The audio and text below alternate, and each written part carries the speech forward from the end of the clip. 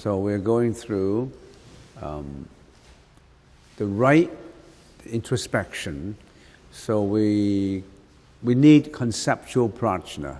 So we need concepts, the Buddha's teaching, the Buddha's concepts to think. Because when we think, when we introspect internally, insightfully, we need concepts. And we've been going through for many, many sessions of various concepts as expounded by the Buddha. As we said, there is so much in it, like an ocean of literature, an ocean of concepts. We have to pick and choose a few major ones and contemplate on them. You don't really need to digest all of the ocean's water, to swallow up the water. You just need to taste a few cups of it, and then you know the taste. All right. So we have been going through one of the most important concepts. We call it the Noble Eightfold Ways. We have to know the Noble Eightfold Ways. The Noble Eightfold Ways seems to be quite basic, but many people just glance through the basic in words without really giving it insightful introspection. Actually, there's a lot in the Noble Eightfold Ways that we must understand, and we must digest it and make sure we have a clear understanding of these Eightfold Ways. Then we can practice based on these Eightfold Ways. It seems to be some basic that everybody has been going through, but usually the more careful practitioner would probe into the details of it, not just glancing the words and then, okay, we know the Eightfold Ways, right perspective, right meditation, right speech, right word. That's not the way to understand it. Let's try to analyze it in detail, in more details. The first one is the right perspective. Second one, right orientation, right speech, right action, right lifestyle, right effort, right introspection, and then right mental equilibrium. These are the 8 very important Eightfold Ways that we have to walk through these ways to get to the way of enlightenment. Right perspective and right orientation pertains to wisdom. So when we start to learn about Buddhism, to practice Buddhism, we really need some preliminary wisdom. In other words, all those who come here today, for example, you must have certain prajna in your mind, certain wisdom in your mind that leads you to come here. You could have gone elsewhere, but there is something in the Buddhist teaching that you think could be appropriate to you in your daily life, that you can really get merits from, that you can really learn from. So you need to have wisdom to start with. So right perspective, it's the right understanding of it. Right orientation is after you have understood it, then it's not just getting yourself buried in the wordy language, or getting yourself buried in piles of videos, but you really have to set up an objective in life. You have understood the life's perspective, and how do you achieve an objective? What do you do with the understanding? There must be something that you are striving for. And then right speech, right action, and right lifestyle would be the morality part of it, or the sila of it. And right effort, right introspection, and right mental equilibrium would be the meditation part of it. And let's get into the detail of this, of these Noble Eightfold, some people say Noble Eightfold Paths, or Noble Eightfold Ways. Let's get into the right perspective. It's very important to have the right perspective. The right perspective, in the Pali language, is samaditthi. Ditthi is how you see things. to become aware of four things in life. We call it the Four Noble Truths. To become aware of the sufferings of life, the insecurity of life, dukkha, the insecurity of life. And when we try to analyze the sufferings of life, does that mean that we are, some people say, how come the Buddhist teaching is so pessimistic in understanding sufferings? We're going through sufferings. The understanding of suffering does not mean that you bury yourself in suffering. It is just a fact of life that we are going through suffering. It does not mean that we want those suffering.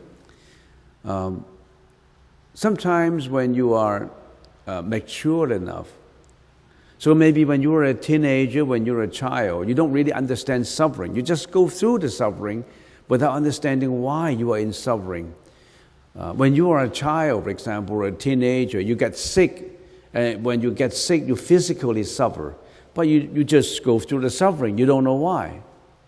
And when you're a teenager, if you are living in a family that is, your mom and dad's marriage is broken or divorced, and you're single, you're being guided by a single mom or single dad, you don't know, but you're going through suffering. Or you're being bullied in school, you don't know why you get bullied in school, you just go through the suffering. But actually, are we in suffering? Yes, we are. We are aging, we have sickness, and we all understand we have to die one day. You and I, we have to die.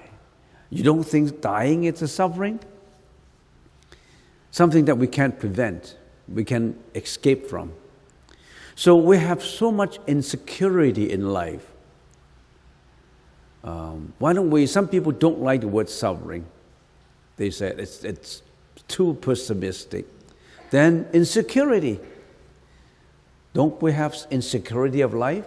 We have insecurity in our job, in our family, in the society, everywhere. The world is imperfect.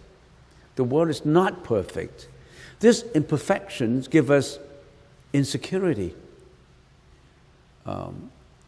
Since civilizations ago, our ancestors feel insecure. They were living in a cave. They were attacked by animals. In order to protect them, they make tools to protect them because they feel insecure. The insecurity of life. So, insecurity of life is another word for sufferings of life. We know there are sufferings. We have actually gone through these sufferings. And what are these sufferings? If we want to say just suffering is not enough, what kind of sufferings? We have, in just what a person, we call it self, we've gone through being born into this world. Why being born is suffering? When you are being born, suffering of your mom, when your mom is going through the laboring, going through all this hospital care, and when you come out, you may have imperfections, defects, ADHD, depression, or we're being born with some defects in life, and a lot of sufferings. We're being born, and aging is suffering. Particularly if you're aging at very, very conspicuous aging is when you arrive at about 50, going to 60, 60 going to 70, and 70 going into 80. You know that in most cases your memory is not as good, your health is not as good, you're not as strong. You can't run anymore. You can't jump anymore, like a young man or a young woman, and or your mentality is changing. So aging, so being born, aging, sickness, and death. And then suffering arising from living with hated ones, living with people you don't like. You don't like your wife, you don't like your husband, or working in an environment that you don't like your boss, you don't like your supervisor, you don't like your colleagues. You're always living in a place that you seem to, you don't displeased by whatever surrounding you. That's your attitude. Of course, we say, okay, we want to have a good attitude. Yes, you can build up good attitude, but you cannot prevent insecurity in your job, in your relationships. All these come. It does not mean that you want them, but there are sufferings like that. Suffering arising from departure of loved ones, when your family members passed away, when mom and dad passed away, your granddad, your grandchildren, or when your husband passed away, when your wife passed away. Don't you suffer emotionally? And not to mention financially, just emotionally, it's difficult to bear. Suffering arising from many, many other relationships. And this is just about a personal suffering. Suffering arising from wars, from natural disasters, from earthquake, from tsunami, from economic slowdown, from unemployment, from sickness, disease. All these are these not sufferings? Who create these sufferings? Who create them? You and me. We create our own sufferings. You may not notice it. All these suffering are created by ourselves, not by God, not by devils. No, we created these sufferings. How do we create them? We must find out causes of this suffering, right? We know there is insecurity in life. We know there's suffering in life. We don't want just to live with suffering. We want to be positive about these sufferings. We want to understand why we have sufferings. We want to find out causes of this suffering, and we want to eliminate these sufferings. And that's for ourselves, for everybody, for the whole world, for all sentient beings. That's what the Buddha did. He found ways to relieve from all these sufferings. He's not escaping. He didn't escape from suffering being a monk. He wanted to, he was not finding an escape for getting away from all these things. He wanted to find out why. The causes of this suffering. The causes of insecurity. In the Pali language is samudaya, causes of suffering. What are the causes of suffering then? We all have to know this. The right perspective, right understanding is we all have to know these. They seem simple. They seem that, this is a basic cause of suffering. But many people, after studying this basic course, they forgot about it. This basic cause of suffering needs to be in your mind all the time to remind you the causes of suffering, why suffering, how to stop suffering, how to liberate oneself from suffering. People just know the language of it, the words of it, and then put it aside as a book on the shelf, and that's it.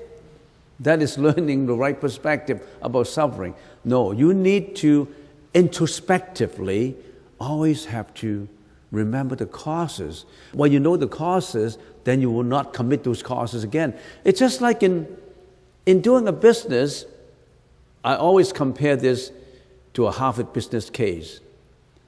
You fail in your business. You have to understand why, the causes of this failure. You find out the causes of this failure, and you want to find methods to overcome and not let these causes come up again, right? So you do the business again, but if you shelve all these causes and forget about all this analysis that you have done before, you're going to fail again. But if you always ruminate on it, think about it, always find out, why did I fail last time? I'm not going to commit the same mistakes again. I'm not to give I'm not to cultivate the same causes of failure again. You always have to bring your book and read about it, not just the words, in your mind. In your mind, you need to have a paradigm shift. You know what a paradigm shift is? Because why we fail? We always have this habitual thinking. We're always in the habitual thinking of being lazy, not productive, not extrovert enough, or not introvert enough, too selfish, no relations, no public relations. You know, all these are causes. So we need to understand the causes of suffering. And how do we understand these causes of suffering? You need to probe into it, to investigate, to analyze it. We have cravings. We have greediness, hatred, jealousy, ignorance. Many, many causes of this suffering. We want to find out causes of this suffering so that we won't commit the same mistakes again. And we need to have the right understanding of these causes.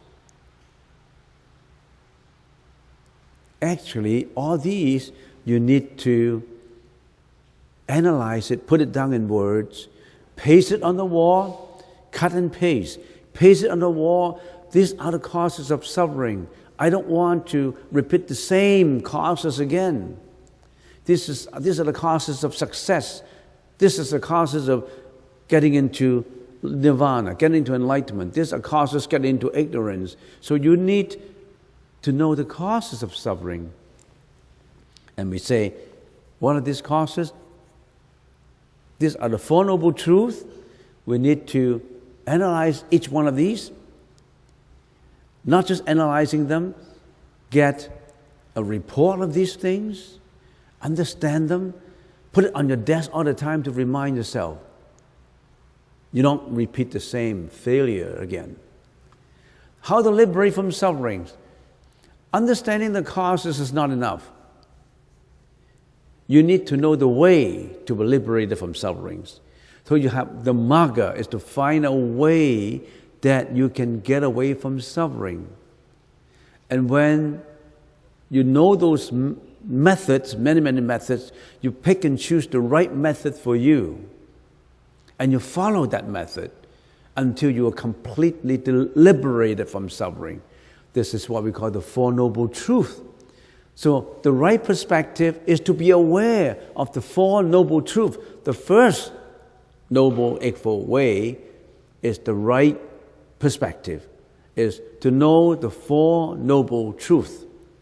Suffering, causes of suffering, way to be liberated from suffering, and how to liberate them from suffering.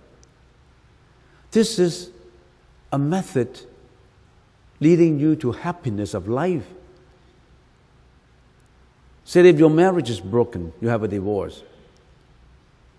Why? One of the causes for my bad relationship with my ex-husband, with my ex-wife, that these are the causes. And I'm not going to repeat the same thing again. I want to find out a way not to make the same mistake. I want to change. This is a very scientific way of leading your life to happiness. Leading your life from insecurity to more security. So the Buddhist teaching is not about believing, about how to find ways to improve your life. Not just of this life, improve your spiritual life too. So that's the right perspective. We need to have the right perspective. We're just giving you guidelines in here. Each one of these, dukkha, samuddaya, nirodha, magga, are just the topics for you to investigate into. You need to investigate more into the right understanding. If you say, oh, life is beautiful, every day is beautiful, then you don't even understand that actually you're going through suffering. Life is beautiful. But how come we see so many things that are not beautiful? It does not mean that we hate the world. We love the world. Not only the world, we love the beings of the world. We want beings of the world to be more happy, to stay away from suffering. That's why we are very positive. We are very optimistic, because we know that we can change. We know that all these pessimistic things, pessimism, can change to optimism. We know that all this insecurity can change to security. We know that unhappiness can change to happiness. That's the reason why the Buddhist teaching is optimistic, is active, is changing, is going for the better, going to improve, going for improvement, going to change for the better. All right, that's the right perspective.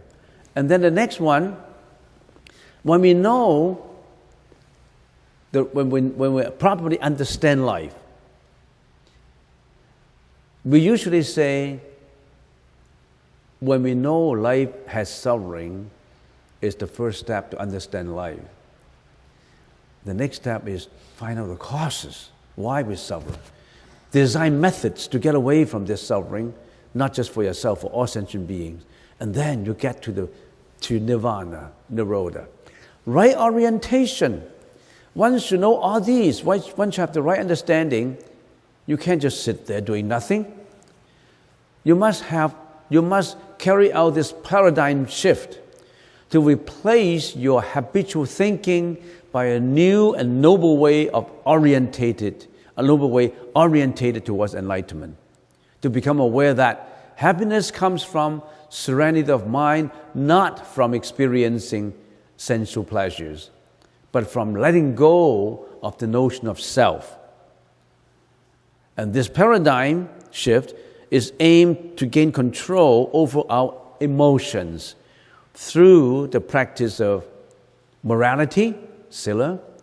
Samadhi is attention and focus, or mental focus, mental attention, samadhi, and prajna, which is wisdom. Vipassana, which is wisdom. Once we have the paradigm shift, we begin to practice the next 3 steps, aiming at achieving sila, that is avoiding bad. Sila is avoiding bad, and bhatta is doing good, related to our speech, action, and lifestyle. So the Buddhist teaching is very practical. Once you have the right understanding, you need to work towards it, not just empty talk. Oh, I know, right understanding, insecurity of life. But how do you change it? You got to walk the board. You have to walk it, not just talking about it. How do you walk? You need to have this paradigm shift. Change your habitual thinking of ignorance, selfishness, greediness, hatred, jealousy, depression, you name them. All these things, you need to change them. You need to change this habitual thinking and replace it by a noble way orientated towards understanding, enlightenment. But we need to do the easy part first. How do we do it? We need to avoid bad and do good first. If you have the right understanding, every day you are lying, stealing, sexual misconduct, you're doing all kinds of bad things. You haven't even started. You haven't even started in the right way. So the Buddha said, once you have that wisdom to guide you, the paradigm shift, the first step is to achieve sila and bhatta, related to something is easier to change. One of the easier things to change your speech, change your action, change your lifestyle. So the Buddha's teaching is very practical. Once you know the right understanding, you need to work at it. Where do you start to work at it to change your life? You need somewhere to start. Not just believing in Buddha and then everything is okay. I believe in the Buddha and the Buddha will look after me. I still can keep on to be a wine, to do whatever I want to do as long as it pleases my senses. I can steal, I can lie, I can do whatever I want as long as my sensual pleasures feel happy, I can do it. No, the Buddha said no. You have to start with speech, action, and lifestyle to have the right, guided by the right understanding, started to change in your speech, in your action, in your lifestyle. There's three things. You need to change these three things right away. Take the action. And how do we change these three things? That brings up the third noble way. The third one. What's the third one?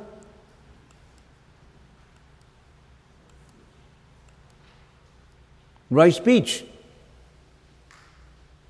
In order to do good, in order to change for the good, change geared towards, orientated towards enlightenment, you need first of all to watch your own mouth, so to speak.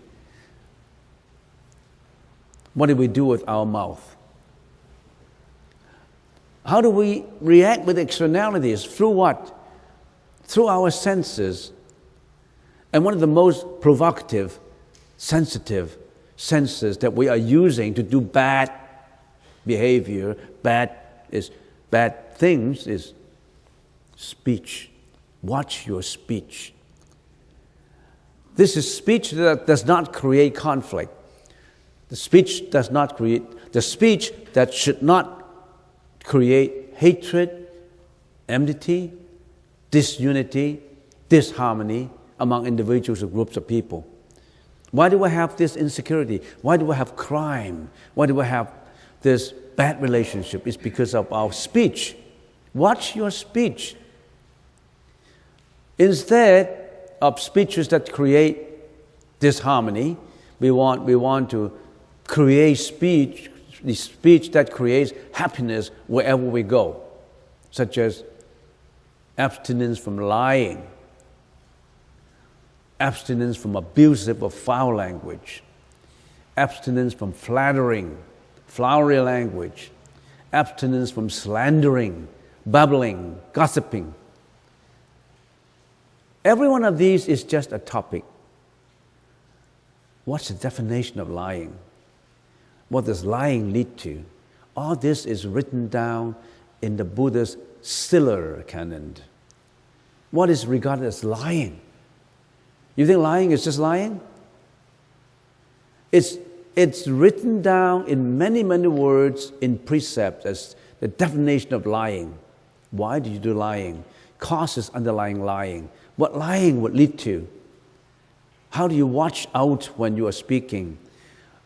If you lie, how do you repent? How do you change it? All this is written down in the Sila canon of the Buddhist teaching.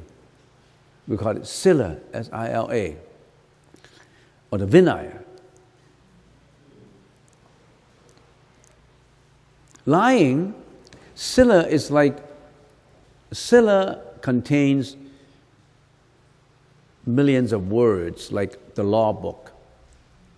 But just to summarize them, any speech that is dishonest, that would inflict harm to others, insecurity to others, disharmony to others, disunity to others, enmity to others, hatred to others, that is lying. And lying is not just verbal. It's also written. You're drawing up a contract that lie. You're drawing up a contract that conditions should change without letting the other parties know. Or you camouflage the words. You make it wishy-washy. All this is lying. How obvious is lying? Some are very obvious. Some are hidden. Some are not intentional at the surface, but they're intentional in the subterranean part of it, the underneath part of it. So in order to understand more about lying, you really have to go to the sila, what you should do and what you should not do. That's the reason why people follow the 5 precepts. But when they follow the Buddhist teaching, I want to take the 5 precepts: abstinence from lying, abstinence from killing, abstinence from sexual misconduct. After they take these precepts, they would try to investigate and understand what actually is every one of these precepts that they should follow. And that's what we call conformity to the sila. So, right speech, abstinence from lying, abstinence from abusive and foul language. Have you been using abusive and foul language? Every day. With hatred, with ignorance, with retaliation, creating disharmony, disunity, and hatred on the other parties. Some you do it intentionally, some you do it unintentionally. Abstinence from flattering and flowery language. How do you flatter your girlfriend, your boyfriend? Because of their ignorance. Abstinence from slandering, babbling, and gossip. Every day we are doing this. And you think after you have done this, nothing will happen? Every disunity, every disharmony that you created in speech, you sowed a seed in your alive consciousness, a condition in alive consciousness, which lead to a disharmony effect in the future, which would again affect you yourself. So right speech, the Buddha said, after you understood the right orientation or the right perspective, you have the right understanding, the next step is to carrying out in the right orientation, improve your speech. You have to have the right speech. Otherwise, you're creating a lot of bad karma. And who would suffer from this bad karma?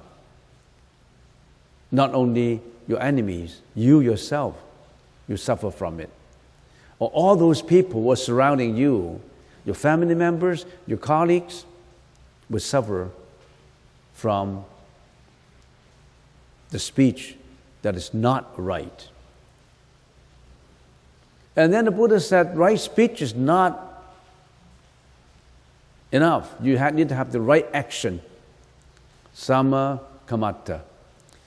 This is ethical and moral behavior, which is always pleasant to ourselves, to others, such as abstinence from harming or destroying the lives of all sentient beings, abstinence from stealing, abstinence from sexual misconduct, such as illegitimate sexual relationship.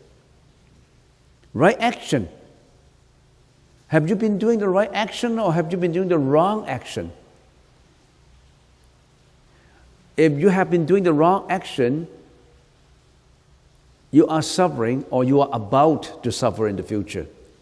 It will bounce back to you. You think you can get away from all the wrong action that you have done? Causality would get you. Not God, not the police. The police may not catch you in this lifetime, but the bad karma that you have done would always stay until it is cleaned out. When the effect comes out, you suffer. You're just balancing, so to speak. We always give you an analogy, balancing your credit and debit. The debit and credit has to balance. You suffer. Why are you suffering now? Because of what you've done in the past. Why are you poor now? Why are some people so rich? Are they filthy rich? The money come from bad places? There must be reason for you to be rich. There must be reason for you to be poor.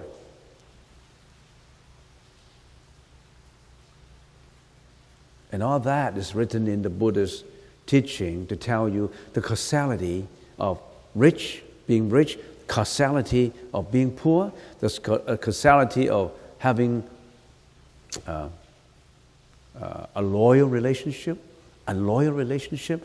All these have reasons. All these have conditions. So the Buddha said, right action. You need to do always the right action. I'm on the fourth Noble Eightfold Ways. The first one, as we said, is the right understanding, which include the Four Noble Truths that you understand. Compassion you understand. Many, many other things, for example, sunyata, emptiness, non-self, all these we should understand, okay? So right action. Don't just talk about it. You have to do it. Right action. All right. Next, right lifestyle. Remember the first, right perspective and right orientation. You need wisdom to think about it. And right perspective is to understand it. The right orientation is to set up an objective in life to improve. You set up an agenda for yourself to strive towards happiness. You don't just live like a robot, you know. Live every day from day 1 to day 2 and then you die finally. You live with spirit. You live with an objective in life. And right orientation is set up this objective.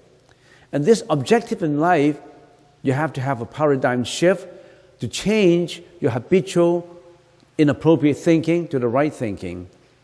And then you're gearing yourself towards enlightenment, which is to get away from sufferings. Not just yourself get away from sufferings. You also have to render your compassion to help others to get away from suffering. So and then the Buddha said, let's start with something simple. That's the third noble truth. Right speech. Fourth noble truth, right action. Fifth noble truth now is the right lifestyle. And some people call it the right profession. Okay. Sama ajiva. It means that one should abstain from making one's living through a profession that brings harm to others, such as slaughtering animals for profit, trading in arms and lethal weapons, intoxicating materials and drinks, cheating, promoting, being a con artist, sexual misconduct, etc. One should live a harmonious lifestyle which is unselfish, honest, compassionate, and tolerant way of living that is helpful but not harmful to anyone in the world. So we should practice sila bhatta. Sila is to not do bad. Bhatta is to do good. In addition to not doing bad things, you really have to do good things too. Not doing bad things is passive. Doing good things is active. In addition to just being passively not doing bad, you have to be actively doing good. It's two sides of a bird. To get to happiness, not just refraining from bad stuff, you have to do good stuff. Two things, two wings need to fly. So, practicing sila and bhatta is the foundation of being a good person. Because usually some people say, what did the Buddha talk about how to be a good person? What is the definition of a good person? What is good to you may be not good to me. What is regarded as a good thing could be bad thing in another society. So what's the definition? The definition is, if it is bad, it will be inflicting harm, disharmony, disunity. If it is good, it will be promoting harmony, unity, happiness. One has to develop the mental discipline to achieve enlightenment through the next 3 ways. What are the next 3 ways? Right effort, right introspection, and right mental equilibrium. Now these are the remaining 3 noble ways. Now we have talk about the fifth one, right? The first one is right understanding of life. You must understand life, right? Right understanding. The next is set up an objective in life to achieve at that right understanding. Where did it start? Where should I start first? The Buddha said, start with what you've got. You've got speech, you've got action, you've got mind. Start with right action, right speech, and right lifestyle. If you can't even start at somewhere easier, somewhere you can actually touch, you can actually work on, where do you start? You don't want to start on something abstract, right? After you started your right speech, right action, and right lifestyle, that's not enough. That's not enough. That's just being a good person. You need to have what? You need to have an elevation. Elevate from this world. Go to that enlightenment. Go to that complete bliss. Go to that state where the Buddha said, difficult to describe. We just call it nirvana. Go to that place where you are absolutely free from this world. In other words, leave the hotel that you are in. That's not a good hotel. We're now living in a hotel. We're a guest in a hotel of what? Of suffering. We're living in a hotel. That hotel, individually, we call it the body. This body is a hotel. That's microscopic. Remember when we study the world, we said it's in two parts, a micro and a macro. Now, even in economics, we have microeconomics and macroeconomics. Micro market and macro market. Micro, this is body. This body is you. You are just in your hotel. This is the hotel. You are just a guest.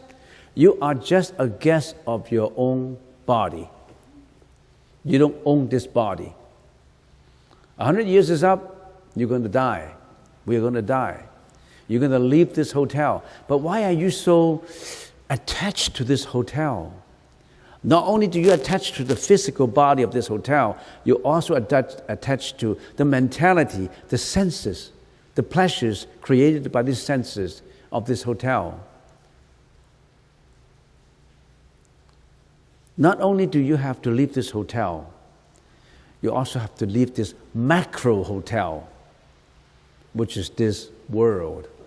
The Buddha said this is a world of reincarnation, a world of samsara, a world of life and death.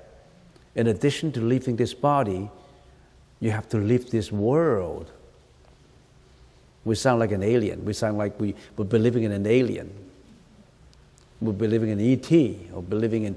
You think this is the only world? The world is unlimited. This is the world the Buddha described as a world of suffering, a world of insecurity. And the Buddha pointed to this world, say, go somewhere, go to that world, get out from this macro. This is like a jail. We're living in a jail. Sometimes we feel happy, sometimes we feel unhappy. And in this jail, we strike up a lot of relationships in this jail. And the Buddha said, not only do you have to leave this micro body, you better leave this macro world. You call it world. It is an inferno. And do you believe this world is an inferno? Why don't you analyze what we've seen, what we experienced? If we really want to analyze a little bit, look at things closely. The family unit is a unit that binds you. The community unit is another unit that binds you. The world is another unit that binds you. You're living in there. You exercise in there. You behave in there. We're creating all this karmic energy in there. It seems that we can never get away from this karmic energy that we're building up. The Buddha said, escape from this karmic energy. It's no good for you. The Buddha said, carry out this paradigm shift. It's difficult to have this paradigm shift, but you need to get out. And it's urgent. It's very urgent. Why? Death is always waiting for you. Not just 10 years later, 20 years later. Could be tomorrow. And if you die tomorrow, what do? You roll into another hotel, another micro hotel, and that hotel could be what? Could be a terrible B&B only. And no dinner, no lunch, just bed and breakfast. It's just a B&B. And even in B&B, there's so many kinds of B&B. A squatter hut is a B&B. If a B&B in the central part of an undeveloped country, it's like a coconut can, a shack you live in, and every day they're only making $1 every day, and you're picking garbage in a heap of garbage. And you're living in a world of epidemic disease. You're at the age of 6, and you're going every day to the heaps to collect garbage, and you sell it for $1. And a few years later, you come back with an epidemic disease that you die at the age of 12. Many cases happen like that. What is your next hotel? I don't know. Who gives you this hotel? Who created this hotel? Not God. How can God create a bad hotel for you? I don't believe in a God giving you a bad hotel, right? Not God. You yourself created your own hotel. Don't create any more hotel anymore. Are you not tired of sufferings? You're not tired. You're not tired of this suffering. Oh, okay. Then we're not tired, but we need to eat. This is a need that keeps this hotel going. It's a burden. I need to. As there was a very famous philosopher, a writer, Alan Watt, and he said, we're like a test tube. We put food on one end and get all the undigested product and getting out from the other end. We're like a test tube. All right, I'll see you in the test tube room. Yeah.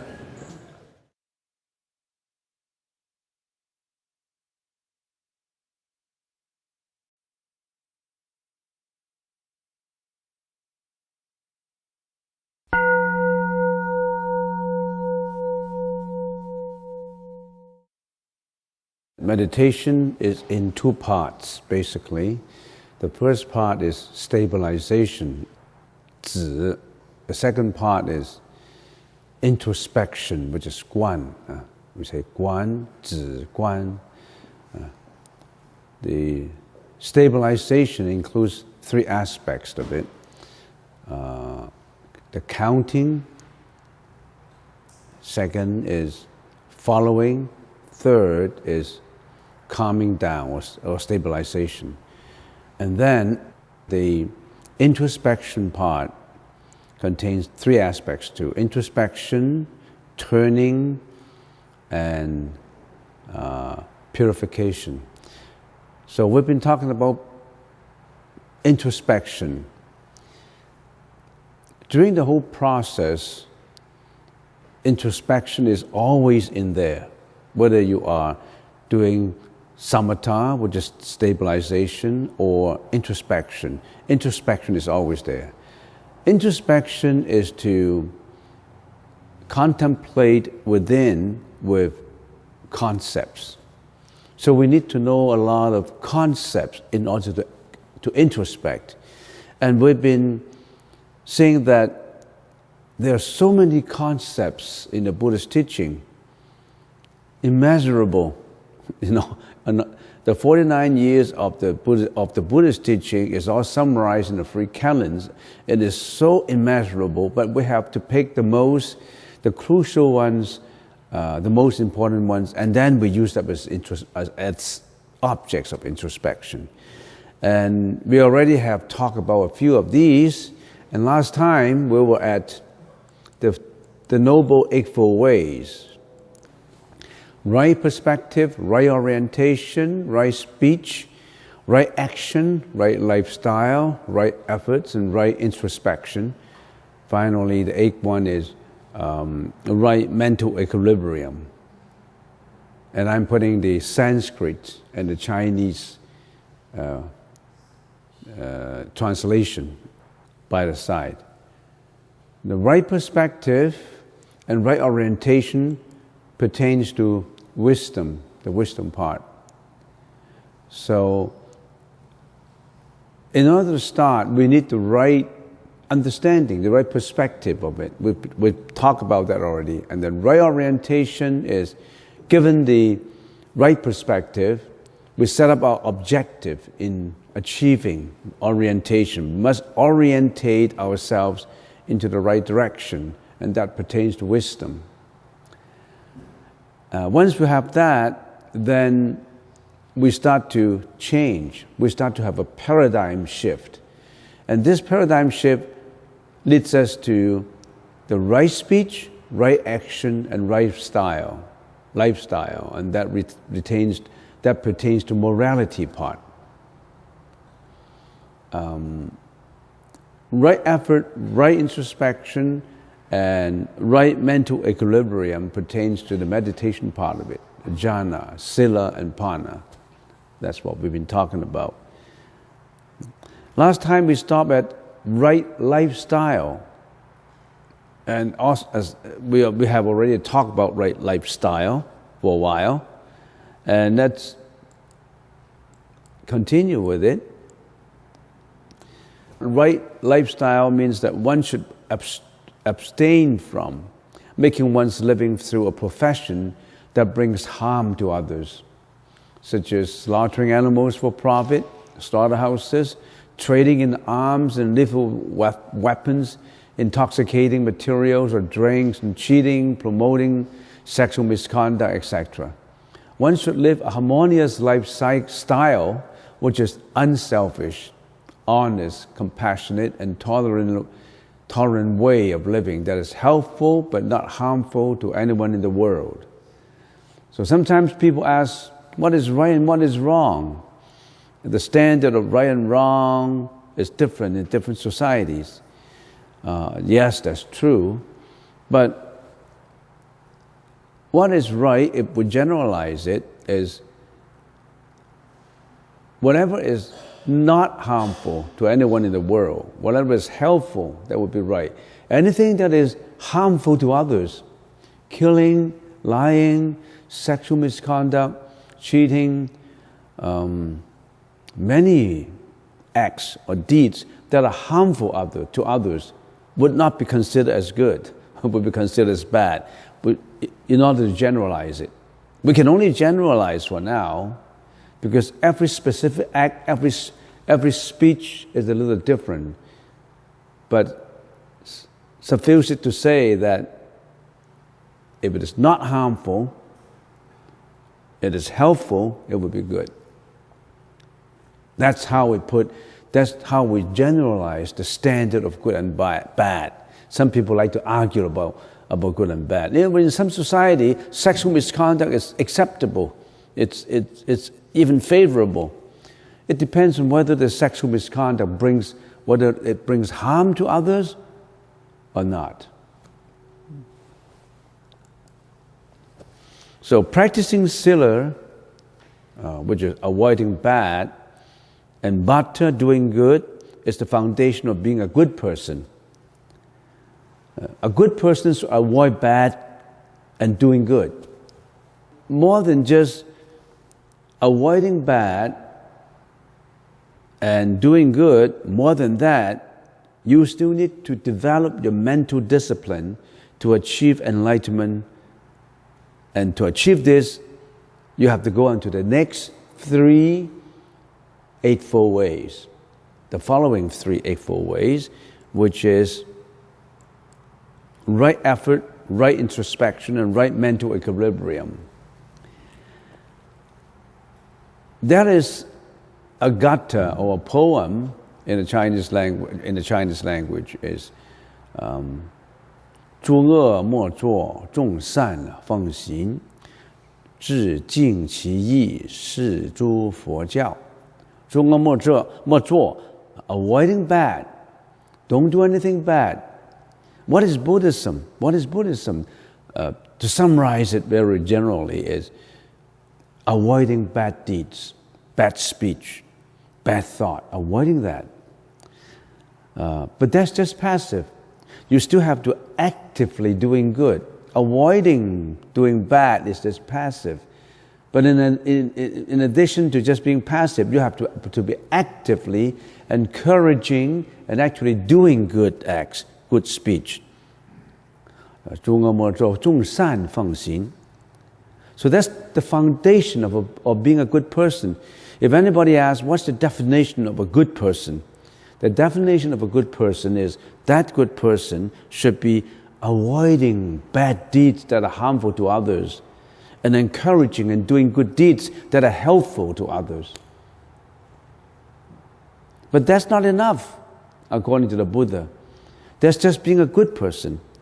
You still have to develop a kind of discipline to achieve a mental enlightenment. You still have to develop mental discipline, which is purification of the mind, not just doing good and avoiding bad. And such a kind of mental equilibrium to achieve enlightenment would be involved with the following 3 Eightfold Ways: right effort, right introspection, and right mental equilibrium. Let's explore into that. What is right effort? In the Pali language, is sama, vayama, Cheng, Jin. Right effort. This comprises 4 parts. Right efforts comprises 4 parts. The first part is prevention. Prevention is to prevent evil and unwholesome states of mind from arising. This is guarding the senses. Because our senses are always reacting to externalities. When our senses, the eyes, the ears, the nose, the tongue, etc., all our senses, when our senses are interacting with externalities, emotions come out. All kinds of emotions, like anger, hatred, jealousy, anxiety, worry, depression. It's because our senses interact with externalities. Other than senses interacting with externalities, our mind also interacting too with externalities. And more than just with the present externalities, our mind also interact with past externalities. In other words, we could remember last year's tragedy, last year's unhappiness, and bring the unhappiness to the present situation now and think about it and ponder on it and feel sad about it. That's what we call depression. You don't necessarily have to see something that would be depressing. You just brought, your tendency is we like to bring past suffering, past experiences onto the present and to attach to it. That's what we call depression, anxiety, worry, and fear. Our mind interact with memories, with memory images, and bring out all these emotions. So, prevention, to prevent evil and unwholesome states of mind from arising, this is guarding the senses. We always have to train ourselves in guarding our senses and not to be affected by externalities. Externalities outside, externalities in our mind, which is still outside our contemplative ability. Externalities is not just outside. Externalities are also involved with memories and images in our mind. Externalities that relate to the past years, that's yesterday or years before. And sometimes we create future externalities and attach to them. We call that worries, anxieties of the future, worries of the future. We create them in our mind. They haven't come yet, but we like to create all these worries, all these anxieties, put it in our mind and think about it and get suffering about it and being sad about it. That's what we habitually do, which bring a lot of unhappiness to us, which bring a lot of suffering to us.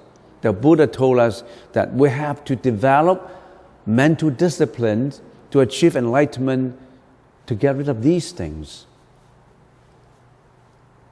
Not about just blind faith of the Buddha, about how you can develop your own ability to fence off all these sufferings and unhappiness. So elimination, the next one is elimination. To eliminate such evil and unwholesome states of mind that have already arisen, this is letting go of emotions by withdrawing our attention from memory images and calming our mind. Now the first one, prevention, is not to let unwholesome states of mind coming up, guarding the senses, not to let a bad thought coming up, prevent. The second one is to actually eliminate those thoughts. There's a higher level, which is quite difficult to do. Such elimination can only be achieved by practicing the next two steps, cultivation and maintenance. There are 4 steps: prevention, elimination, cultivation, and maintenance. What is cultivation? Let's get to the next one. What is cultivation? To produce, to cause, to arise wholesome states of mind. States of mind is thinking, thoughts, not yet arising. It is the cultivation of calm introspection, unaffected by emotions. Cultivation involves the 7 steps to awakening. So we need the 7 steps of awakening in order to cultivate. And the 7 steps to awakening involves a lot of practice, and we need to deal with it in detail. So we have to stop at cultivation and examine the 7 steps to awakening. We have to deal with it in detail. Before we deal with it in detail, we have learned that we need to prevent. We must have an objective to eliminate. We must have the drive to cultivate. In practice, in practical world, how can we explain this? Just using an example. Say, for example, if a thought comes up, a thought of anxiety, a thought of depression comes up in the mind. That happens to everybody. All of a sudden today, I feel depressed. I feel bad. I feel sorrowful. I suffer. I have anxiety. I have fear. And sometimes I have anger. All this is a mixture. Depression is a mixture of all these emotions. Sometimes in one day, your sadness could overwhelm your anger, or sometimes your anger could overwhelm your sadness. Which degree is higher? It depends on the weather, depends on what comes up. So a thought of depression arises in your mind. Now, how do you use this, what we have learned in here in cultivation, to prevent it, to eliminate it, and to cultivate steps to ease our mind? Simply put, how to ease our mind. So when a thought comes up, a thought of depression comes up, what do we do? Should we just take medicine to suppress it? Medicine is not healing you from the roots, it's just to cut the branches. All the roots are rotten, you cut the branches. Does it help? You just cut the branch. You need to eliminate from the root level all the bad roots, eliminate them. So a thought of depression arises in the mind. What do you do in the second step?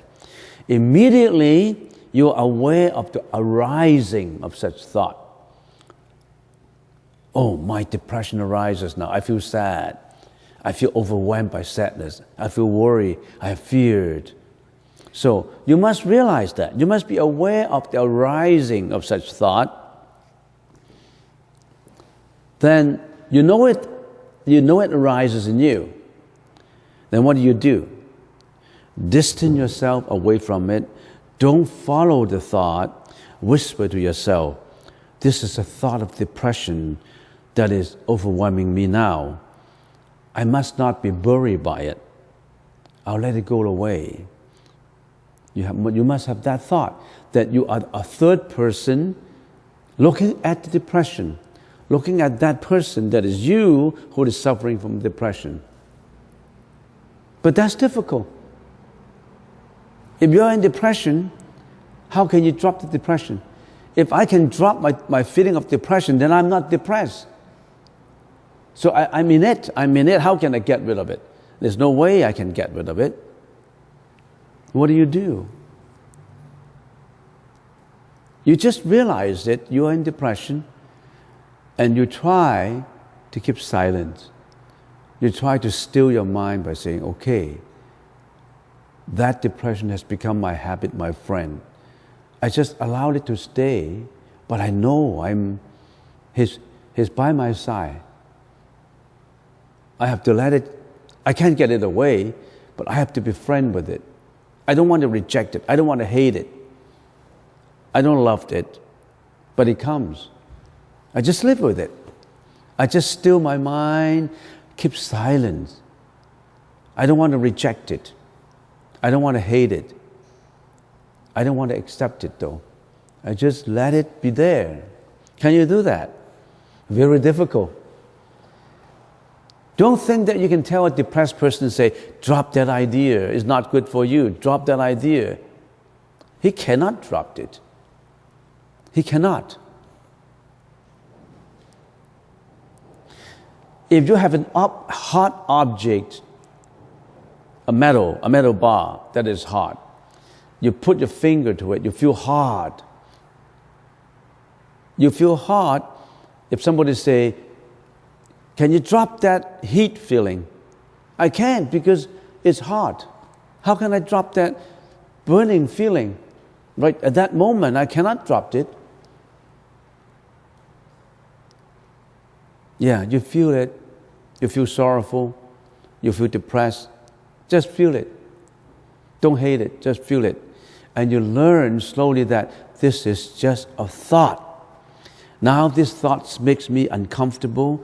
My heartbeat is beating fast. I feel sorry. I feel worried. I feel depressive. I feel anger in me. Take a deep breath and relax yourself. I have that feeling, but I know I have that feeling. This is just a thought. This is just a feeling. This is not real. This is just a feeling, but this sadness is not real. It's just a feeling. This is just a conditional feeling. And I materialize this feeling, and I think this feeling is true. This feeling is just a feeling that would go away somehow.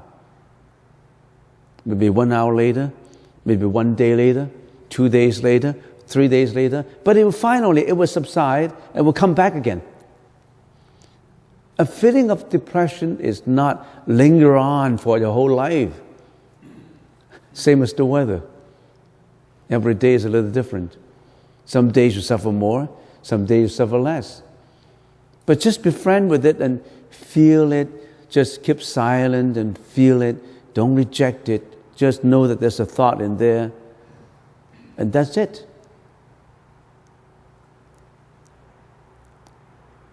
And then, if you have this feeling of depression,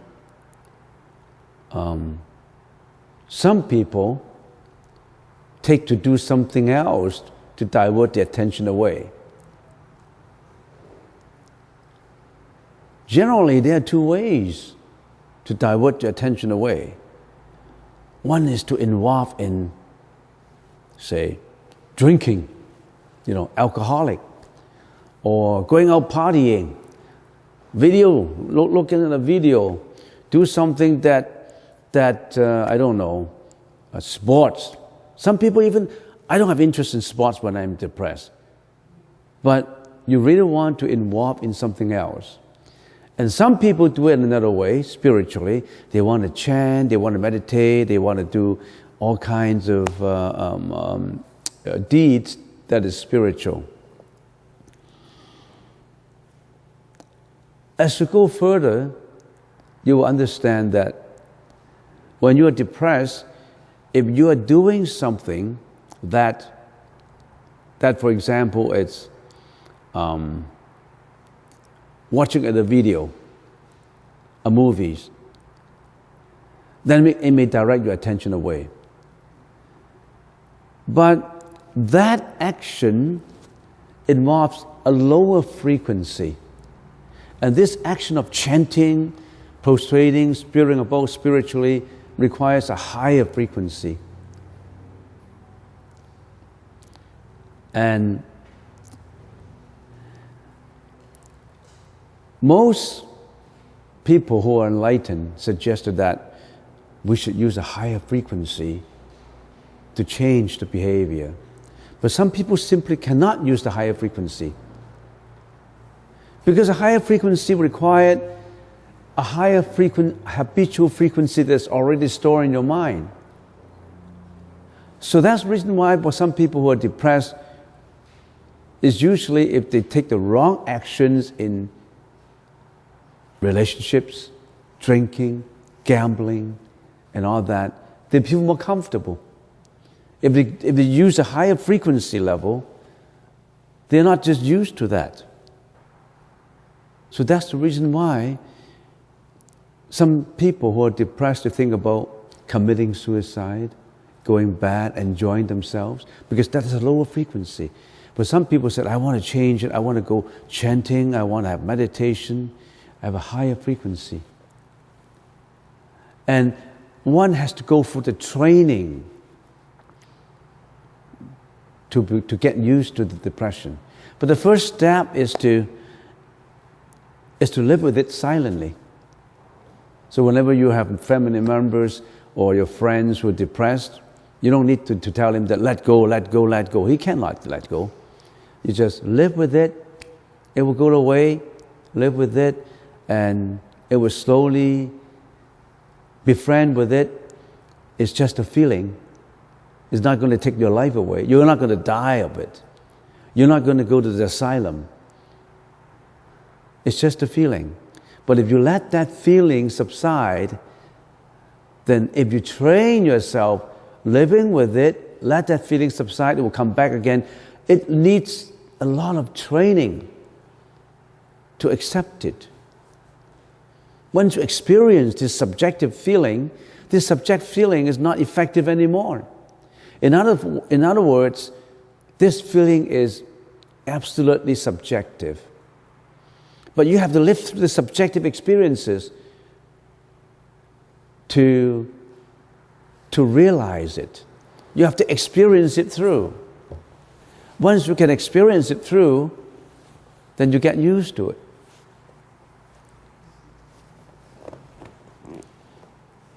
This thought of anxiety or depression or whatnot is just a thought. It's just a feeling. It has no substance in itself. It's just a conditionality or causality.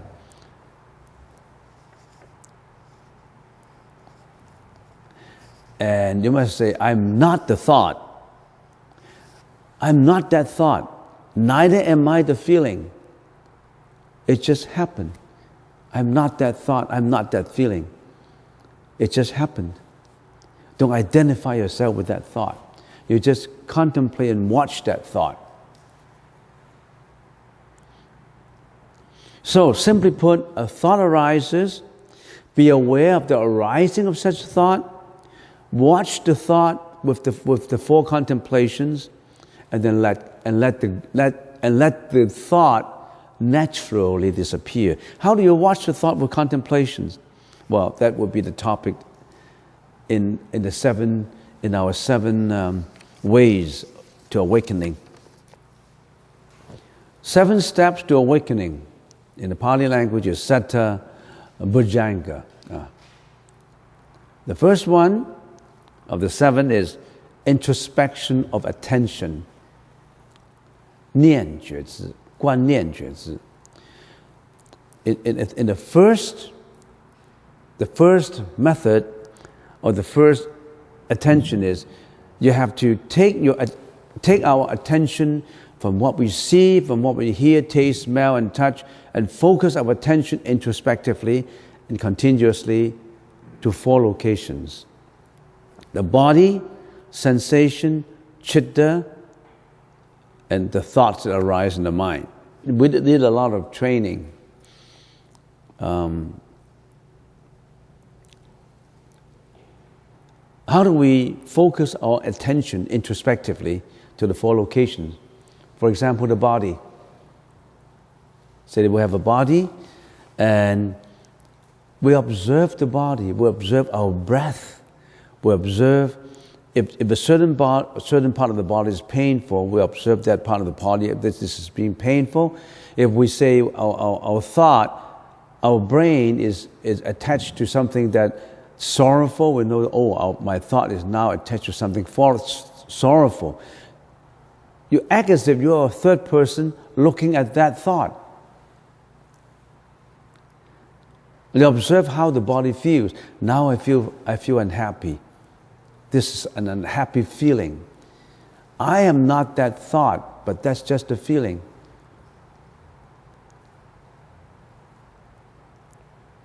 The chitta, observing the emotional state, that thought is changing. That thought is impermanent. That thought is because of certain conditions that give rise to that thought. And that thought has no essence in itself. That thought is not me. That thought is not a self. You have to analyze every thought.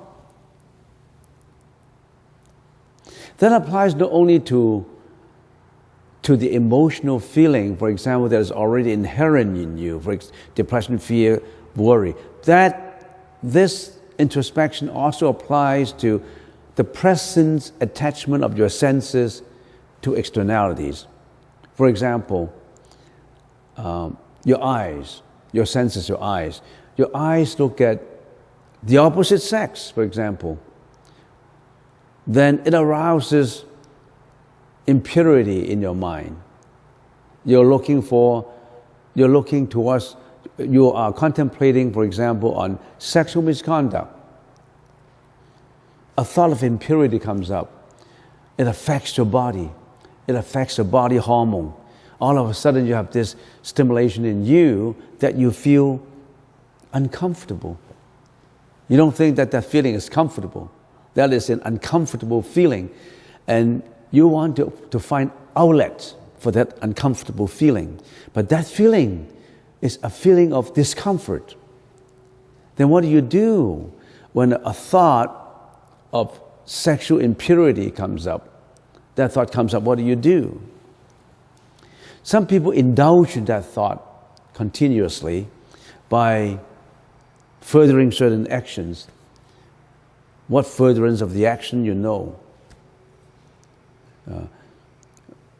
It depends on what kind of relationship he has. He or she tried to further that interaction. But if you are doing introspection of attention, what do? If that feeling of sexual appeal comes up, what do? You have the impurity contemplation present in you to analyze it, to investigate it. The impurity investigation and analysis. How do we do it? In observing the body. Then we analyze what kind of thought that comes up in us. That's that thought of attraction, a body attraction. And then you analyze, what is this body attraction? This is just a body. What is this body made up of? This body is made up of flesh and blood. And how come I'm sexually interested in this flesh and blood? And what is behind this flesh and blood? It's a bag of impurities within a body that we think it is clean. It's actually impure. We're actually being attracted to a sack of flesh and blood. But we have been habitually attached to this appeal. That's why we are reincarnating in the world of desires. So we have to build up these impurities thought, impurities contemplation. It's difficult because you've been habitually attaching to sex appeal. It's very difficult to get rid of it. And this is exactly this appeal that leads us to reincarnation.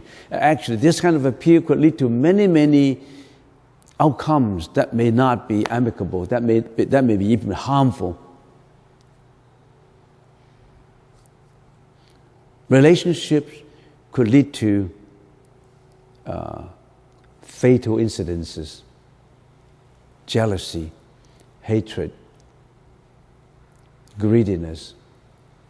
All kinds of things may happen because of this attachment. And some people think this is happy. This is not happiness, this is pleasure. Sensational pleasure is different from happiness. But we consider it as happiness. A sex appeal is considered as happiness. Why is it not happiness? It's just a pleasure. Analyze it. Why is this kind of appeal or this action is not pleasure, is not happiness, but just pleasure? We should do some thinking about it. Don't just listen to what the opinions of the others. Analyze it. Analysis of sensation. What kind of sensation we usually have coming with a thought? It's either pleasurable sensation or unpleasurable sensation or neutral sensation. It's a sensation. It's not you. It's just your sensation. This sensation leads to stimulation of your hormones, which drives you to do what you intend to do. It's a satisfaction of your hormone stimulation. You consider that as happiness. The Buddha said it's not happiness. It's a temporary pleasure that could lead to dire consequences in a lot of cases. Chitta.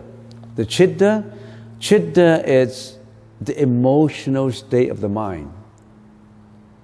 We have two, our mind is basically in two parts. One is the mano part, the other is the chitta part.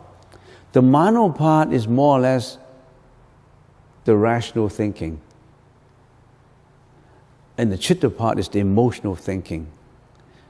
The emotional mind and the more or less rational mind is always at tug of war with each other. And it's sad to say that the emotional mind is always in control. That's the reason why when you are emotional, you cannot control yourself, because your rational mind is always weaker than your emotional mind. That's why you get angry, you get sad, you're overwhelmed by anger, you have anxiety, you have fear. If your rational mind is stronger, then your rational mind will overcome. But that's actually not the case. They're always at tug at war. And when we do a meditation, when we are doing conceptualization, introspection, we're actually training the mano mind to be stronger, so that your mano mind can initially put your emotional mind under control, put the chitta under control.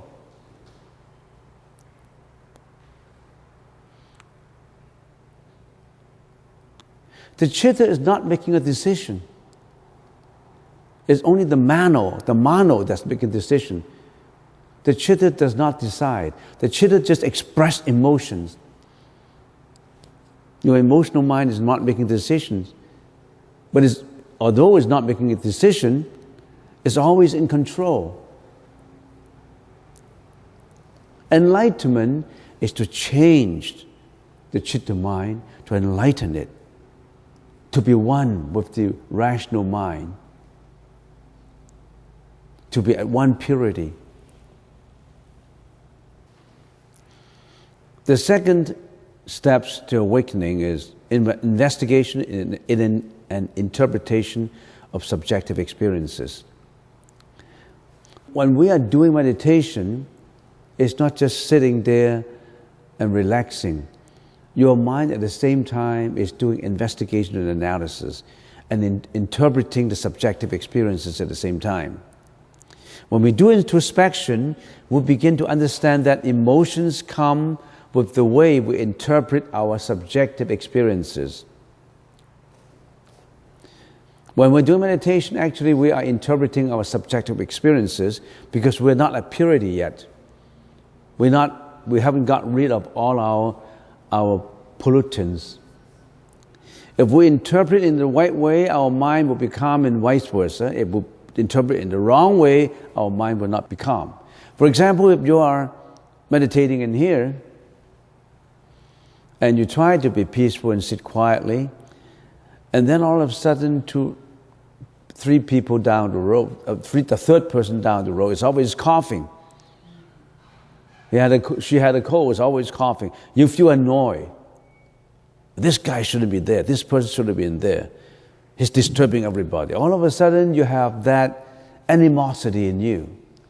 That subjective experience of coughing, of other people coughing, arouse your objection, your emotion of anger, your emotion of disagreement. You're trying to interpret all kinds of subjective experiences. And the guy to my right stinks because he's sweating. He just came back from jogging, and now he's meditating by my side, and I'm not feeling comfortable. So you are interpreting your subjective experiences, and you are in the subjective experiences. You're not away from it. That happens to all the time. 24 hours a day, we are interpreting our subjective experiences with our emotional mind, with chitta. However, if we interpret our subjective experiences with wisdom, we call it prajna or pana, we know the causality of our subjective experiences and would not allow emotions to arise and stay. So in other words, we introspect with wisdom. And where does this wisdom come from?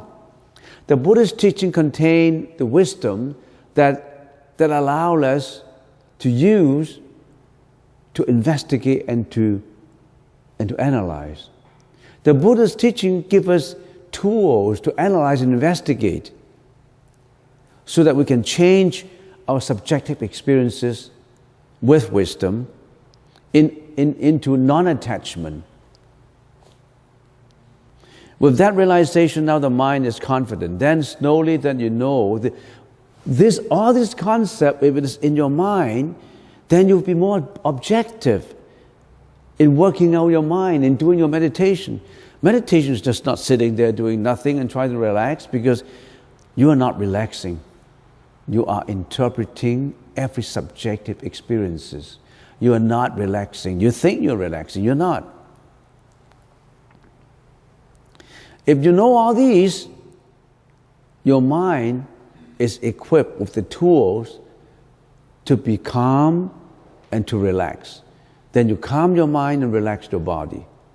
This is all one. Knowing all these things is not in bits and pieces. They all combine together to add to the training, to change our habitual thinking, to carry out this paradigm shift from habitual thinking into wisdom. And it takes practice. It takes a long time. It takes years. It's not just coming on a Saturday morning and then you can achieve a paradigm shift. It's not that easy. Particularly for people who just come once, twice, 3 times. We've been here 40 years. I'm still carrying out my paradigm shift. And you come for a few sessions, you think, I got it. It's not that easy. There are people there who don't even realize that they are having this habitual thinking that got them into trouble. They don't even realize. When they get jealous, they just get jealous. They're angry, they just feel angry. They want to yell, they just yell. They want to commit sexual misconduct, they just do it. In their mind, I'm free to do anything I want as long as I feel happy. But that happiness, quote unquote, is it happiness? Or it's just simply pleasure? A pleasure that may lead you into tragedy.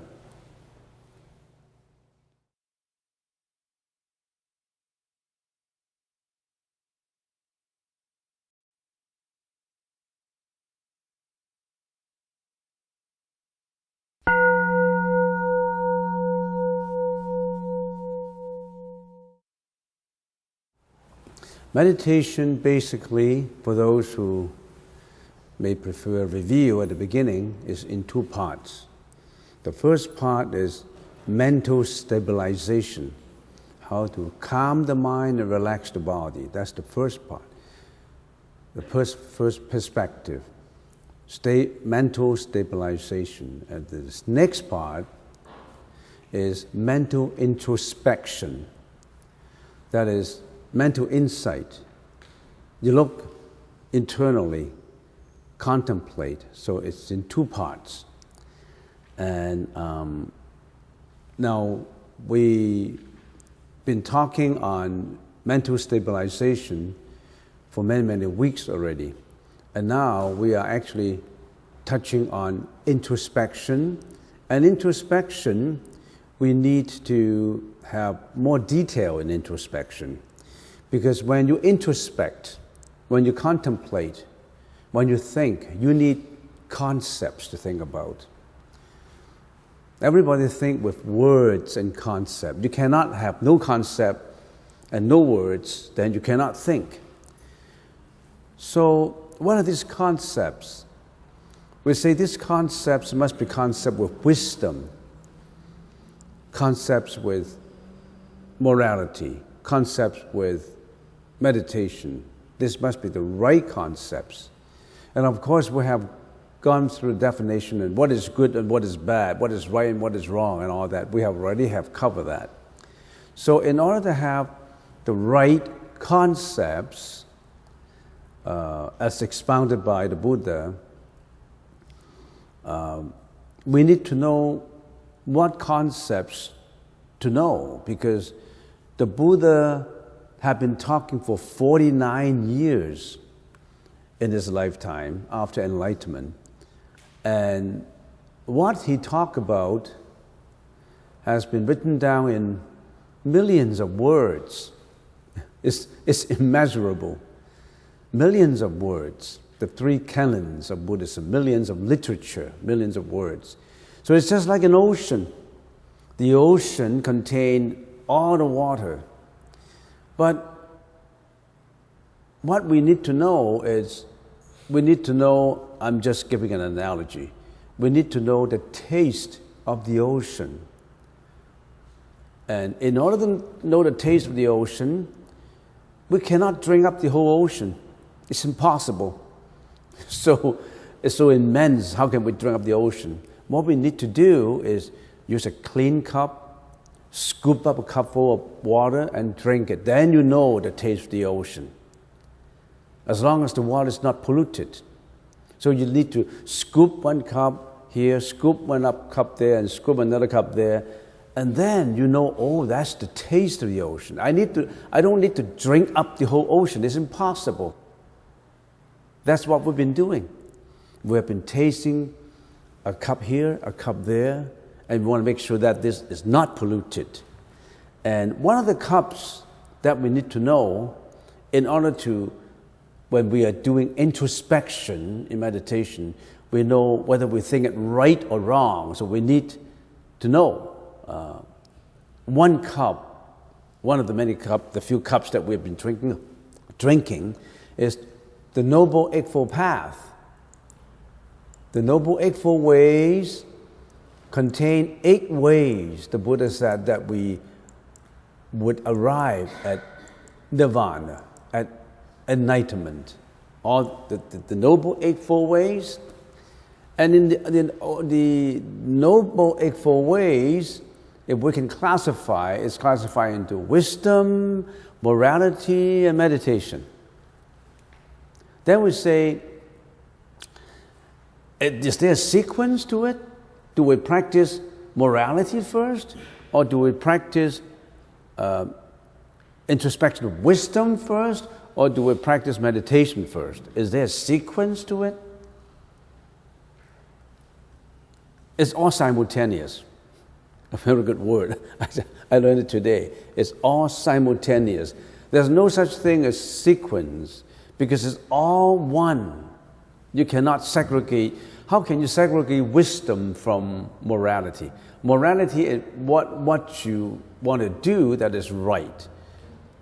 What is right and what is wrong? You don't have a wisdom to differentiate between right and wrong, then how can you practice morality? So it's no sequence. But for people who really want to know, well, I need a sequence, I'm more comfortable with a sequence to learn, then okay, you learn how to be a good person first. You have to heighten up your morality.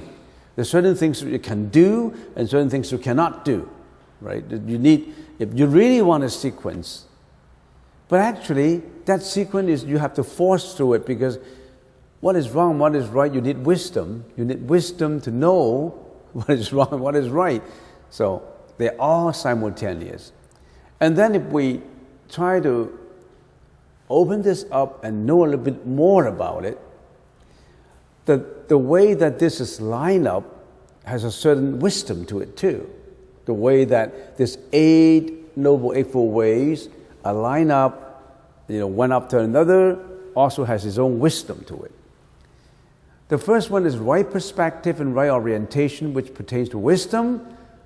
And the third is right speech, right action, and right lifestyle, or right livelihood. That pertains to morality. And we all have explained that. And we also have touched on 50% approximately about what is right effort. And we need number 1 and number 2 to guide 3, 4, 5. We need wisdom to guide speech, action, and lifestyle. But we need the right efforts to guide 7 and 8. When you do 7 and 8, there's the right introspection and right mental equilibrium. You need the right efforts to guide number 7 and number 8. And number 7 and number 8 is all about thoughts, about mentality, about a thought. Everything starts with a thought. Watch your thought. A thought, if it is repeatedly done, if it is expressed out, it becomes action and speech. When that thought is always repeated, carry out action and speech, that becomes what? That becomes your habits. And when that habit is repeatedly done, it becomes your personality. Personality, as we always say, determines your destiny, whether you can be good or bad. So everything starts with a thought. When we're learning at school, when we want to resolve problems, we resolve the problem at its root. The root is in the thought, not with the action. You cannot change the crime of a society without changing the mind of its citizens. You cannot just stop crime and eliminate crime, but they still do it because you haven't educated them from the root. In other words, you don't solve the basic problem. You have to go to the root to solve its basic problem. So Number 6 is you have to use the right effort to apply to number 7 and number 8. And of course, we have spent quite a bit of time on right efforts. Right efforts contains 4 parts to it.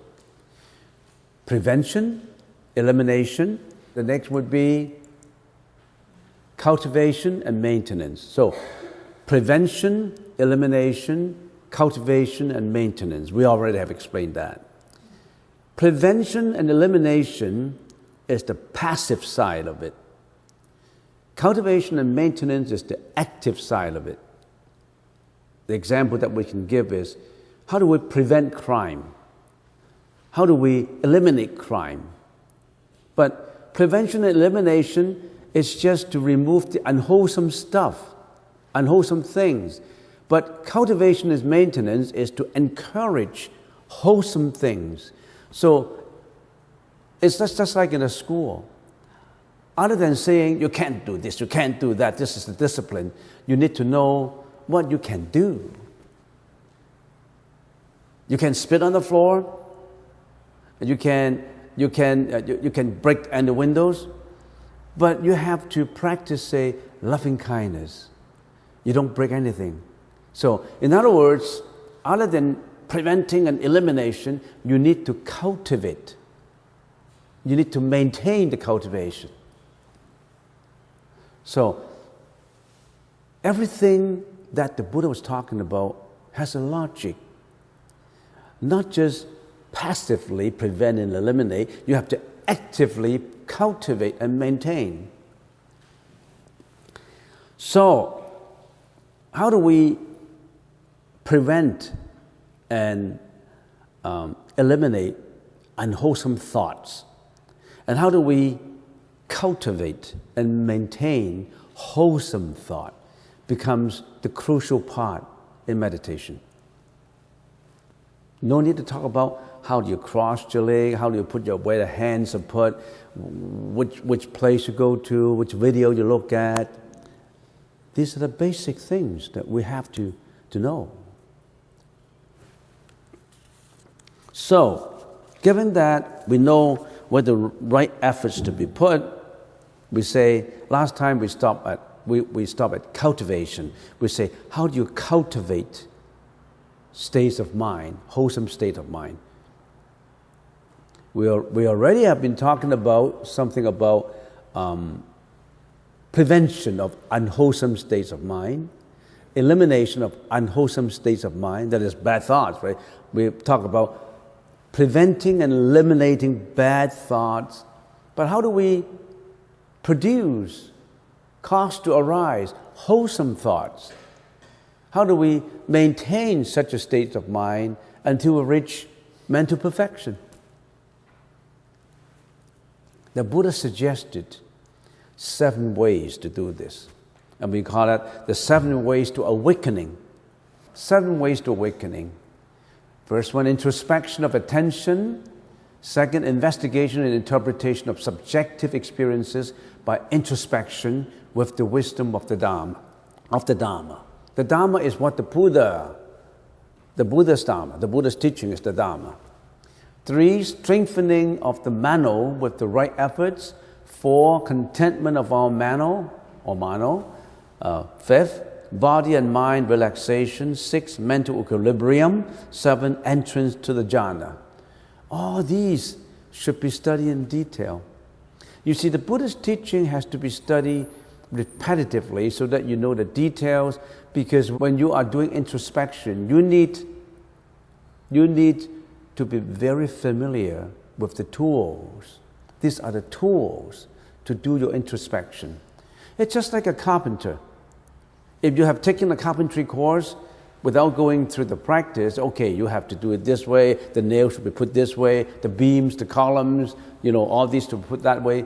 But you need to do a few jobs.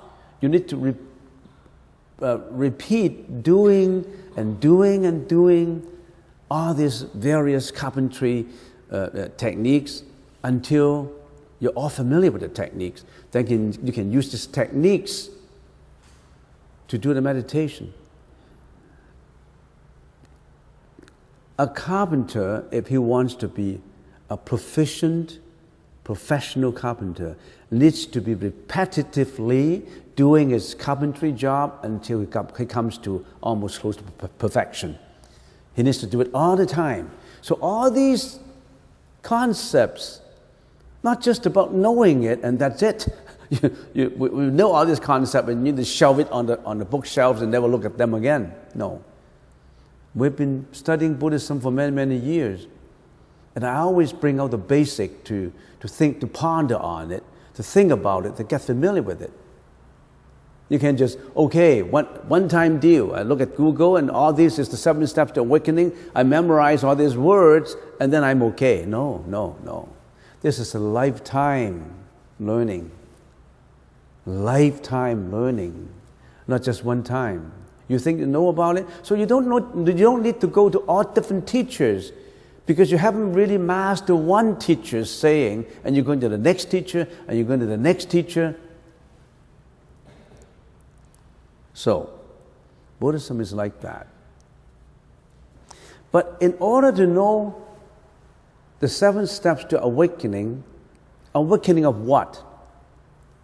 What is awakening? Awakening of the mind. In order to know what are we trying to awaken, are we trying to the Buddha said we're in a dream. We must learn to awake from the dream of existence. We're in a dream. We don't know we're in a dream though. We think everything is real. But we are in a dream. And what is dreaming? Is it the body's dreaming? It's the mind that is dreaming. It's the mind that caused the problem. So if the mind that is dreaming, don't we need to study the mind? We have to know how we think.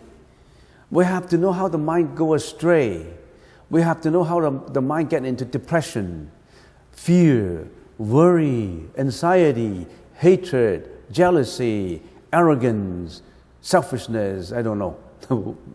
Well, you can go through a list of psychological effects on the mind or psychiatric terminology about the mind. But we need to know how the mind thinks, right?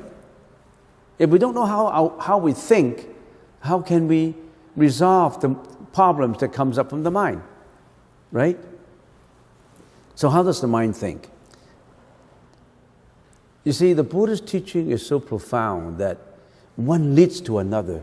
One is related to the other. It's like all sorts of interrelationship. You have to study all these interrelationships, and all of a sudden, if you study them in detail and you know, bang, all the mist disappeared. But before the mist disappeared, you have to know. And you don't need to drink up the whole ocean to know. You just need few basic, very important concepts to know about it. Because the ocean is immeasurable. You can't drink it up. Even if you live up to 100 years, you can only read the Buddha's teaching once. That's what the Chinese said. To read all the canons in Chinese that they have translated, you need to live for 100 years. And even if you live for 100 years and read up all these words, you only know the words. Why don't we stop at this point a little bit and try to know, in order to understand this awakening of the mind, we need to know some basic information, basic knowledge about how the mind thinks. Otherwise, we won't understand. The Buddha told us a lot of information about how the mind works. And that is in a school of thought that later philosophers classified it. And that's what we call the study of the consciousness. Or in the Sanskrit languages, Vijnana Matrata. That is study of just the mind. The Buddha talked a lot about the mind. And we need to study some of it in order to know how to get to the 7 steps of awakening. let's go through some basic of what the mind is all about, our mental experiences. The Buddha talked about 8 consciousnesses. It's the plural word for consciousness. Our mind is not just one mind. We have to study it from 8 perspectives. It has 8 very important parts. It has more than 8 important parts, But we only can, our knowledge, our human knowledge is only limited in such a way that we can't go to every subtlety of the mind. Neuroscientists told us that they only have covered 10% of what the mind is all about. There's a lot of things we don't know about the mind. They only can unravel the mystics of the mind. They say, we just studied 10%. Okay? So let's go to what the Buddha was talking about the mind according to his own. Let's first get to the top first. Attapancha Vinana. The first 5 perceptible consciousness or perception consciousnesses. This is the perception.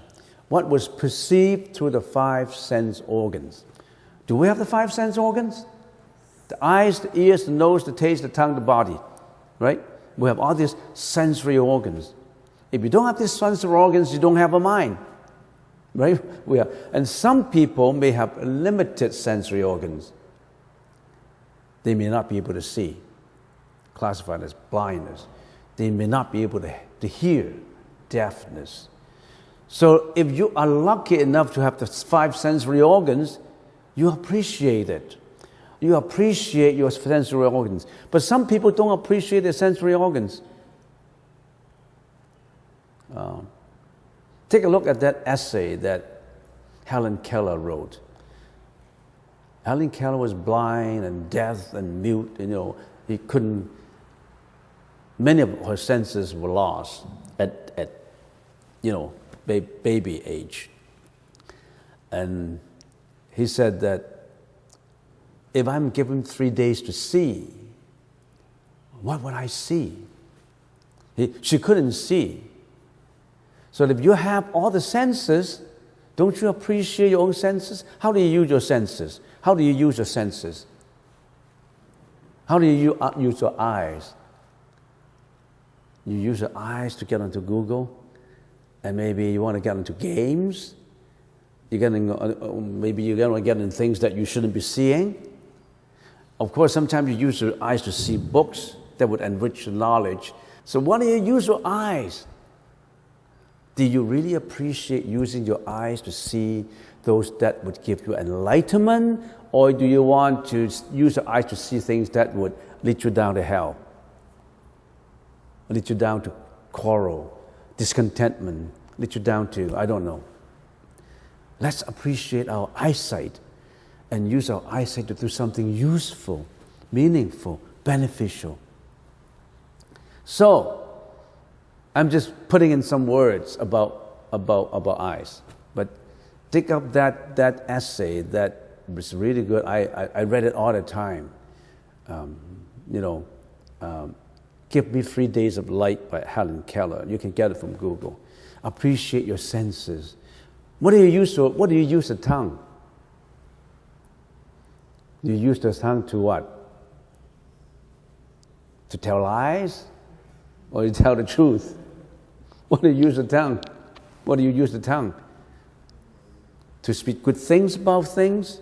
Or you use your tongue to criticize unjustifiably? I don't know how you use the tongue. You have that freedom, Our mind contains what? The perception part, the sensory organ parts, the front-end salesman. Don't you know the front-end salesman of a company? This front-end salesman, these are your senses. But they're not the manager, though. They're only the front-end salesman that's doing all this reception, receiving, the receptionist, answering telephones. People coming in, they just interact with them and say who they want to see, what do you want? The receptionist part, the perception part. And other than the reception part, there is the mano, which is the next one, which is the 6th consciousness, The 5 is the eyes, the ears, the nose, the taste, the body, and all that, the 5 consciousness. The next one would be the 6 consciousness, which is the mano vijnana. This is the interpretation of the perception. The perception needs to be interpreted, categorized, rationalized. The perception itself cannot make a decision. The eyes only see, the eyes don't make decisions. Do the eyes make decisions? No. The ears make decisions? They are only the perception part. That is also the mano part, which is the what? The manager. The manager is behind the desk, right in the room, inside, overseeing everything, coordinating everything, categorize everything, digging into files, past files, looking into budgets, future files, and all that, and all that, and all that. That's the mano. We call that manager. The mano. Mano is the manager. And that manager is very powerful, you know. That manager is responsible for what? For the company's profit or loss, for the company's future. It depends on that manager. And then, that's the 6th consciousness. That manager could be good and could be bad. If that manager is an excellent, good manager, you're on your way to success. If that manager is corrupted, bad, lack of morality, you're on way to do crime. You're on way to what? To do all kinds of things that is irresponsible. So that manager is actually the manager that we really have to train. You are that manager in your mind.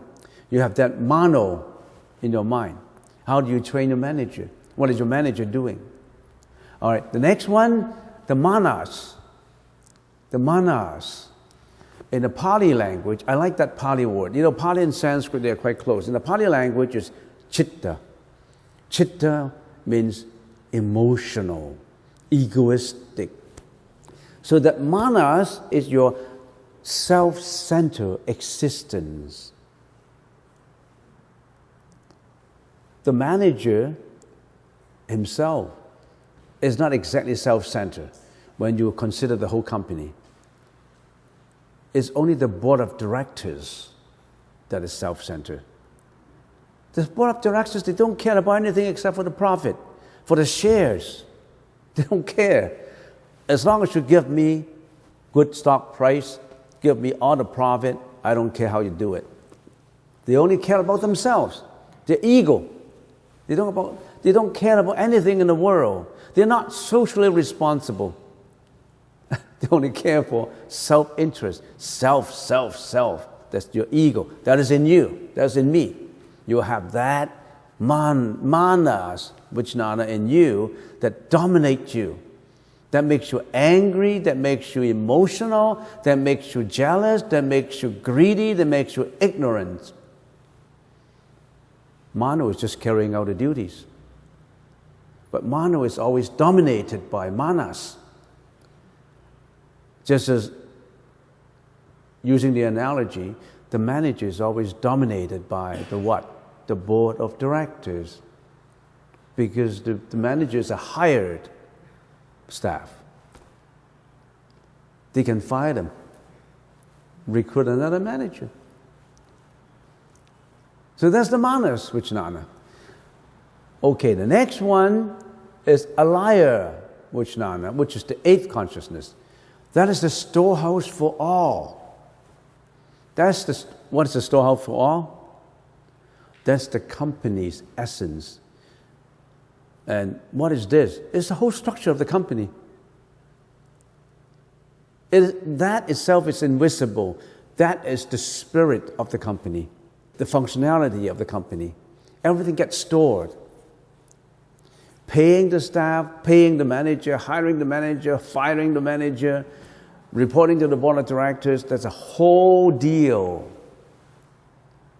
That whole deal, there's no such person as the whole deal. That whole deal is all this add together, that becomes the whole deal. There's no such thing as what is that whole deal? The whole deal is all these pieces put together. That's the whole deal. And this all pieces put together is never forgetting. It's all recorded. If we can use an analogy, that whole deal is that financial statement. It contains all in there. But it contains the whole spirit. But you can't see the manager on the financial statement. You can't see the salesman on the financial statement. You can't see the files on the financial statement. You can only get the whole thing in one perspective. And that eighth consciousness is your unawakened self. That's you. You contain all this. I contain all that in 8 parts. You have to know this. Otherwise, what's the point of give you bits and pieces? We don't think that way. Think about a company. That's what see. The Buddha's teaching is very logical, very modern, very up to date. It depends on how you explain it. If you explain it using all these ancient terms, you don't really get to know it. You need modern terms to explain the Buddha's teaching, and the best is to lay it in this way that you can understand it better. I only have 15 minutes to go, and I plan to say a lot more, so I better close this and go into the next slide. Any question? No question? Okay, let's get to the next. It's very difficult to understand. I've been using 40 years to study it, and you think you can understand it in one session? No way.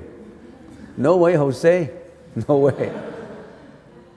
Yeah, but you need to really think about it, and you need to be humbly thinking about it and say, no, this is not right, this is not. Empty your cup of bigotry so that you can receive more cup, you can receive more water.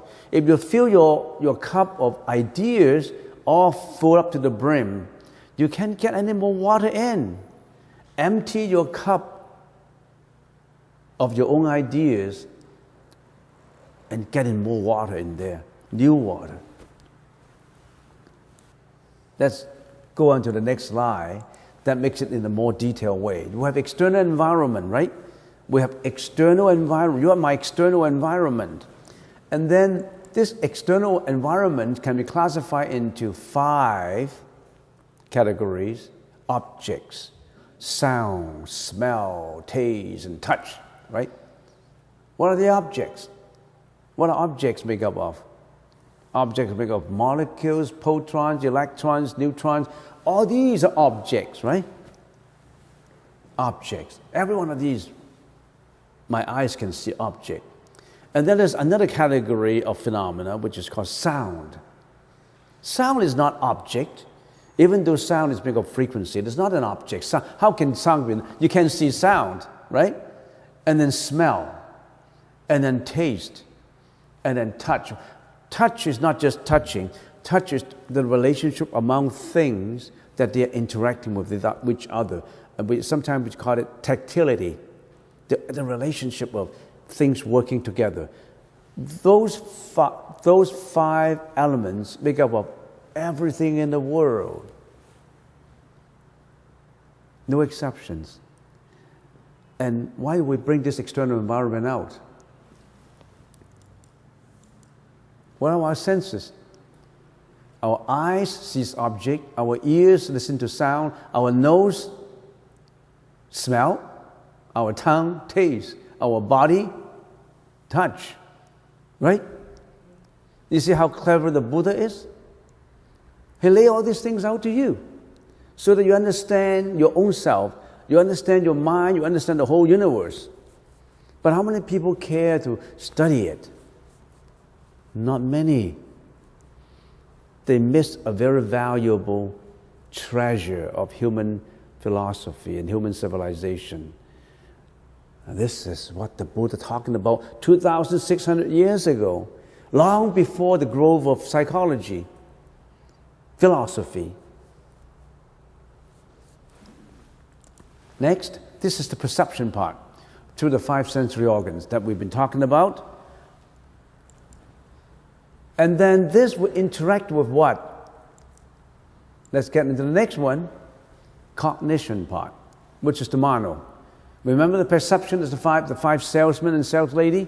And then the mano is the manager that's behind it. Mano is the cognition part. Everybody has the cognitive process in you.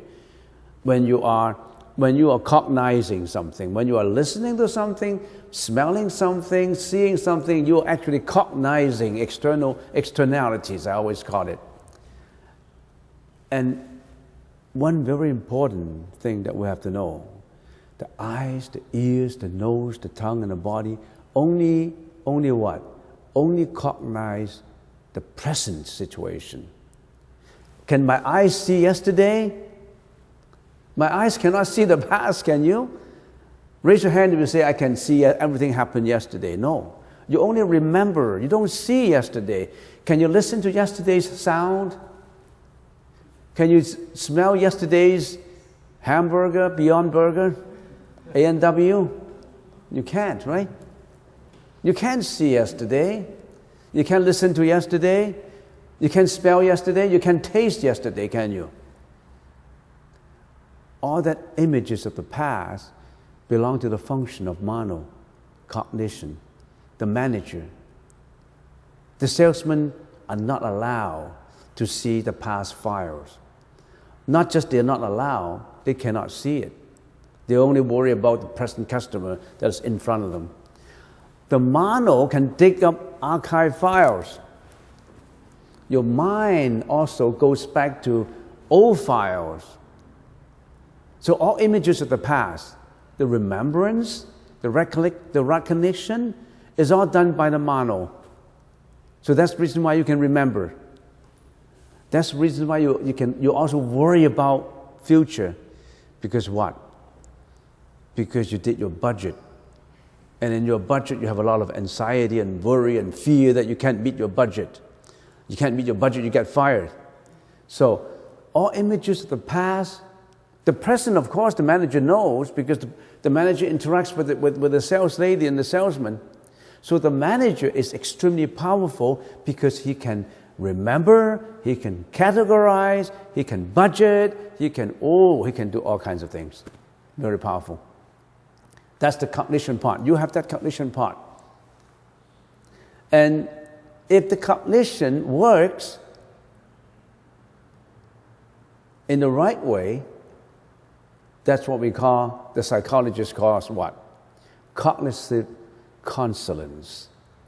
If your cognition is not doing it in the right way, modern psychologists said cognitive dissonance. What are you doing? Do you do it in the right way or do it in the wrong way? Most of us is in cognitive dissonance. That's why we have crimes. That's why we have people who, always do bad things. That's what the Buddha was talking about. Next, let's get into the next one. The ego part, the manas. We have, of course, external environment. We have the past, the present, and the future images are also external to the mind, because the mind creates them. The manager creates them. They're external. And then all this add together, then we also, in our mind, will personalize everything. This is mine. This is me. This is my business. This is your business. I don't mind your business, but my business is important. And we are always egoistic because once we interact with the externalities, we personalize everything. Habitually, you don't have to learn to personalize. A small little kid already know how to personalize. This is mine. Don't take it away. This is my piece of cake. How can you take it away? You bully me. We all personalize, egotistically. And then all these add together becomes our body and mind, a delusive self in samsara. All this together becomes our body and mind living in a samsara. What is samsara? Samsara is a Sanskrit word. It means life and death. We're in life and death. We have reincarnation of life and death. Do you know that we are in reincarnation? You think we only have one life? We have previous lives too.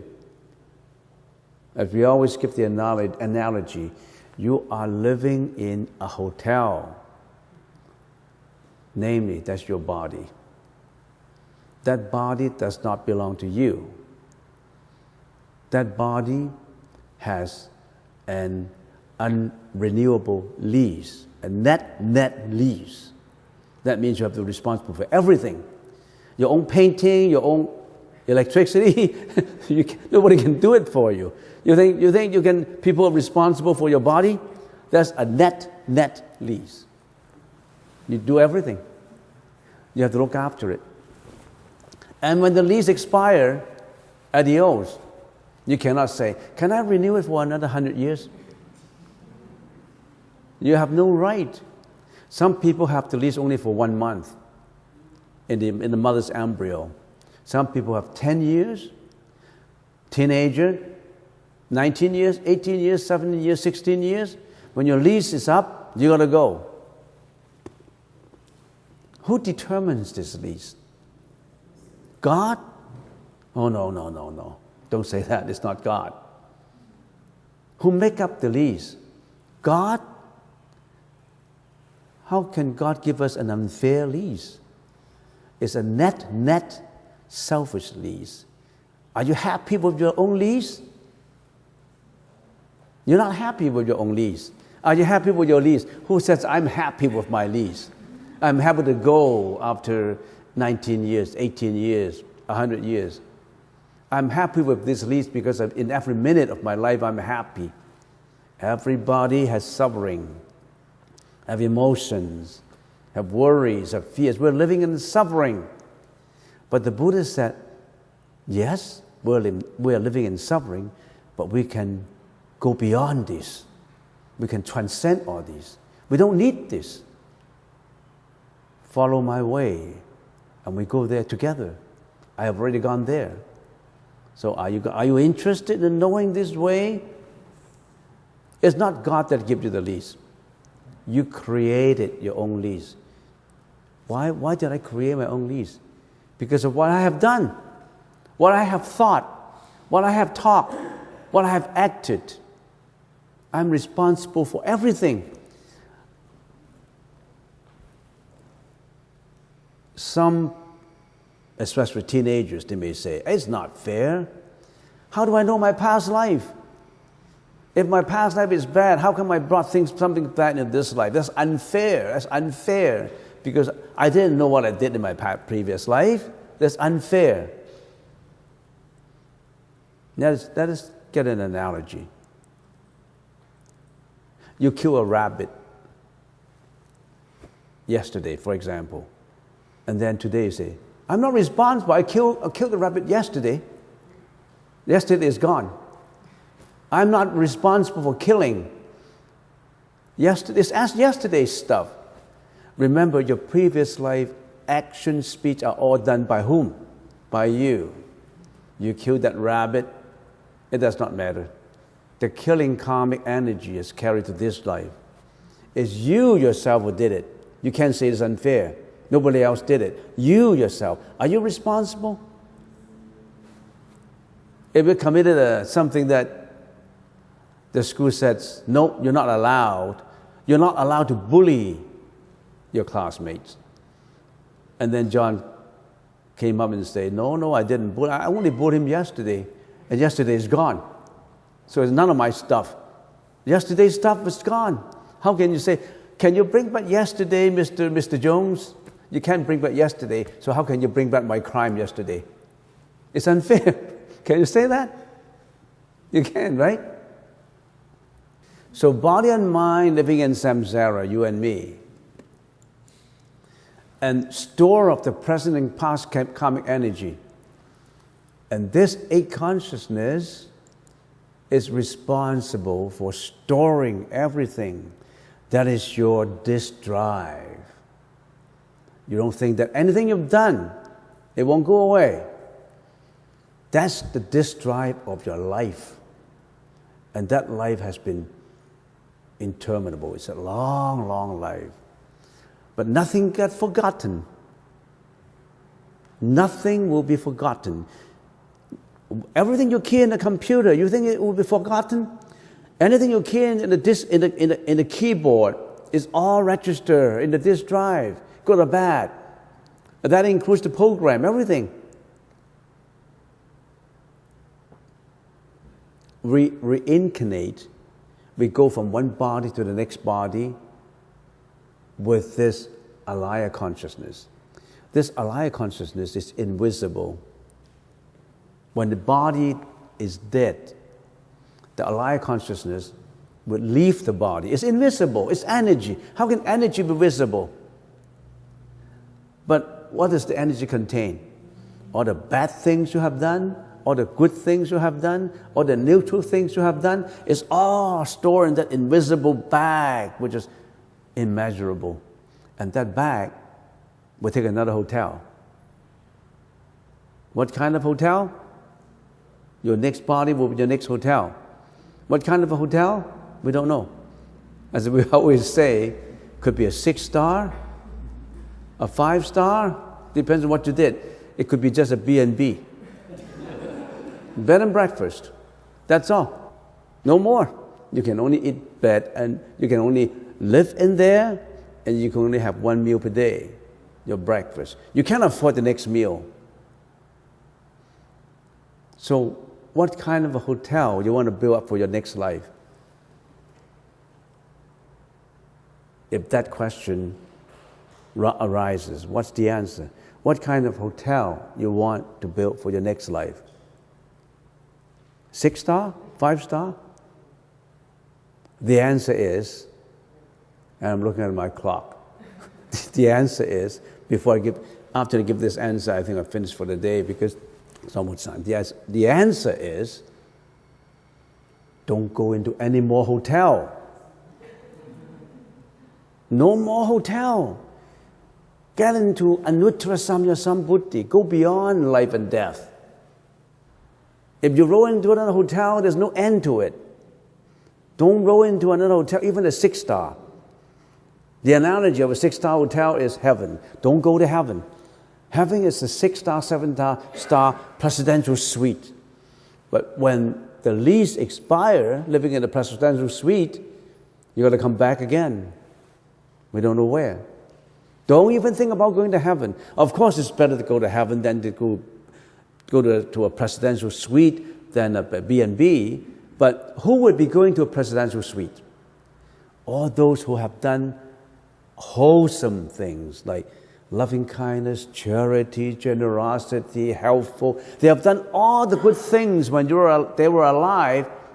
They're eligible for a presidential suite. Karmically, not arranged by God. Naturally, they will roll into a 6-star, 7-star. Naturally, if you've done all the bad things, you roll into not even a hotel. Inferno. Hell realm. Animals. Animal realm. That's the reason why we don't eat animals. They are future Buddhas. They could be your past friends.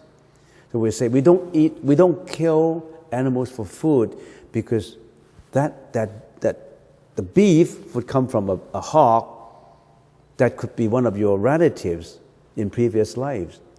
Could be your mom and dad many lives ago. How could you eat your mom and your previous lives, mom and dad, your friends, your relatives? We don't kill animals because you kill them. You have karmic energy. They could be a future Buddha too, because in one lifetime they practiced and become a future Buddha. So from tomorrow on, stay vegetarian. Can you? Don't kill any animals for food.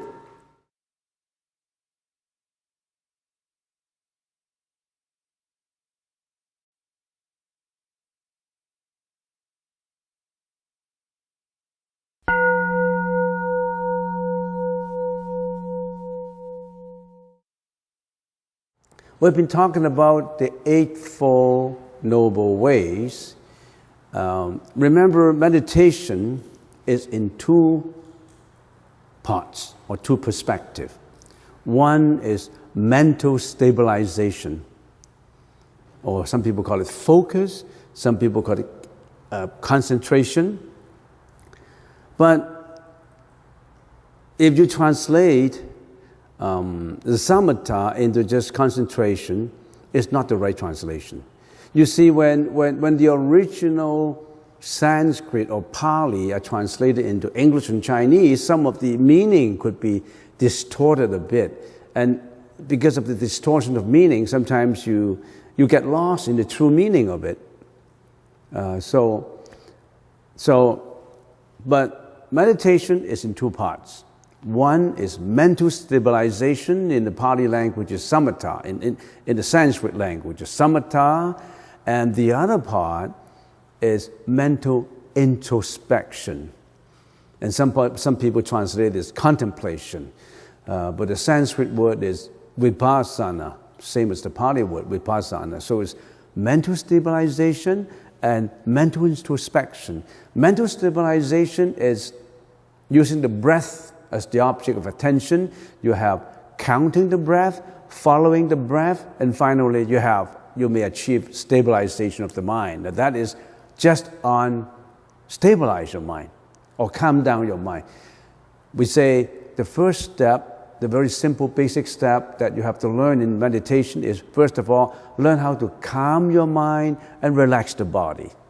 Calm your mind and relax the body. If you cannot even calm your mind and relax the body, you cannot further on to do any kind of meditation at all. And it's exactly in not being able to calm the mind and relax the body, sometimes we run into emotional problems. So first of all, you need to calm down yourself. That's the reason why we're learning meditation. Samatha, mental stabilization. Arriving at samadhi, we call it samadhi. The next one is introspection. Introspection, we need more time to talk about it because introspection concerns wisdom, not just the mental stabilization. You need a lot of concepts, Buddhist concepts, to put into your meditation. You need wisdom.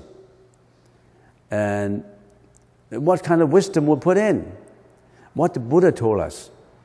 All the sutras, everything, all the literature of 2,600 years ago, there was a historical Buddha, a true historical Buddha who spent 49 years to talk about what he discovered. It was put in writing, and it was a tremendous amount, immeasurable amount. So, but we don't need to read all of it. It's impossible to read all of it. So we have to read some of them, the very important ones, and then using these concepts to contemplate, to observe, to think. One has to think with concepts, right? Without concepts, how can you think? But you need to put the right concepts in your mind in order to think about it. So that's the reason why we finished with samatha, which is the stabilization part. Now we're in the introspective part, introspection part.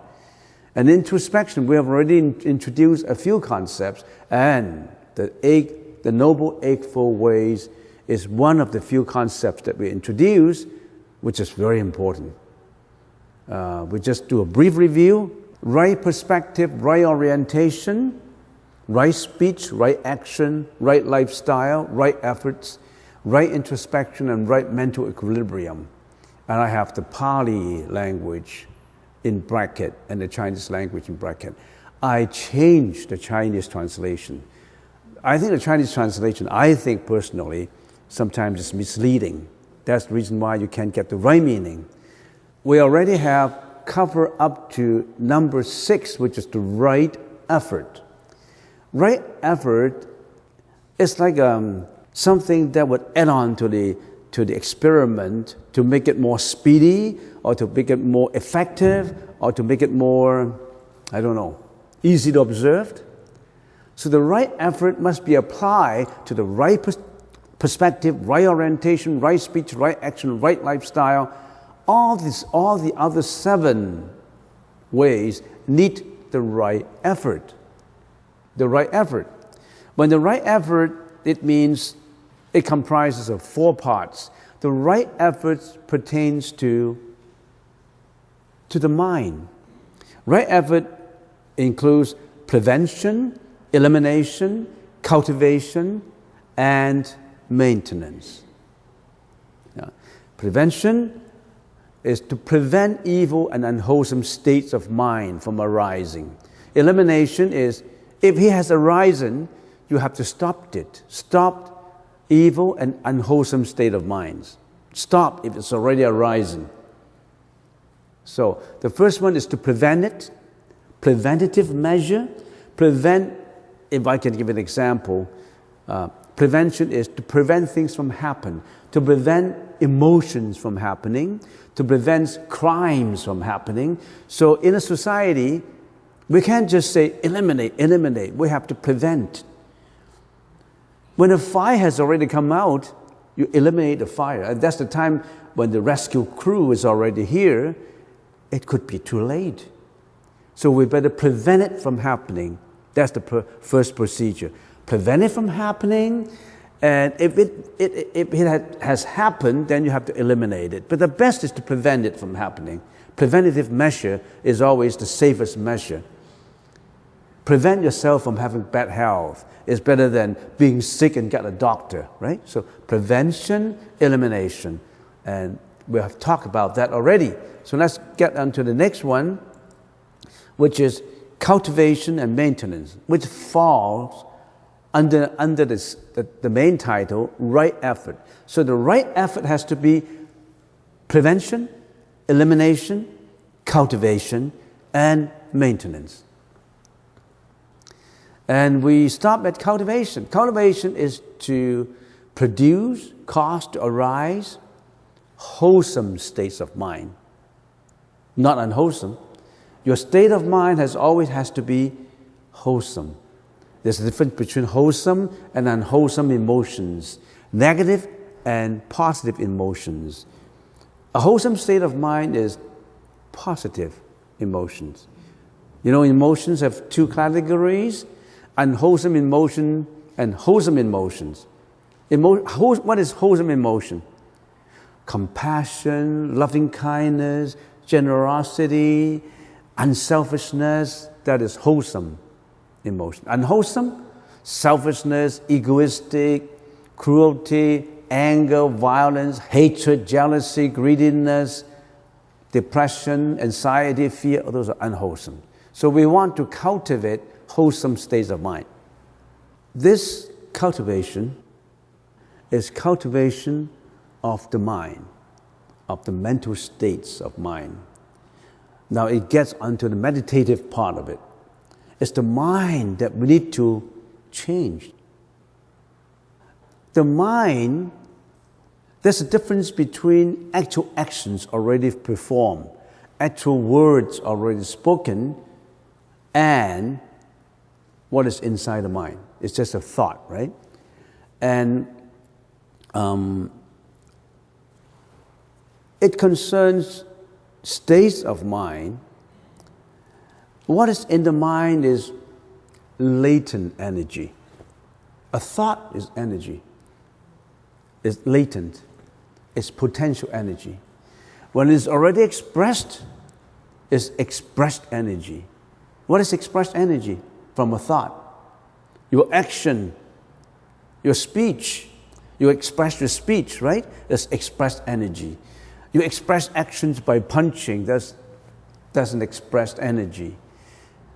But an expressed energy always have a cost to it. That cost is latent energy, the thought in your mind. So whenever you want to change something, it may be too late when it's already expressed.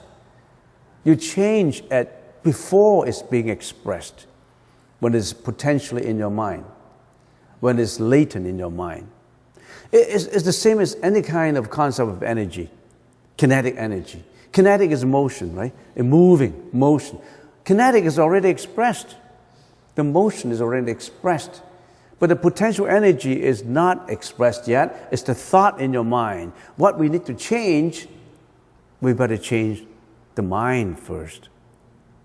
When that fist is punched out, is already an injury to someone. If we want to cultivate states of mind, what we need to do is we have to understand how we think, right? Getting back to the first lesson, I'm sure many people already know about it. How do we think? It's important that if we want to cultivate a wholesome state of mind, we need to know how we think first. How is a thought cultivated? How do we interact to external environments? So we need how our mentality works. Then we can change it. Then we can change our thought. We need to know how a thought comes up, right? So let's get up to our mental experience. In order to change our mind, we need how we think. That's a mental experience. Let's start very quickly. I'm sure quite a few people already know, but it's just to give you a review. Quite many people already know about it because they've been here for quite a while, and you know how we think. We know how a thought is created, and know how that thought is carried into action. But let's just have a review of what's going on. We have external environments. We interact with externalities. What are externalities? Objects, sound, smell, taste, and touch. That is includes everything. If we want to say scientifically, what's object? It's a combination of molecules, protons, neutrons, you name them. What is sound? It's a kind of frequency of waves length. But we don't need to get into science. I'm not a scientist. I'm just, trying to relate it to actual experiences so that we can understand it better. So we have all these 5 external environments in a main category, which includes almost everything. And then what do? We, as an individual, we have perception. Correspondingly, what do? Our eyes will see objects, our ears listen to sound, our nose smell, all these frequencies, our tongue taste, our body tactility, touch. What do we have? We have senses, right? We have senses, and senses are perception through the 5 sensory organs. We have senses. Because we have senses, we interact with externalities. When we interact with externalities, sometimes we express our energy. When we express our energy, it becomes an action. When an action is produced, what happens? When an action is produced, there is an equal and opposite amount of interaction that works towards it. Right? So that's what we learned in high school. That is Newton's 3rd law of energy. Whenever an action is performed, an equal amount of interaction will come out. That means if you are compassionate to others, then the compassion will flow back to you. If you're cruel to others, the cruelty will flow back to you. When? We don't know. We don't know what time. It depends on the maturity of time. All right, perceptions, that's how we think. That's how our senses, sensory organs are always interacting with externalities, non-stop. Right? Any objection? No objection, right? What happens when you're sleeping? Your eyes are closed. You're not listening to external sound. You're not eating. You're not smelling. What happens when are all these senses stop? Sure. But it doesn't mean that all sensory organs stops. You still have a brain. You still have a brain.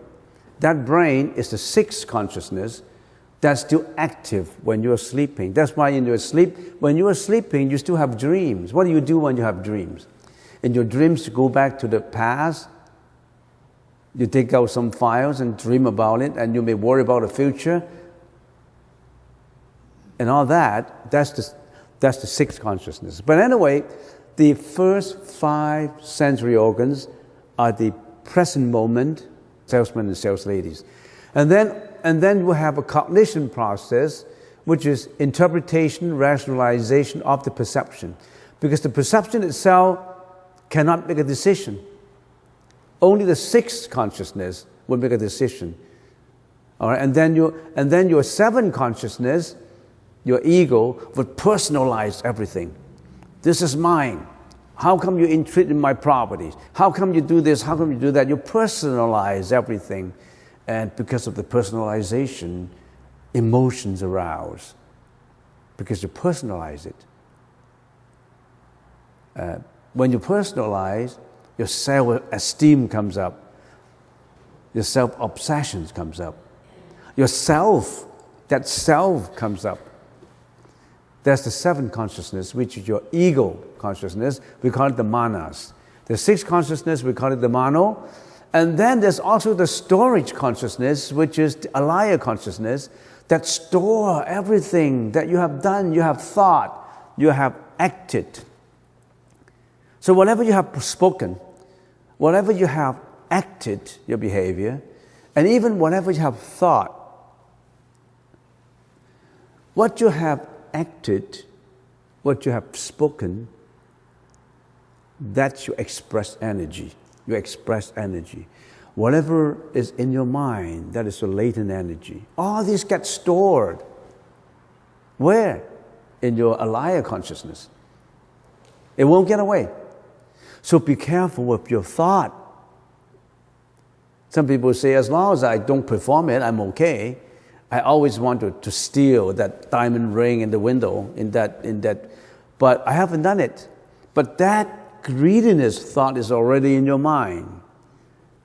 And if you keep on thinking about stealing and stealing and stealing, somehow at certain circumstances, that thought, that seed, the seed inside would sprout into a small little plant where the action and words are spoken, you may have expressed the energy.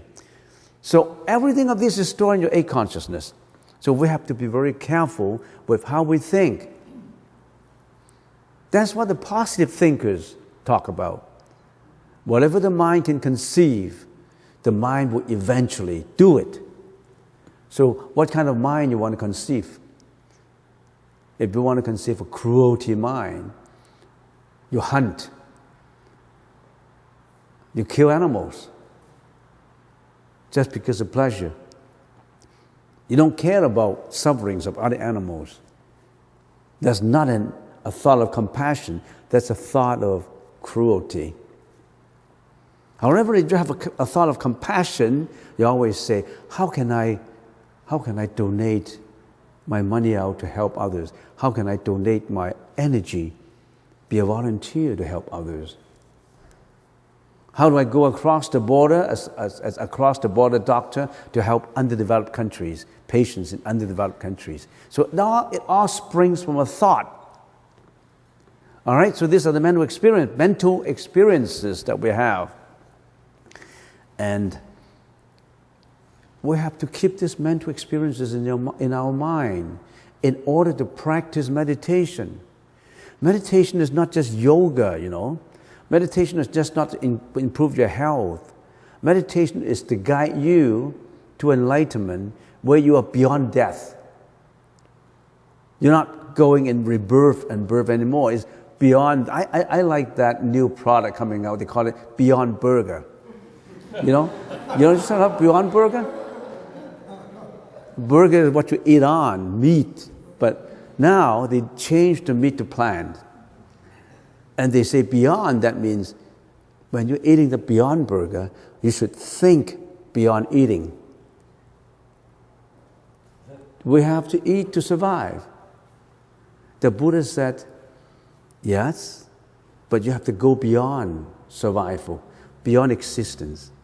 Right now we're existing and we only have 100 years to exist.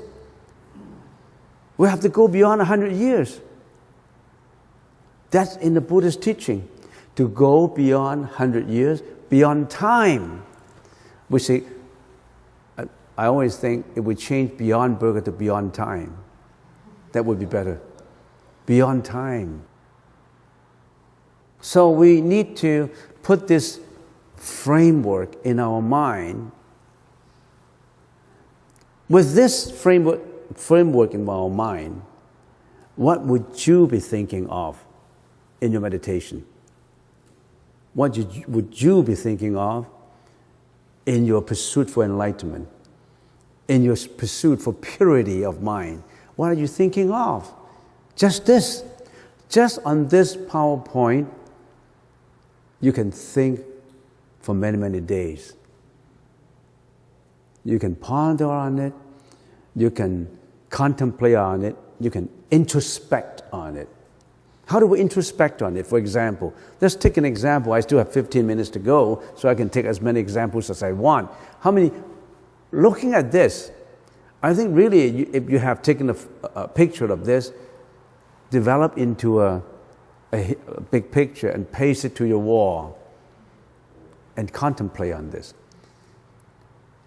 Let's do a little more talking on this. Perception.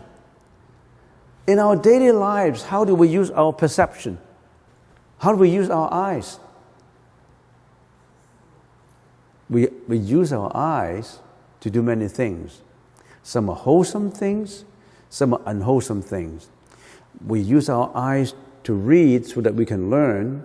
We use our eyes to work so that we can make money. We use our eyes in order to make a living. But other than using our eyes in the right rational way, what other ways do we use our eyes? We use our eyes to see the faults of others so that we can criticize them. We use our eyes to see pornography that we shouldn't be seeing. We use our eyes to see games that we can spend 3 hours on. We use our eyes to, we use our eyes sometimes in the right way and sometimes in the wrong way. When we use our eyes, for example, if I use my eyes to see the opposite sex, and then all of a sudden I have a sensual urge in my mind, and then as this urge is cultivated, and if I have a criminal attitude, I could perform things like, many, illegal act. Because you use our eyes in obsession of pursuit of sensual pleasures in the content of the game. Computer games. If it's not sex, it's violence. You want to KO the other guy. You want to shoot him. You want to chop him. So what is that violence? You always want to win the other guy, shoot the other guy, kick the other guy. And other than that, what is in the games? You should know. So what have you been using our eyes to? Sometimes in the right way, with the right perspective, sometimes in the wrong way. How about the ears? How do we use our ears? You should know. Sometimes in the right way, sometimes in the wrong way. Sound. How do we use our nose? Sometimes in the wrong way, sometimes in the right way. How do we use our tongue? Do we use our tongue in the wrong way? People say no. What do you mean by using my tongue in the wrong way? There's so many ways that you have been misusing your tongue. You have been using your tongue to tell, to gossip, to lie. Those are right ways. You have been using our tongue. We have been using our tongue to what?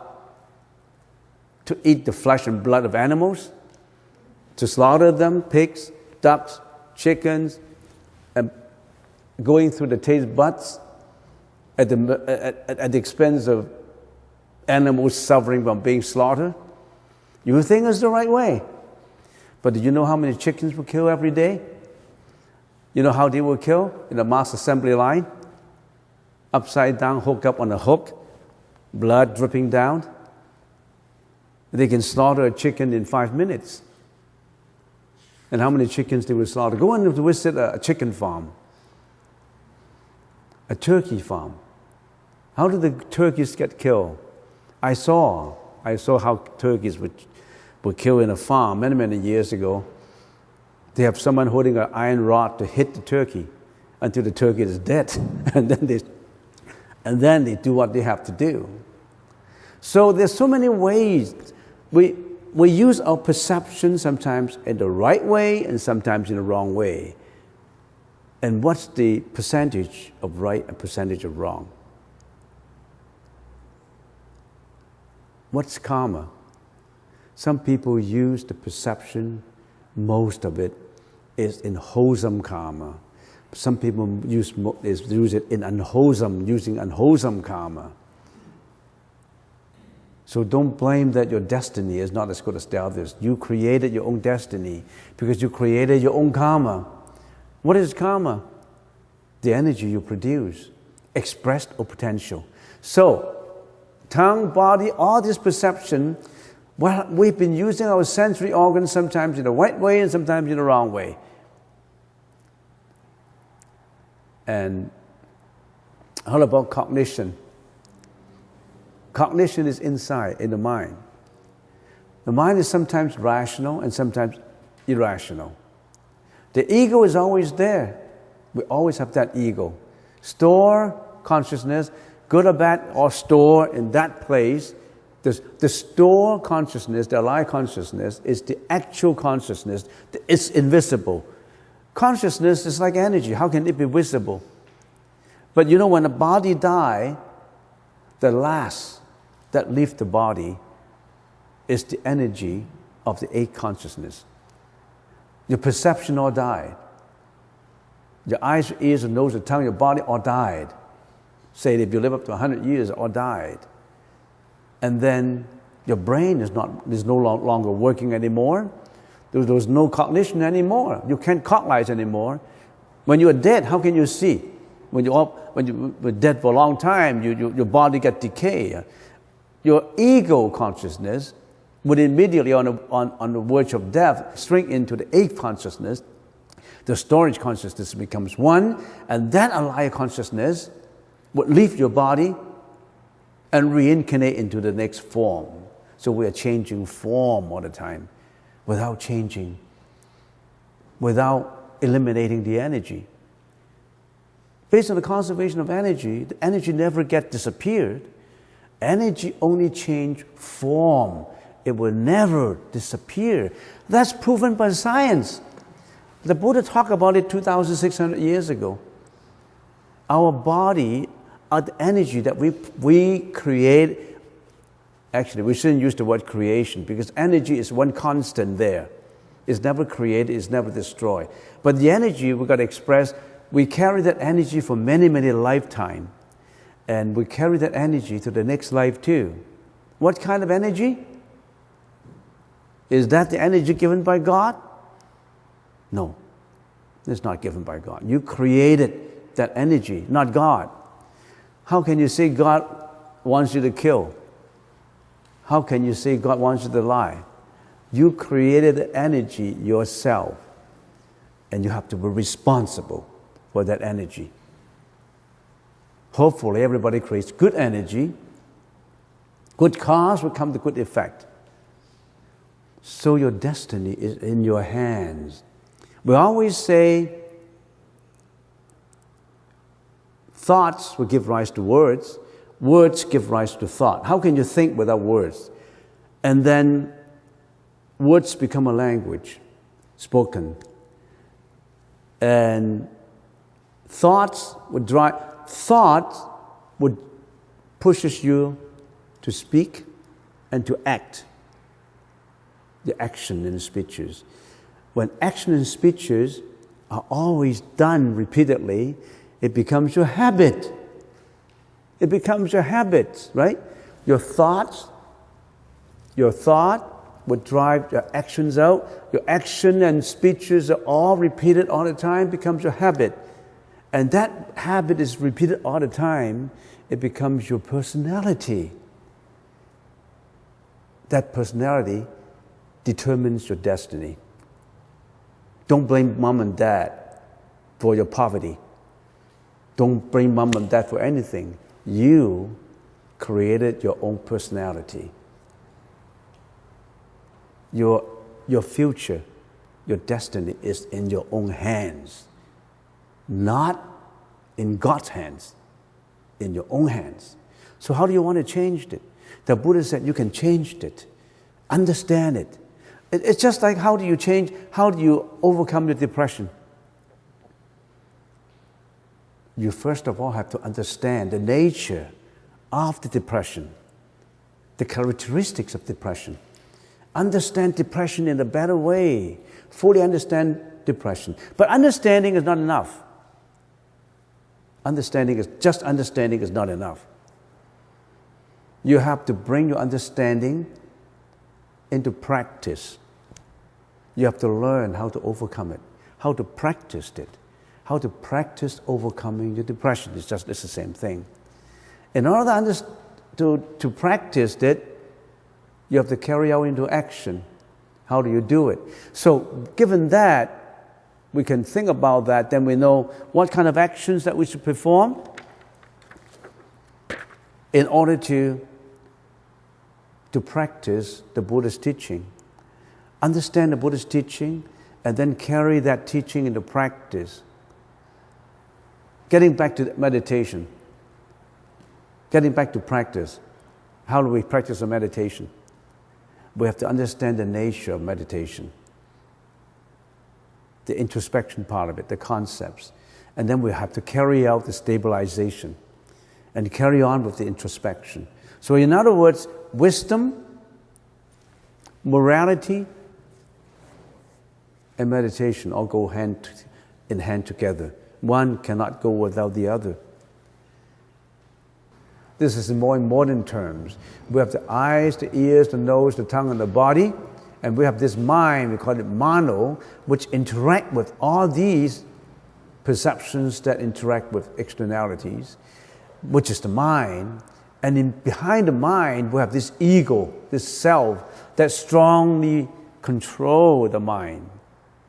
Why are we selfish? Why are we egoistic? Because that ego dominates the mano manager, the mind manager. And then all these is stored in the storage consciousness. You see all these seeds? These are the seeds. Seeds means it's latent. It's not sprout into plants yet. So we have unwholesome emotions and unwholesome emotions all stored in there, in the alive consciousness. Nothing can go away. You can never go away with anything you have done. You have lied, you have hurt someone, you have bullied someone, you have done something wrong. You think nobody knows? You think nobody knows about it? You stole something and you never got caught by the police. You think I got away from it. No.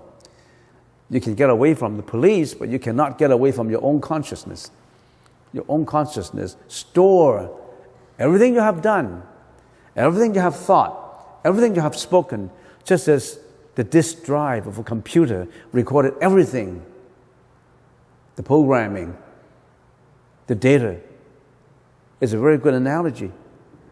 We're like a robot, for example. We're like a robot. Everything gets stored. You won't get away with it.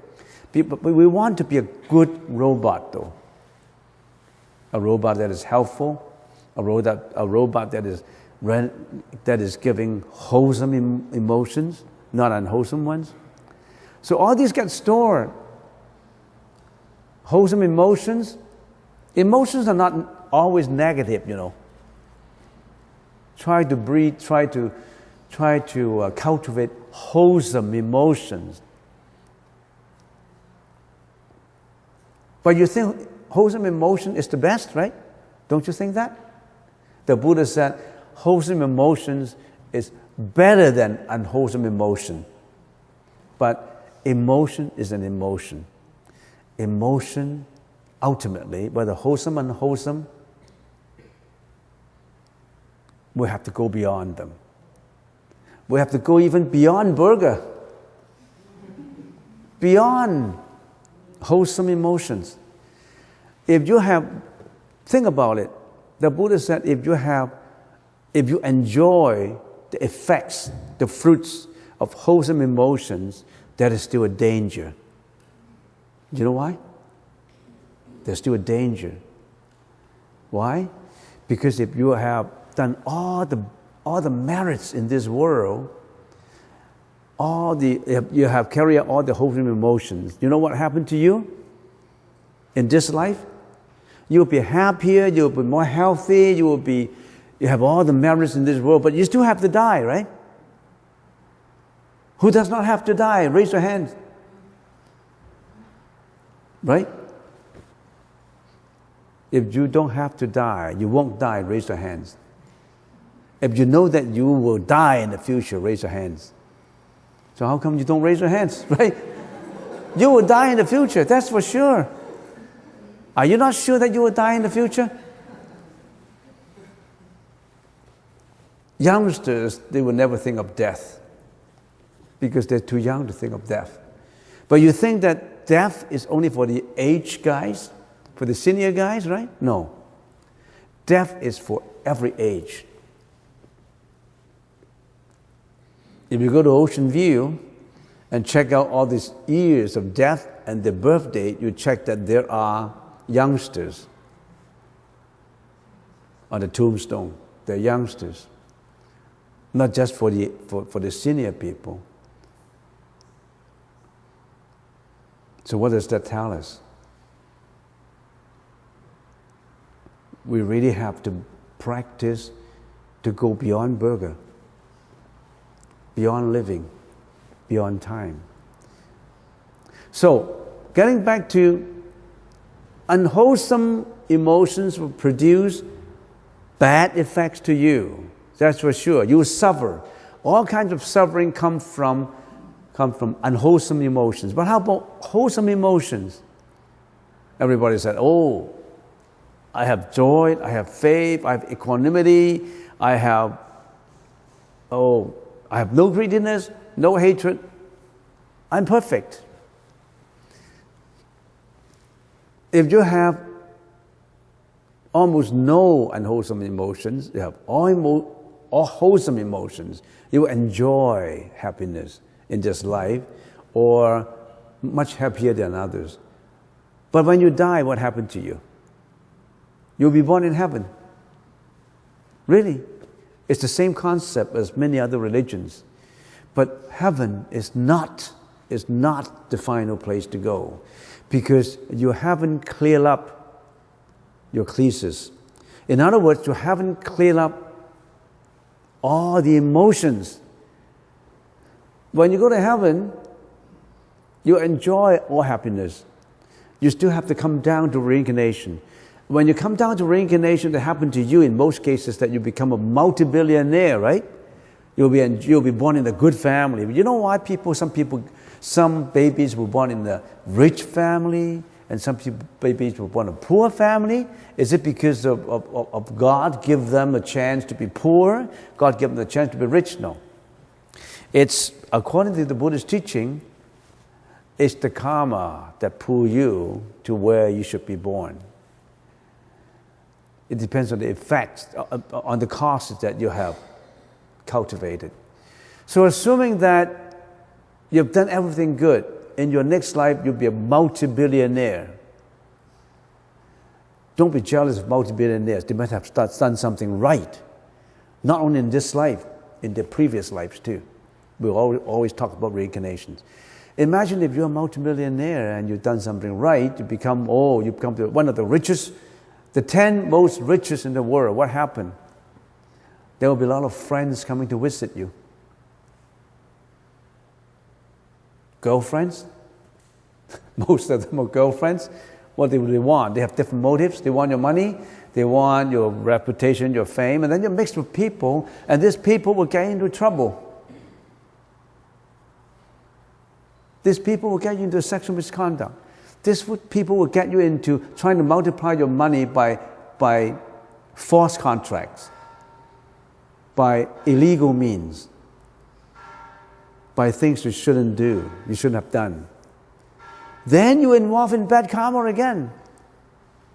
Unwholesome karma. In your next life, you won't be a multi-billionaire anymore because of what all the bad karma you have created in this life. Where would you go? You may go to the animal realms. There are 6 realms of reincarnation, or the ghost realm, or the hell realms. You go down, victims of hell. So I've given you, time is up, I've given you mental experiences. Think about mental experiences. If you have this mental experience framework in your mind, how would it help you? It helps you to think on every action, every thought. Be careful of every thought. Try to cultivate only good thought. Start from the thought. Try to be preventative. Prevent bad thought from arising. If a bad thought have already arisen, try to eliminate the bad thought before it expressed into action. And other than that, foster good thought and maintain that good thought. So you have prevention, elimination, cultivation, and maintenance. You can even apply these 4 perspectives to anything you do. In your career, in your job. In your job, preventing yourself from being lazy, preventing yourself from being selfish, preventing yourself from having bad relationship with your colleagues, preventative measures.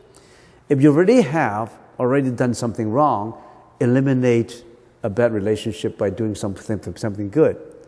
And then try to cultivate good relationship with your colleagues, with your job relationships.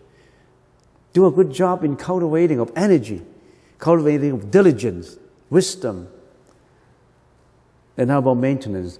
Maintain that wisdom level, maintain that diligence level, maintain the productivity level, maintain a good human relationship. So that actually applies to everything. The Buddhist teaching is applicable to daily life, not just about offering flowers and incense and prostrations, not just that. It's only for the beginners who haven't had that faith. They need the flowers to build up the faith, the incense. It does not mean that you don't need flowers anymore, but what I'm saying is you go a higher and higher level. The wisdom of the Buddha, it's unfathomable. It's even deeper than the sea. You cannot fathom the bottom of the sea.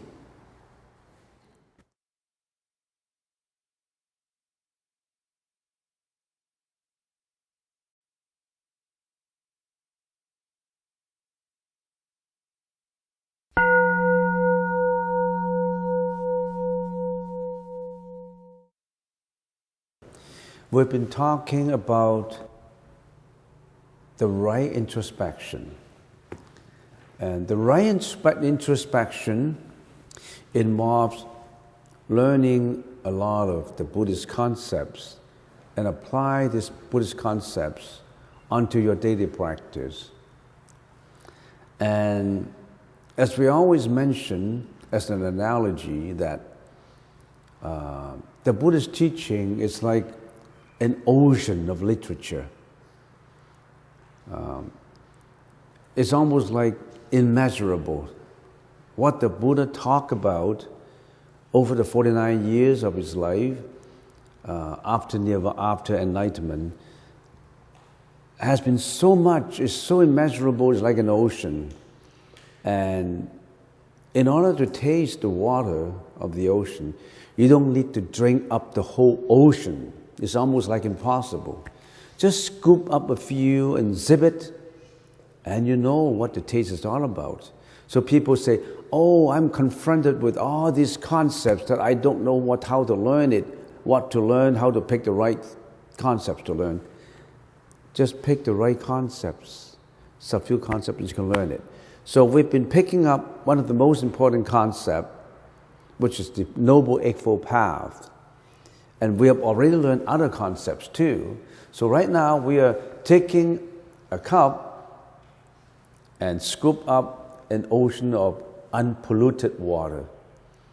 And then we try to sip it, and we know what the Buddha's teaching is all about. Don't just look at the words. People just get onto the Google and look at these few words and memorize the words, and they think they understand it. That is just literature wisdom, words wisdom. That's not enough. You really have to apply the wisdom, think about it, introspect it with insight, and then apply to the practice. So it's not easy. It's not just knowing the words. That's the reason why we have been talking that if you learn meditation, if you learn from a teacher who just teach from a book, that's not meditation. If you learn meditation from a teacher who just teach from a video, that's not meditation. So you really have to experience it through. And some people read a book and they start to teach other people. So one blind leads to another blind, and they're leading it into hell. Because when you have problems, you don't know how to resolve them. I've been talking on this for a few weeks already, so we already have talked about right perspective, Samaditthi, right orientation, Sama Sankappa. Right perspective, right orientation, that pertains to wisdom. Right speech, right action, right lifestyle, that pertains to morality. Right effort, right introspection, and right mental equilibrium relates to meditation. All these are related to the states of mind practice. Wisdom, we have talked about it already. Right speech, right action, right lifestyle is an expression of your wisdom, expression of the thought.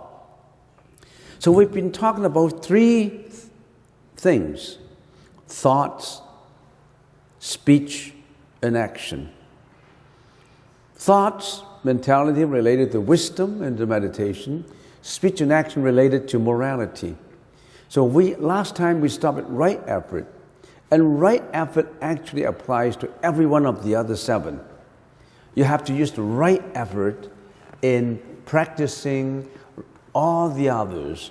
So it's worth going through the right effort. If I ask you this simple question as to what's the meaning of right effort, can you tell me?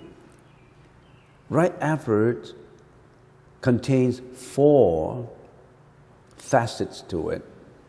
First one, prevention. Second one, elimination. Fourth one, cultivation. And third one, cultivation. The fourth one is maintenance. Don't think about it as something very simple. Just memorize the words. What is prevention? To prevent an unwholesome thought from arising. Can you do that? What is meditation?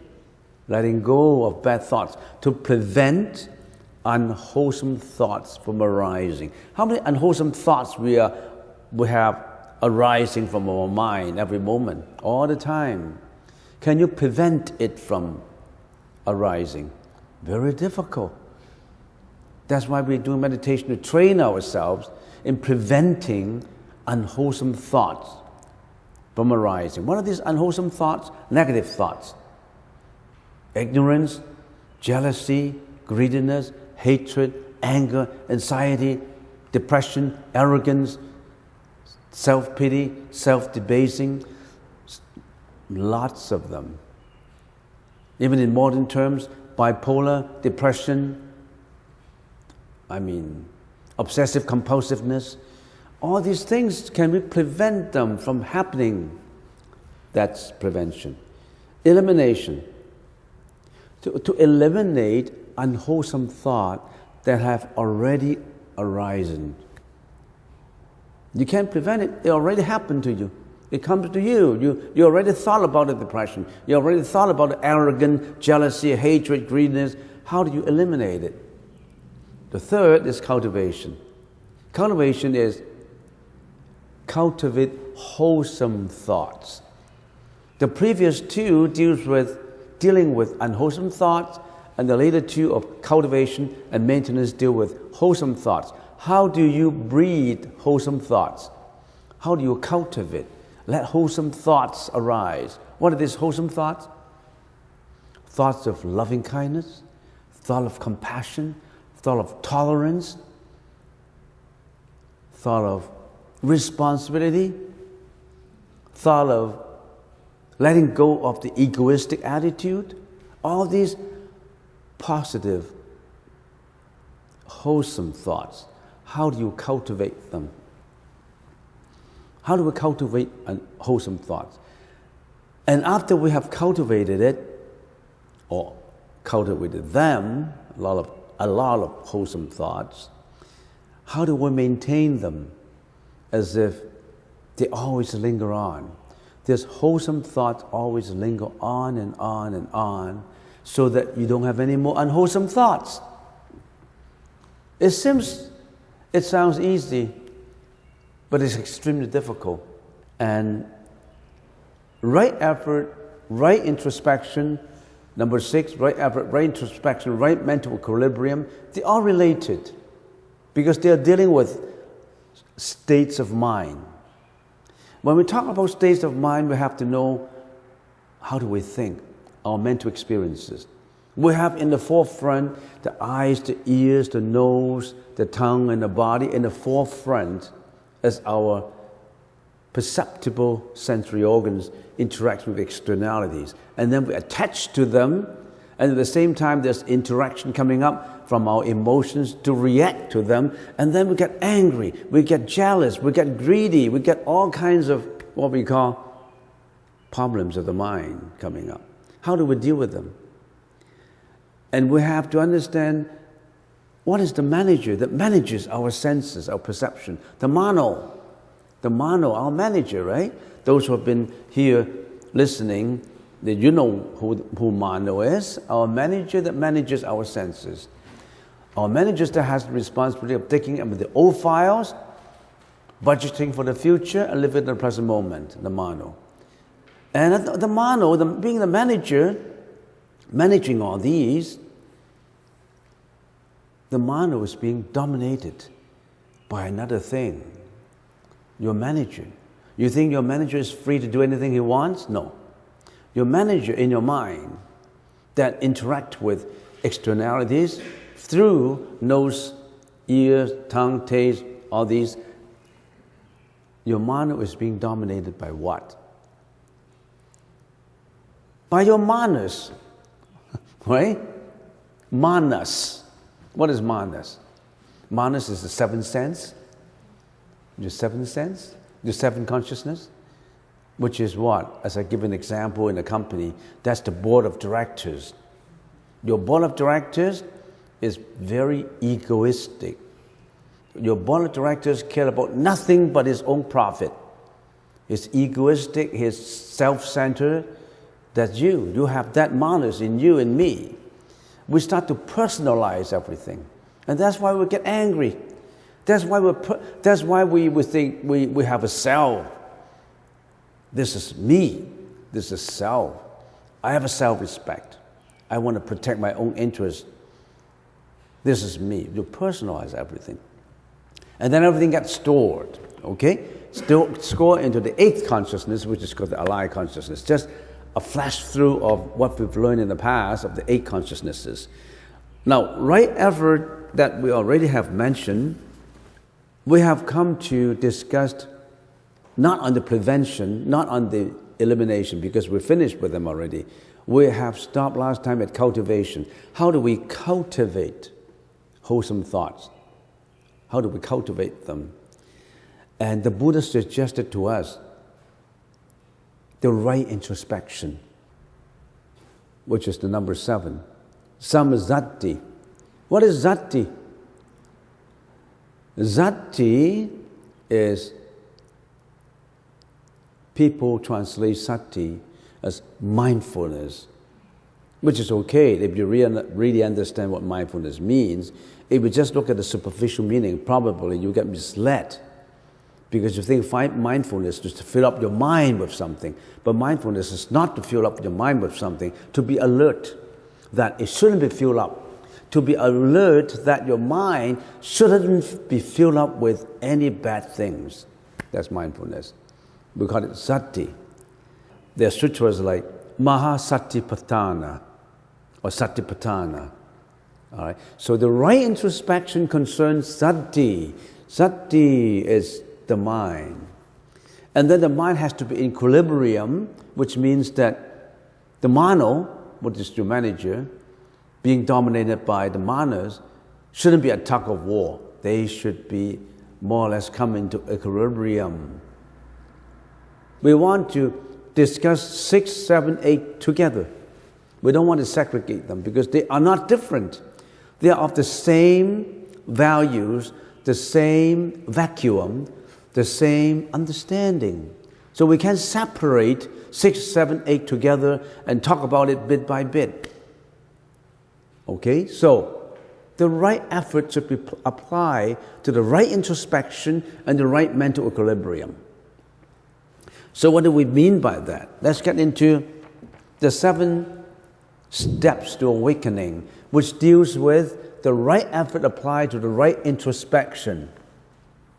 7 steps to awakening in the Pali language is called Zatta Bojjhanga. The first one, the 7th step, the first one, introspection of attention. Before you can introspect with insight, you've got to drop all these wandering thoughts, gear your concentration to the thoughts that you want to get these thoughts arising. So we call it the right introspection of attention. And then, of course, we go through the investigation and interpretation of subjective experiences by introspection with the wisdom of the Dharma, and then strengthening of the mano with the right efforts, contentment of our mano, body and mind relaxation, mental equilibrium, and finally entrance to jhana, to the first jhana.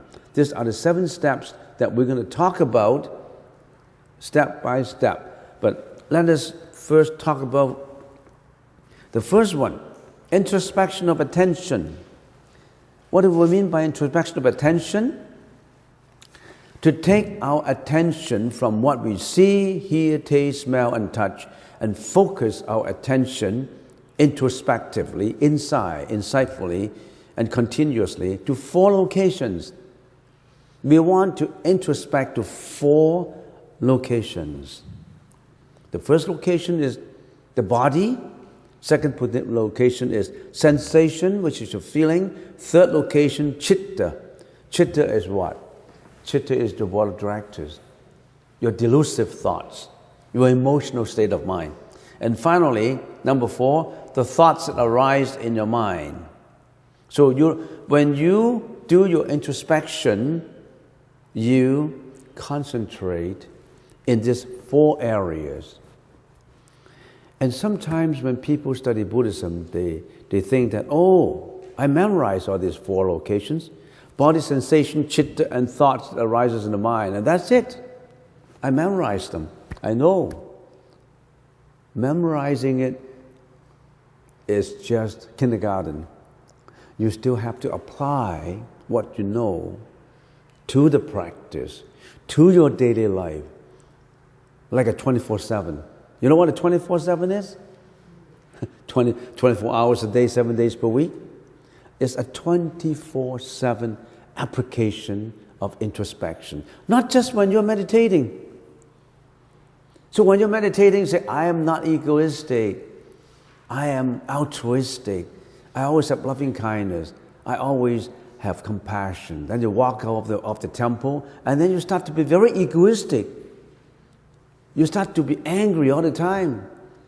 You start to have depression. So you may be only good when you are meditating in here. Even in here, you cannot concentrate. So what we're talking about, all this introspection of attention should be 24/7. non-stop. When you're talking about 24/7, you really have to practice. Think about it. Not just the words. You have to understand it thoroughly. How do we understand it? Let's talk about the body, right? Satipatthana is the cultivation of mindfulness, meditation leading to detachment and liberation of mental afflictions. Let's get an example. When a thought arises in you, a thought of depression, all of a sudden I feel angry. I feel depressed because I have an abusive childhood. I live in a family that my dad was an alcoholic and he abused me, and then my mom and dad divorced, and I'm living with my single mom for 18 years. I have this depression, I don't like it, I hate it. I have anger in me. How come it's not fair for me? Not only this kind of thought, many kind of thoughts may come up. A thought arises in you that you feel uncomfortable. Then you've got to be aware of the arising of such thought. Don't live in the thought. Distance your way from the thought and look at the thought. A thought of depression comes up, and anxiety comes up.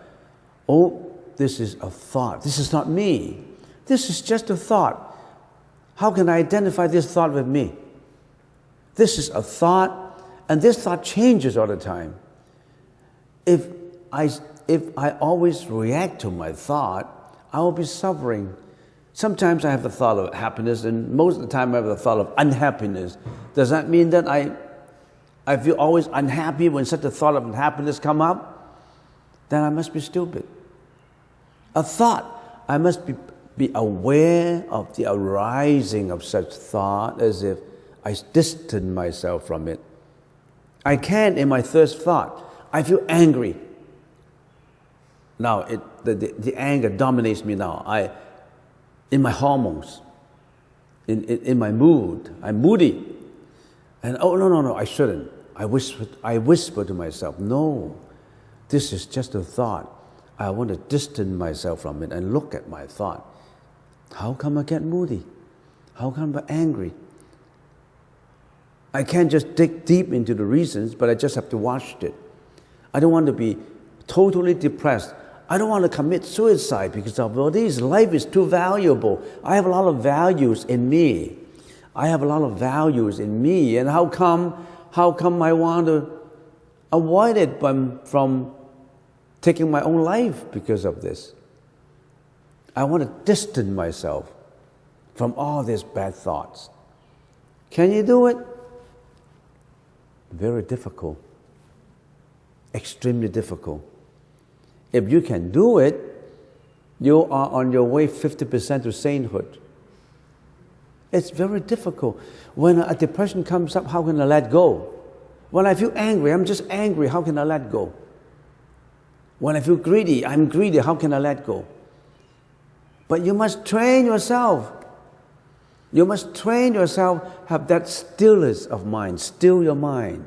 You must allow yourself a vacuum in your mind that you want to still your mind. Still your mind with tranquility.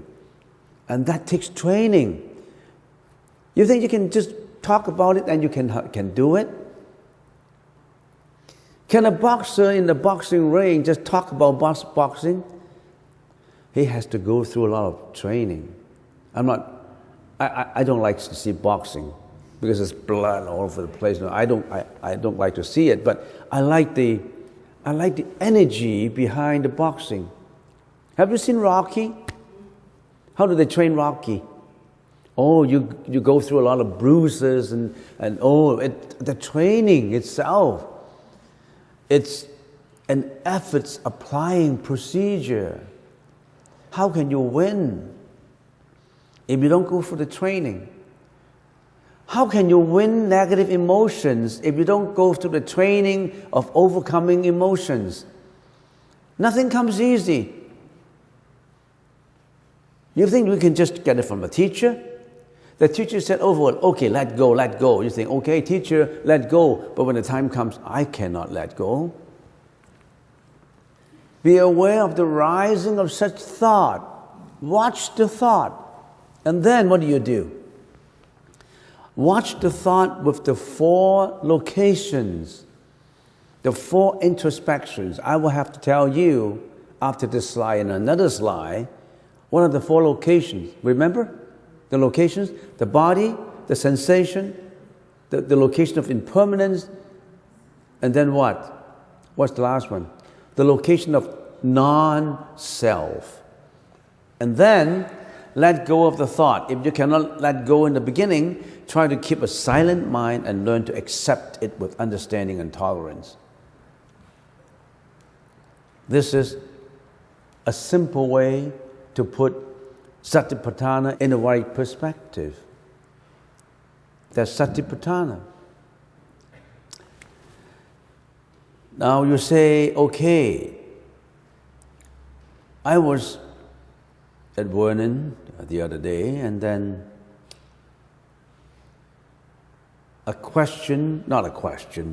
someone told me that some students were being bullied, and when they were bullied, they didn't know what to do. I was bullied, when I was at grade 1, grade 2, grade 3, that I didn't know where I should go to. I didn't go to my mom and dad. I just feel unhappy about it. So take an example as someone who's being bullied at school. Someone bully you. That one who bullied you is sending out a negative emotion because he hates you, he doesn't like you, or he's discriminative. He thinks that you're no good. He thinks that he's better than you. He is sending out a negative emotion expressed in action, in speech. And then you are, being the student, the smaller the kid who's being bullied, what should you do? If that kid say, I want to fight back for my right. I want to fight. I want to learn Taekwondo. I want to learn Kung Fu. And then next time you're going to bully me, I'm going to strike you right in the face. So he said, okay, you bully me? And then he said, I'm going to use violence against violence, punch, bang, and all that blood over the place. What happened? The principal will get you into his room and said, Sonny, I have to expel you. I have to report it to the police. What happened is just 1 minute of bullying, maybe just in words.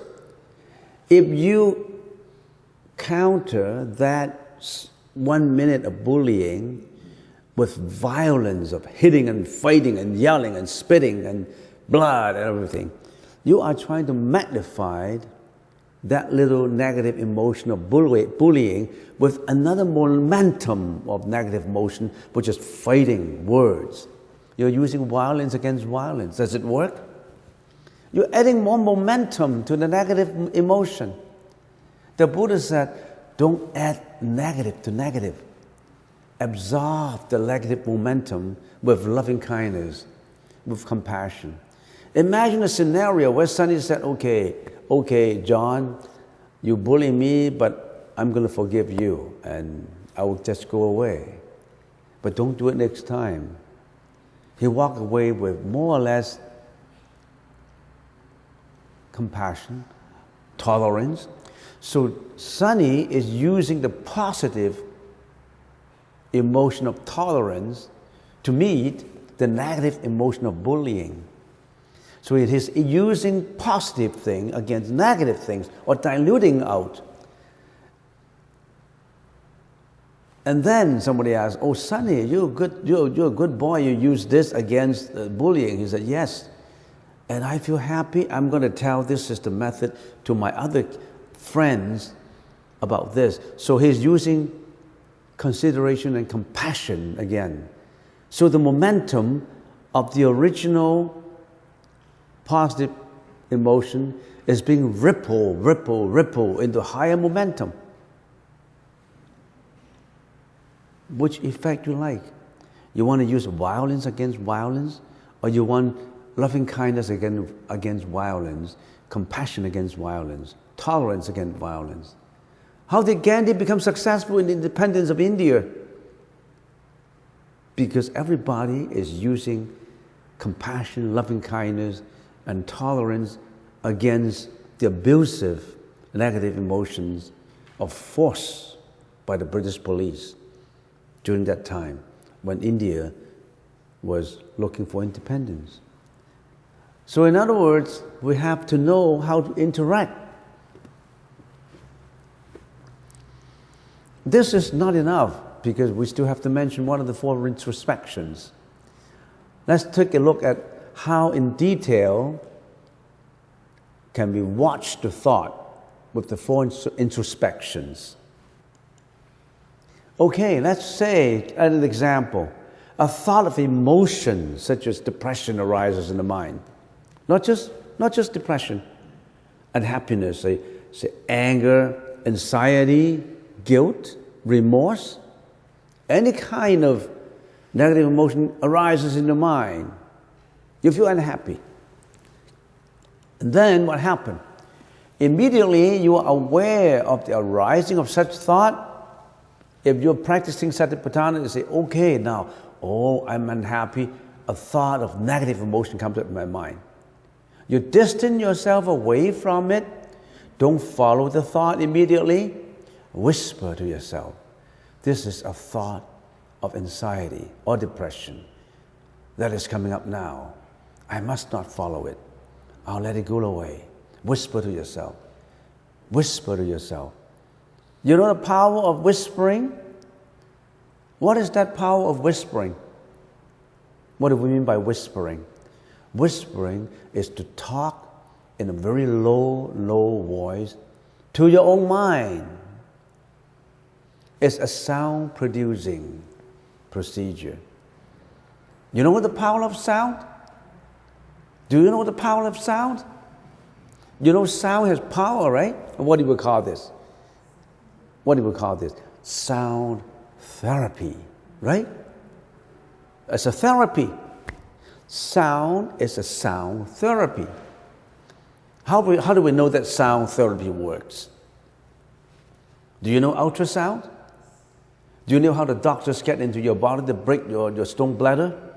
They don't have to operate on you. They just use a machine producing sound, which we call the ultraviolet sound, pierce the frequency into your body without cutting up your body and break the bladder stone. And if it's successful, you're well. But sound can do a lot of healing. What is the most powerful sound? Machine producing sound? Or animals producing sound? Machine producing sound is in the lower spectrum of sound therapy because it's producing by man-made machine. Animals producing sound is on a second higher level if it is tender loving. The sound of a bird singing, that's soothing. In the springtime, early in the morning when I was at Bowen Island, early in the morning about 4 o'clock, 3 o'clock, I can hear the birds singing on the trees, and that's very soothing. That's very, nature related, because I can feel the happiness of the bird. I can see the bird is conveying happiness all through the woods to all animals concerned, to all plants. I feel happy about it. So there's animals producing sound, or the stream running down a river, or the waves washing on shore, telling me the passage of time. And it comes and it goes. It washes ashore and then slowly receding. I feel timeliness, or I feel timelessness. So that's soothing. But what is the most powerful sound? The most powerful sound is from the mind of a human. If you whisper to yourself, give it the instructions to yourself, that's the most powerful sound. The most powerful sound is not from a machine. It's from a human mind. Do you believe it? In the Second World War, in Germany, there was one man. He gave a speech. He could affect millions of his soldiers. His soldiers would, because of his speech, which is sound from his mouth, went into war blindly for the objective of annihilating people because of his sound of speech. A speech is so powerful that it could affect millions of people on one objective. Whether the objective is good or bad depends. Sound can lead you to hell. Sound can lead you to heaven. So do you not know that the sound produced by yourself is, if it is the right way, whisper to yourself. That is a consciousness alert producing sound, which is a sound therapy. So you whisper to yourself. You say, okay, this is a thought of inside it that's coming up in me. I must not follow it. I must watch it. If I can, I let it go away. If I cannot, I live with it now. I don't hate it. I cannot put hatred on a negative emotion of depression.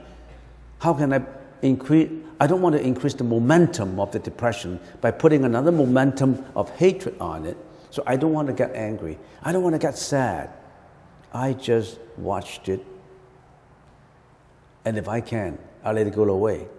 If I cannot, I'll wait. Can you do that? And then what happens if it doesn't go away? What happened? It doesn't want to go away.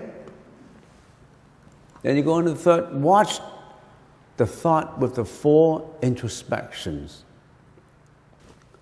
You whisper to yourself, now this thought makes me feel uncomfortable. You know why this thought makes me feel uncomfortable? Because if I have depression, it affects my mind. When it affects my mind, it affects my hormone. In my hormone, my amygdala in my mind is producing all this negative, this hormone for tricking my body. I feel that my breath is short of breath. I feel uneasy. My heart is beating faster. I feel worried. I feel sorry for myself. I feel depressive. I feel angry. I'll let go of the thought. Take a deep breath and relax myself. How do I take a deep breath? Because this monk told me at the temple that I should be watching my breath. In and out, in and out. Antipana, antipana. So I'm going to concentrate my in and out breath. My in and out breath. That is Satipatthana. That's what we've been doing. Always get back to your breath. My in and out breath. My in and out breath. Anapana, anapana sati. By the way, why do we use our breath and not others? Why do we use our own breath in meditation and not any others as suggested by the Buddha? Not me. I didn't suggest the breath myself out of my own creation. It was suggested by the Buddha, Buddha Sakyamuni, 2,600 years ago. Why did he suggest the breath to us? Have you ever thought about it? If you haven't, let me give you the reason for it. Number one, that is a 24/7. 24 hours per day, 7 days per week. You always have your breath, right? You don't have to look for an object. Don't look for a magnifier. Don't look for a pond of water. Don't look for a candle. Don't look to go to Bowen Island and meditate on the surface of a lake where you have to travel there. The breath is always with you. Why are you still looking? What is the most important in your body? Your lung? Your heart? Your eyes? Your nose? Ears? No. The most important is your breath. You have your heart, your lung, but if you don't have your breath, you're dead. 5 minutes, you're dead. But after you die, your heart could still palpitate for another 10 minutes, right? But without a breath, you're dead. So what is the most important to you? You are meditating with the most important target. That is your own breath. Why don't you want to use it? You still want to look for external. Other teachers told me that I can use this, I use that, use this. Why don't you use your own breath? It's free. You take a meditation course, they charge you, I don't know how much they charge you. But the breath is the most akin to your body. It's the most important movement in your body. And it follows you wherever you go. You can do your breath, your anapanasati, in a subway train, on a plane, when you're driving. Mind you, you got to mind on your road, not on your breath when you're driving, of course. But if you are multitask, you can do both. So you can use your own breath. So take a deep breath and relax now. And that is what? That is Satipatthana on the body. On the body is Satipatthana. On the next one, the thought of anxiety is just a thought, an unpleasant sensation that has no substance in itself. I must let it go. That is introspection on the feeling. I am unhappy, and this is an unpleasant sensation. But I must say, this is just a feeling. This is not me. How can I identify this feeling as me? I am not the feeling, and the feeling is not me, but I want to associate it and mix, yes, this is my feeling. I feel very unhappy, and this unhappiness is me. Can I say this depression is not me? Can I say this fear is not me? Can I say this worry is not me? Can I say that? Of course you say, no, how can I say it? If I feel fearful, I feel fearful. And I said, what's the reason for you being fearful? You said, because when I was a kid, my parents got divorced, and I was looked after by my grandmom. And I had to spend all my loneliness in a dark room where I was afraid of ghosts coming to me. So I always have this fear of darkness. I always have this fear. Because I have this fear, I feel fearful. When does this fear experience happen? When?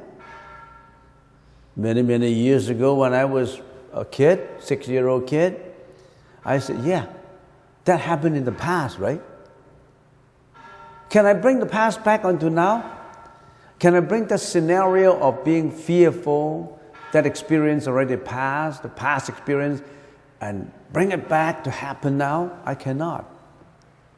So that fear is already gone. It's a past fear. Why do I bring something of the past onto the present and ponder on it and agonize about it? The past is past. I'm not going to let the past experience to come back. And then you say, yeah, but I'm fearful I'll run into a spirit in the future. I worry about it. But then you say the future hasn't come yet. Why do you worry about something that hasn't come? Why do you worry about your own sickness? Okay, you have a sickness now, and then say, oh, I'm worrying. I have the sense of, I have worrying. Why?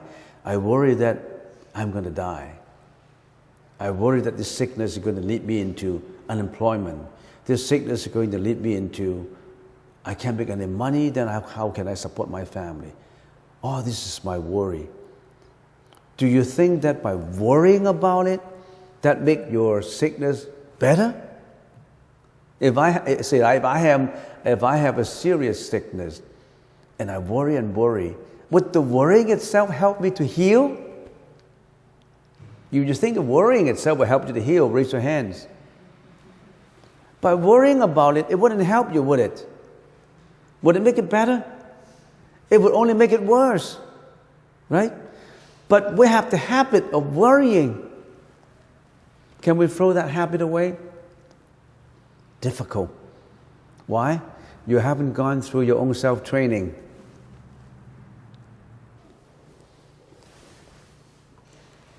This thought is only temporary. It's not 24/7. It's impermanent. This depression is not all the time. It comes and goes. Why do I have to hang on to it? It's impermanent. This is only temporary. Sometimes you see a kid, he's laughing, or she is laughing time, is athletic, and she makes with friends, but actually in behind she's actually suffering from depression. And we saw her jovial part, the laughing part, and all of a sudden we heard news about her committing suicide. Why? Because all of a sudden she was hung up with depression. She didn't know the depression was temporary. She thought it's going to stay in her mind forever. She took her life because of this. And we lost an individual who's athletic, who is pleasant to talk to, and all that. I have that experiences in the other day, talking to kids, a few different groups of kids. And then let's finish it up. This thought is not me. I'm not the thought. Neither am I the feeling. I must not let it affect me. I let it go. Non-self. This feeling of worry, depression, anger, greediness, hatred is not me. How come I identify myself with it? How come I related myself with it? How come I think that this unhappiness is me? It is not me. It is just a feeling. I finished introspection. Introspection is to go inside. But to go inside, you need some methods. These are the 4 introspections. People just look at the words and they think they learned it already. You have to apply how to whisper to yourself, how to auto-suggest to yourself. Auto-suggestion, you know what auto-suggestion is? Auto-suggestion is to talking to yourself in the right way. You know how successful salesmen every day get up in the morning before they brush their teeth? Every time when they brush their teeth, they look in the mirror and they say, auto-suggestion, I'm going to sell 10 cars today. I'm going to call up 100 cars. I'm going to make sure that all these cars, I'll put up a smile. I will be positively looking for clients to sell my 10 cars. 10 cars is my target. I'm going to do it. I'm going to auto-suggest to myself that I will achieve. I will be better. I will talk amicably to many, many people. Make sure that I have the sales come true. That's auto-suggestion. Can you auto-suggestion on learning Buddhism? Auto-suggestion is what? It's actually the 4 contemplations that the salesmen have been using to be successful in salesmanship. They are using the Buddhist teaching. They may not know about it.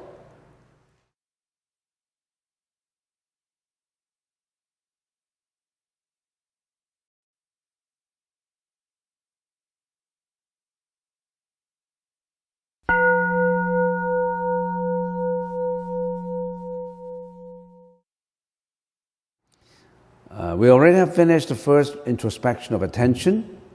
Now we're dealing with the second one, which is investigation and interpretation of subjective experiences by introspection with the wisdom of the Dharma. Well, let's go on to the second one, and then we go on to the third one. I hope that we can finish the 7 today. We don't want to linger on for too long. So the second step is investigation and interpretation of the Dharma. When we do introspection, we begin to understand that emotions come with the way we interpret our subjective experiences. What does that mean? What does that mean? What do you mean by emotions come from our interpretation of subjective experiences? Our eyes see, for example, the opposite sex. You think that opposite sex is really appealing, really sexy, really handsome or good looking. You are using your subjective experiences to interpret it. Because to other people, that particular person may not be attractive at all. It's because your subjective experiences interpreted in such a way. Then your all of a sudden your sensuous desire comes out because you interpret it using your subjective experiences. And you look at a person, when your eyes look at a person, you stigmatize that person. Here, that guy, I think he's a cunning man. You don't know him, but you just, from your subjective experiences, you think there's a cunning man, so I'm not going to like him. I dislike him. So you're actually putting your own interpretation to subjective experiences, and then if we interpret it in the right way, our mind will become and vice versa. How do we interpret it in the right way? We say, no, we shouldn't stigmatize people.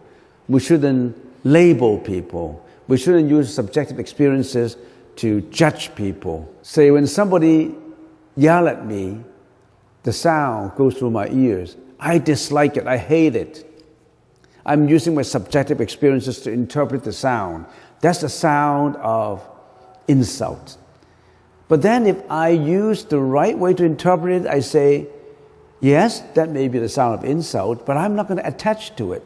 I'm going to let go of it. I'm not going to be affected by what you said, by what you cursed. I'm not going to be affected.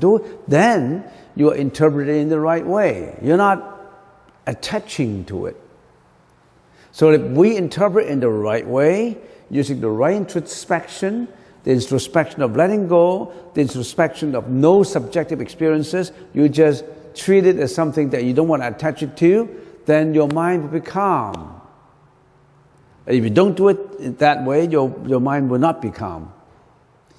If we interpret our experiences with wisdom, we know the causality of our subjective experiences and would not allow emotions to arise and stay. What do you mean by if we interpret our experiences with wisdom? We call it pana in the Pali language, and we call it prajna in the Sanskrit language. And then you do not allow the emotions to arise and stay. For example, a thought of depression comes up. It affects my hormones. I feel sad. I feel angry. I feel jealous. I don't know what you feel. Depression is a mixture of feelings. Then you say, oh no, I'm going to interpret it with wisdom. I'm going to separate myself from it without attaching to the emotion and feeling, although I still have the emotional feeling because it affects my physical body. I will be affected by it. I will be saddened by it. I will feel sad. I will feel, I have certain feelings. But I know that's not a good feeling. I'm going to somehow distance myself from it, separate myself from it, and look at it. I can't get away with it. You can easily let go. Extremely difficult to let go. How to let go? Letting go is first of all to separate yourself from the emotion and watch it. You're not away from the emotion. You are with it. You must not hate it. You must not hate your depression. Don't add hatred on emotion. If you add hatred on emotion, you're adding on the emotion with a momentum of another emotion. You think that will help? You think you can use violence against violence? You cannot use violence against violence. You can only use tender loving care on violence. You can only use compassion on violence. Next, then we use the Buddhist teaching, the Buddhist concept, to introspect and interpret the circumstances in the right way, free of craving and attachment, gaining free control of the chitta, the emotional mind. The chitta, the emotional mind. What is the chitta? Chitta, it's according to Theravada school, Chitta is the emotional mind. If we fit that into the Mahayana, that's the seventh consciousness, the manas. More law is the same as Chitta, manas, the manas consciousness, which is the seventh consciousness. With that realization, now the mind is confident. Why is the mind confident? Because you're going through a series of training for many, many days to distance yourself and watch it. That means you are putting a vacuum in between the emotion and yourself.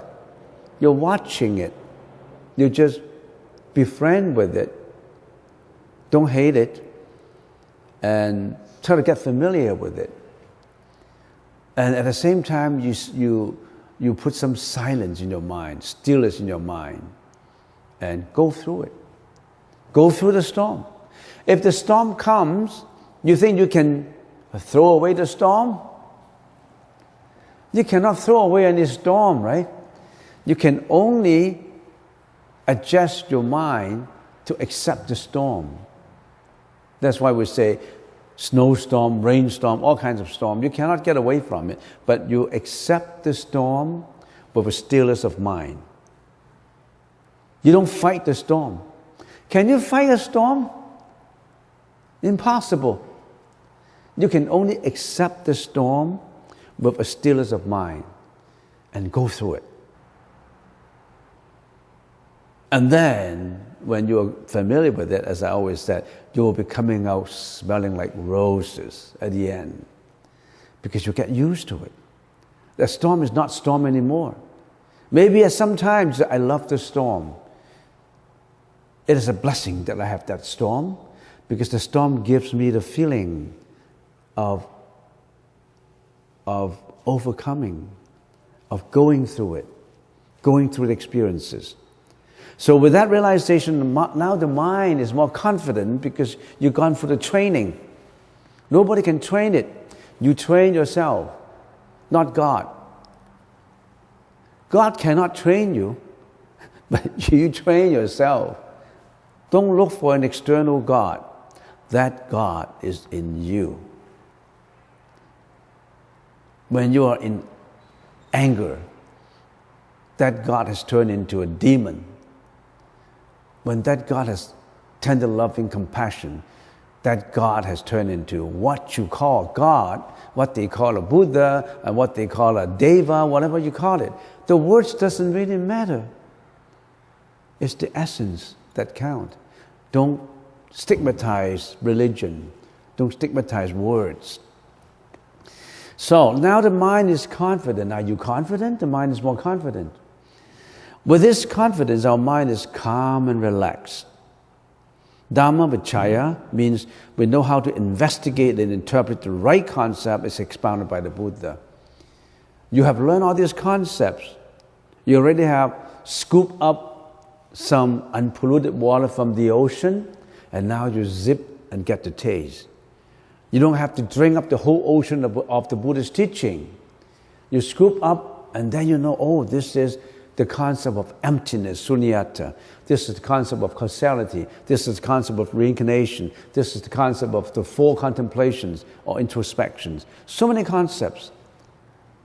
But when you learn these concepts, you know how to apply this concept to your experiences. That's what we mean by apply Buddhism. Buddhism has to be applied to daily life. Buddhism is not just talking about it with words. Talking about it with words is the prajna of language, not the prajna of introspection. The third one, strengthening of the mano with the right efforts. The third step in the 7 steps to awakening.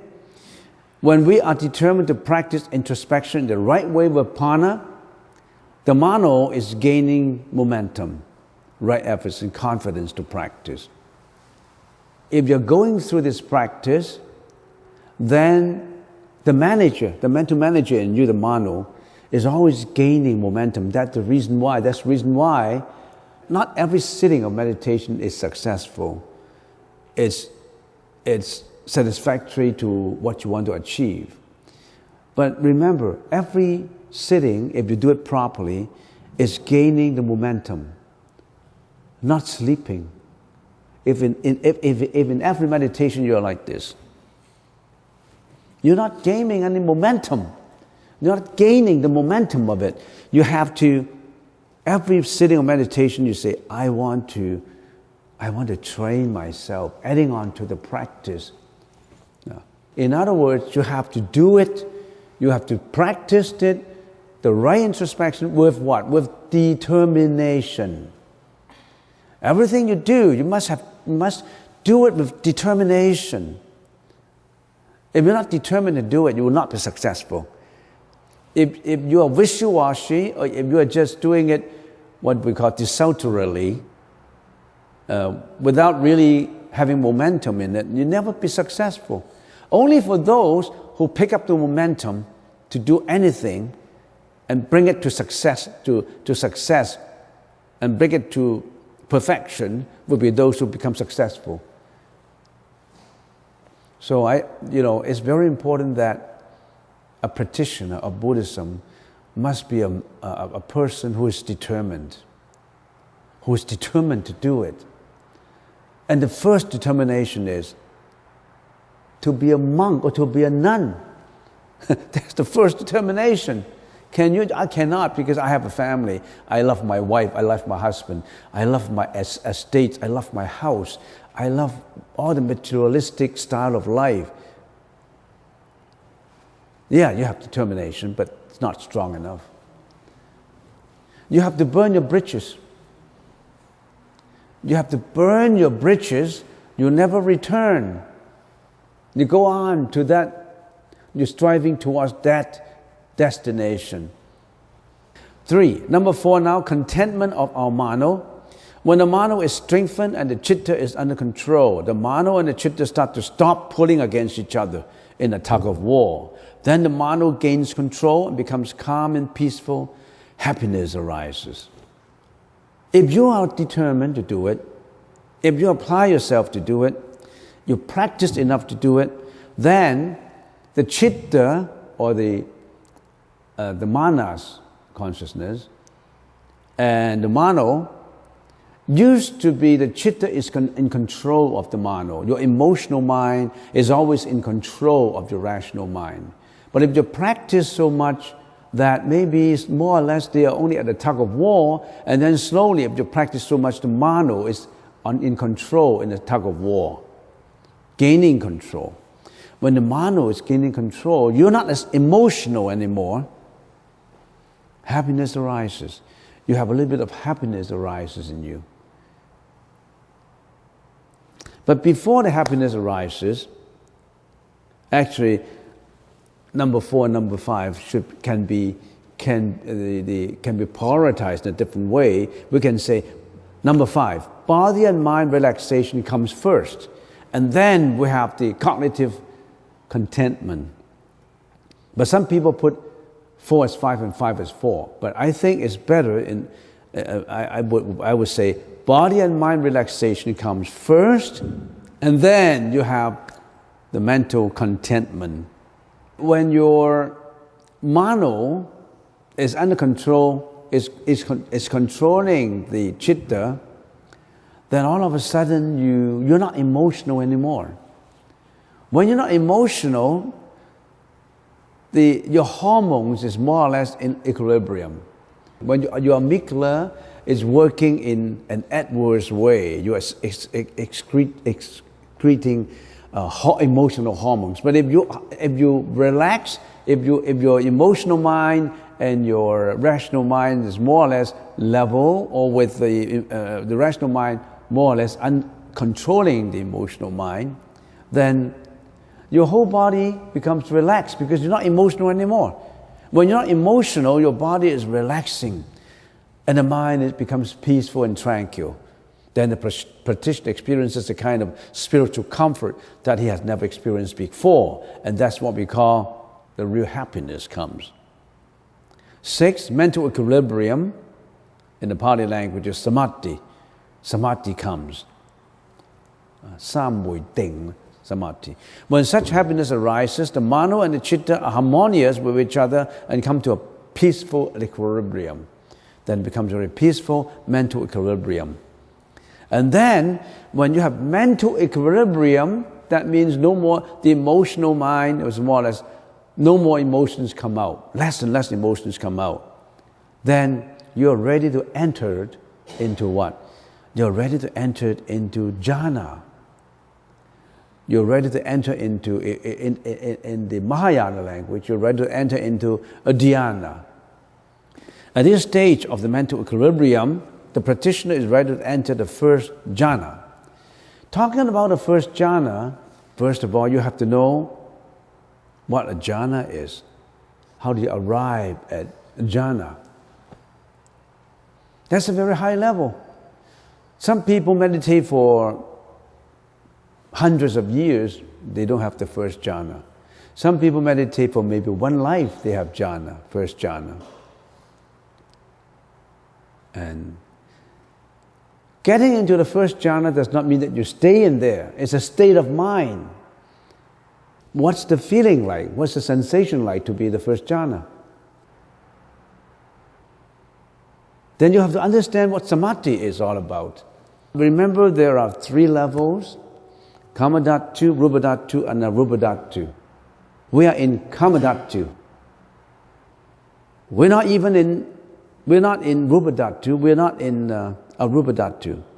Kamadhatu samadhi is the lowest samadhi in Kamadhatu. And then, as you practice more and more and more, you are going to Anagamiya samadhi. You are ready to go into the first jhana, but you are not in Rupadhatu yet.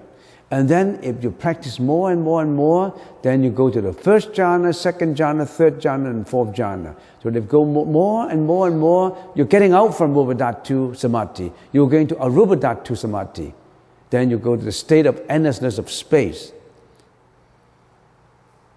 Because when you are in the fourth jhana, your thought is like it's empty space. Every thought is embracing nothing in the thought. It's an unlimited space, immeasurable space. But then after a while you say, the thought of space is bothering me. I'm already very happy with the fourth jhana. But the concept, the sensation of unending, immeasurable space is bothering me now. I want to get rid of that space concept. Then you say, the reason why I have this space concept is because I still have the thought. I still have that mind. I still have that thought. I want to get rid of that thought. The thought of unlimited space, empty space is bothering me. The thought of a thought coming up is bothering me. So I want to have no thought. So you get into a state of nothingness. But then, nothingness is still a thought. I want to get rid of nothingness because it's bothering me. Then I go to what? The state of neither perception or no perception. That is the highest state in the state of Arupadhatu. So these are all the levels. Don't worry about it. You're not at the bottom yet. You're not even touching there yet. In order to have Kamadhatu samadhi, you need to have, then you would do what? Then you will have inquiry, inference, comfort, and mental contentment. That means, what is inquiry? You start to meditate. You start to, I want to learn meditation. I want to learn the Buddhist concepts. I want to inquire about the Buddhist concept. I want to investigate. I want to interpret. I want to learn all this. It takes many years for the inquiry, for the inquiry of how to achieve the enlightenment. And then after the inquiry, then you get into inference. In other words, you are drawing conclusions as to how to do it. We call it vitakka. So inquiry, inference are very basic level. That's the time when you're learning Buddhism, learning the Buddhist teaching. And how long would it take inquiry, how long it would take an inference in order to complete inquiry, to complete inference? There's no end to it. It depends on the level. How long would it take inquiry? 1,000 years, 2,000 years, 100 years, 50 years, 20 years? It's an accumulation of all the wisdom to do this inquiry. But you already have started the inquiry. Have you started the inquiry?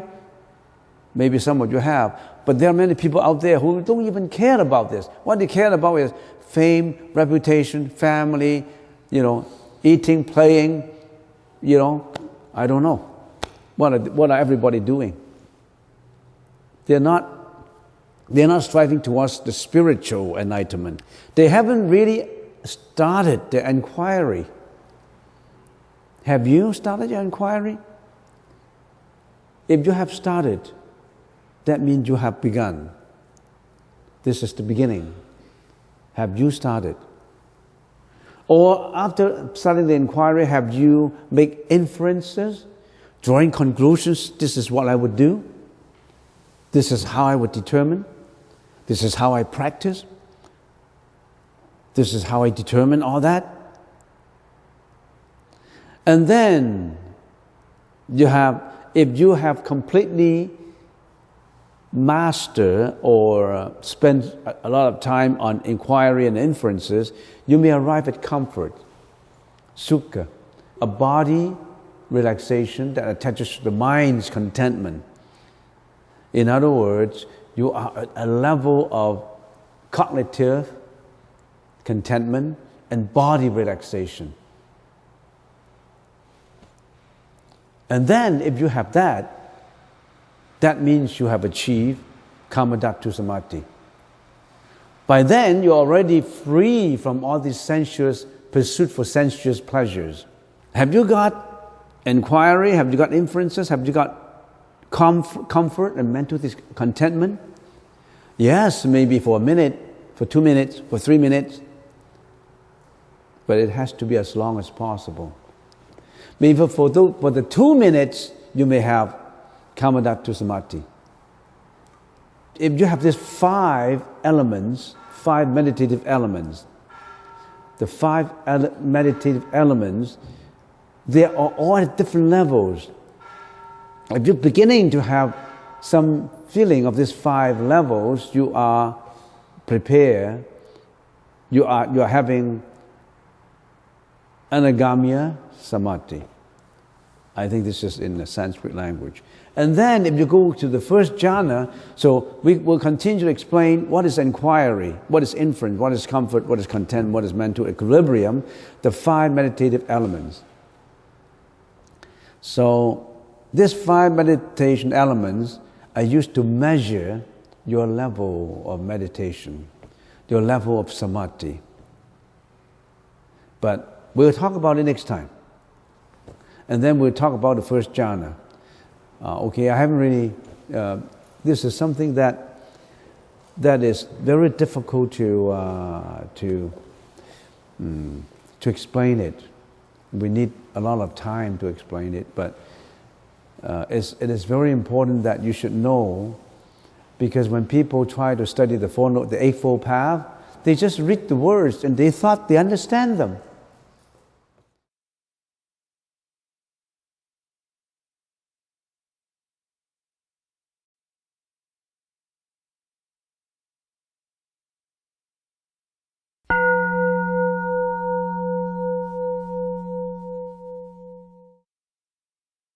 How did Buddha attain nirvana, enlightenment? It is through his method of enlightenment, going through certain gradual processes of awaken from the dream of existence. So, but what I should be talking about is how to meditate, but I think it's good to briefly mention about what the Buddha was talking about in his first sermon, and then which leads back to why we meditate, how to meditate, maybe in 5 minutes, so that especially to first-time comers, beginners, you may not understand what we're talking about. It's good to hear about it, and this is what the Buddha was talking about in his sermon, the Four Noble Truths. So we're always trying to look for sophisticated, profound concepts in Buddhism from videos, from books, but these are very simple, very important concepts that people just ignore. Suffering, the causes of suffering, cessation of suffering, and the path leading to cessation of suffering. The Buddha said, suffering, our world is a world of suffering. Some people say, no, we're happy. Every day we're happy. And it's a pleasure to live. I enjoy living. Yes, you should take the attitude, appreciating life, appreciating livelihood. But you cannot deny the fact that there are sufferings around. It does not mean that we get overwhelmed by sufferings, but there are actually sufferings around us. How can you deny suffering? There's ordinary suffering, that is suffering experienced by changes, suffering experienced by conditioned states. Some people in some countries may not go through suffering as much as in other countries, because you have the karmic energy of the karma of being born in North America. Probably your suffering, your ordinary suffering, or suffering experienced by conditioned states are not as serious as in some other countries. For example, poverty. We're not living in a poor country. But do you know that there are people who live in poor countries and they only make $1 per day selecting good items from garbage heaps, and they only live around garbage areas? There are countries like, for example, even the UNO has classified certain underdeveloped poor countries. For example, Haiti. For example, Nicaragua. Very poor countries. They don't even have. Some of them don't even have basic livelihood. They're suffering. People are suffering. And then we say, oh, we don't have suffering in North America. We don't have suffering. But how can you be happy? We are happy sometimes on a short-term basis. Sometimes you're happy, but the happiness does not last long. How can you be happy all the time if you always have 4 things confronting you all the time? What are these 4 things? Sickness, aging, death, and rebirth. How can you be happy if you know that you're going to die one day? You feel happy dying one day? You feel happy that you'll be sick one day? You'll be aging one day? Are these not sufferings? These are factual sufferings. And also, we don't die at the age of 100. We could die at the age of 1, 2, 3, 4, 5, baby, 10, 20, 30. We die any time. We don't know. How can you say that life has no suffering? How can you deny suffering? The Buddha pointed out to us that there are sufferings around, and you must notice these sufferings. The Buddha pointed out to us that there is suffering. I'm trying to be brief. I don't want to go into detail because that could be a 2 hours lecture just on the Four Noble Truths. The second one, then the Buddha said, we want to find out why, right? We're living in suffering. We want to find out why we are suffering. We'll find out the origin of the suffering, the causes of the suffering. We don't just wait for the suffering. We want to find out the problems, right? So that's the second noble truth. What do you mean by noble truth? What do you mean by Katvari Arya Zatyani? That is the path of the noble people, the path of the wise people. Some people are wise, they don't tread the ordinary path. They want to tread the noble, serenity, tranquility, wise paths. That's what we should be doing. So the causes of the suffering, we want to find the cause of the suffering. Suffering in the Sanskrit language is dukkha, and the causes of suffering is samudaya. So we want to find out why we are suffering. The Buddha said, find out why we are suffering so that we can what? We can transcend suffering. Craving is the most important force causing not only suffering in this very life, but also the perpetuation of existence. It is not the first and the only cause, but is conditioned by innumerable causes. There is no first cause. Things are neither due to one single cause, nor are they causeless. Everything in the universe is conditioned, interdependent, and related. Craving is regarded as the proximate cause of suffering. There's so many causes in suffering, but craving, desires, attachment, addiction, all these causes suffering. We're creating karmic energy because we have greed, we have ignorance, greediness, and hatred, and jealousy, and you name them. Many of these things that cause suffering. These are the main. Craving is the main. We have many causes of suffering, of course. So we know that we want to find out the cause of the suffering.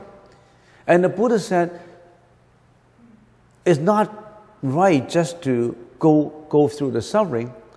We want to get rid of them. We want to bypass them by finding out the reasons. And then we know the reasons, and then we must design methods to end this, to end suffering.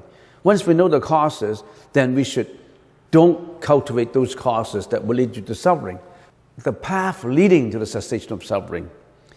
The Noble Eightfold Path that we've been talking about last time, through the development of the Eightfold Path, the meditator comprehends life, which is the five aggregates of suffering, eradicates the origin of suffering, and experiences the bliss of the cessation of suffering, which is realization of nirvana. So in other words, we know that suffering, we want to find out the causes of the suffering, and we want to find out methods to stop suffering.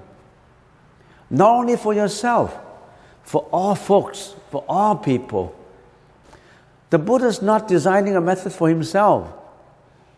Most importantly, for all people, for all sentient beings. So we want to find out why. And then we design method. If we know the causes, we know how to end those causes, right? And then if we know, then if suffering cease, suffering stop, the cessation of suffering is nirvana, which literally means freedom from craving. Nirvana can only be understood or realized through direct experiences, not by verbal expression. Nirvana means peace, sublimity, purity, release, excellence, happiness. Nirvana means deathness, extinction of craving, extinction of hatred, and extinction of ignorance, greediness, you name them, jealousy, you name them. So once we have the method, we can stop suffering. And nirvana is the way to go when you stop suffering. You can transcend suffering. So this is the first sermon. How important is the first sermon? People just say, oh, I memorize all these words and I know Buddhism. I memorize them. Oh, suffering, causes of suffering, cessation of suffering, method to end suffering. You think by understanding the words, you have understood the Buddhist teaching? Not enough. You only understand the language. You haven't used insightful meditation. You haven't used introspection to imprint it in your mind so that everything you want to do, everything you carry out, every thought is within the boundary of this thought, then you will get away from suffering. So you have to practice it. This approach to life is very scientific. This approach is not only applicable to life. This approach is applicable to solve all problems of life, all problems of, you name them. What's the objective of philosophers thinking about philosophy? What's the objective of philosophers? The objective of philosophers, some people generalize it by saying, philosophers solve human problems. If a philosophy is not designed to solve problems, what's the use of philosophy? If a philosophy is a good sounding nothing, how good is philosophy? What is the purpose of philosophy? It's to solve problems of humans, right? But no matter how many philosophers, counting from ancient philosophers, Aristotle, you name them, Socrates, or many philosophers, they only point out sporadic philosophies to solve sporadic problems. There's one problem that they haven't resolved. What is that problem? A very important problem. Do you know that we all have to die one day? Do you know that? The Buddha solved the problem of death.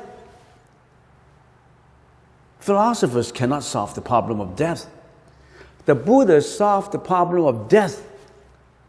But how many people really follow what the Buddha was talking about?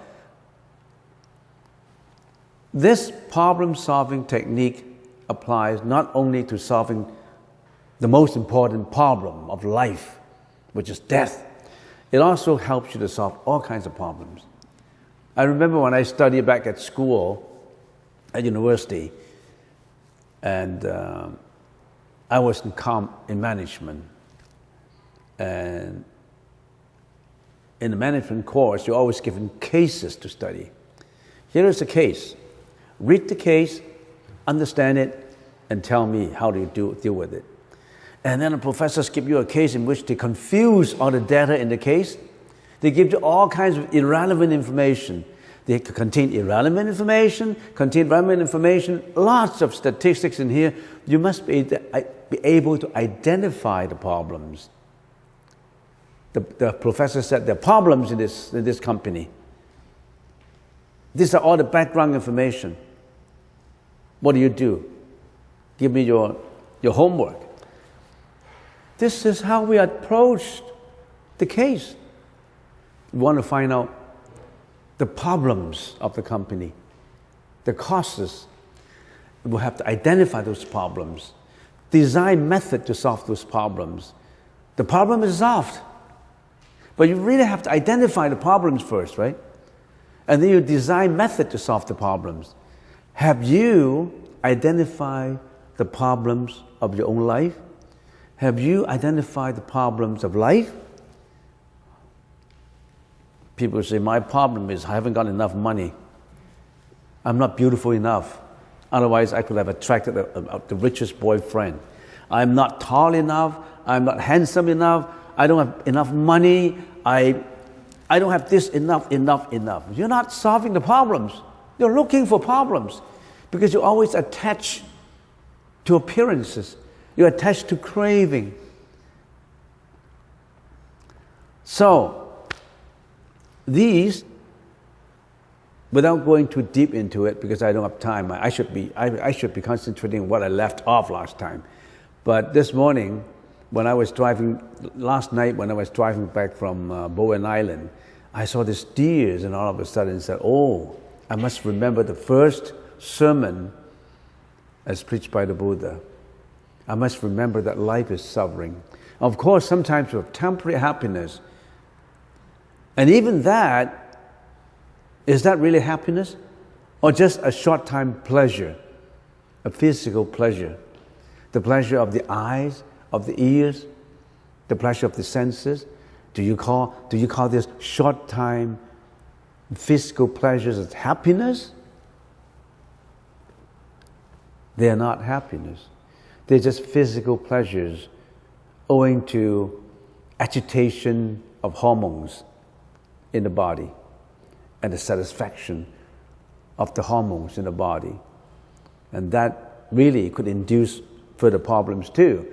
So these are the Four Noble Truths. Another path leading to the cessation of suffering, we say, what is this path generally? And some people say, okay, I'm going to dig into Google all these different teachings of the Buddha to find out the paths. I want to find out Sunyata, I want to find out everything about the Buddha, and you group it together and you find out that it's endless, immeasurable. There's so many, it's like a sea of information, a sea of literature. Where do I start? You need to know where you start, right? You can't keep on looking. And I always have the habit of going to bookstore, and I join in book clubs and all that. And I have many friends who are professional book seekers. They go into every store, look for a book, flip a few pages and put it on the shelf. Look for another book, flip a few pages and put it on the shelf. And there are some professional students, up to 60 years of age, because they have the money, they're still students. After they get a BA, they get a master in science, masters in arts, and then they go into photography, and some of them, okay, I got into cinematography, I got into arts. The whole life is looking. I don't think we should look for anymore. It's right there. Path leading to the cessation of suffering. What is the path? Magga. What is the path? The Buddha summarized it for us. The Buddha said, here's the path. Here's the path. And concentrate on this path. What you need is wisdom. What you need is morality. What you need is meditation. Wisdom, morality, and meditation, they all work hand in hand together to arrive at what you want to achieve. But every one of these is just a generalization. There's detail in every one of these. And what we've been talking about is this, meditation. You need wisdom, you need morality, and what we've been talking about is the right introspection and right mental equilibrium. Right introspection, you need wisdom too. You don't have wisdom, you cannot introspect. So all these things work out hand in hand with each other. They're not independent. And this is the last time we've been talking about this for months, for maybe more than a year. And last time we stopped at right introspection, and in right introspection, right introspection and right mental equilibrium work together. That is what we call the mental stabilization and mental introspection. Stabilization is just to say, I'm not affected by externalities. I'm in control of my own mind. 99% of the time, we're not in control. We are being attracted by externalities, being affected by externalities. But if you know how to do stabilization in your meditation, you're not being affected by externalities. What do I mean by that? People who have been here for a long time, you know. You're not being affected by other people's speech, other people's action, other people's thinking. You're not being affected by people surrounding you. Is that easy? No. Extremely difficult. We're always affected. Our senses are always affected and accordingly interact to externalities. And usually we introspect not in the right way. And this is what we call heteronomous morality.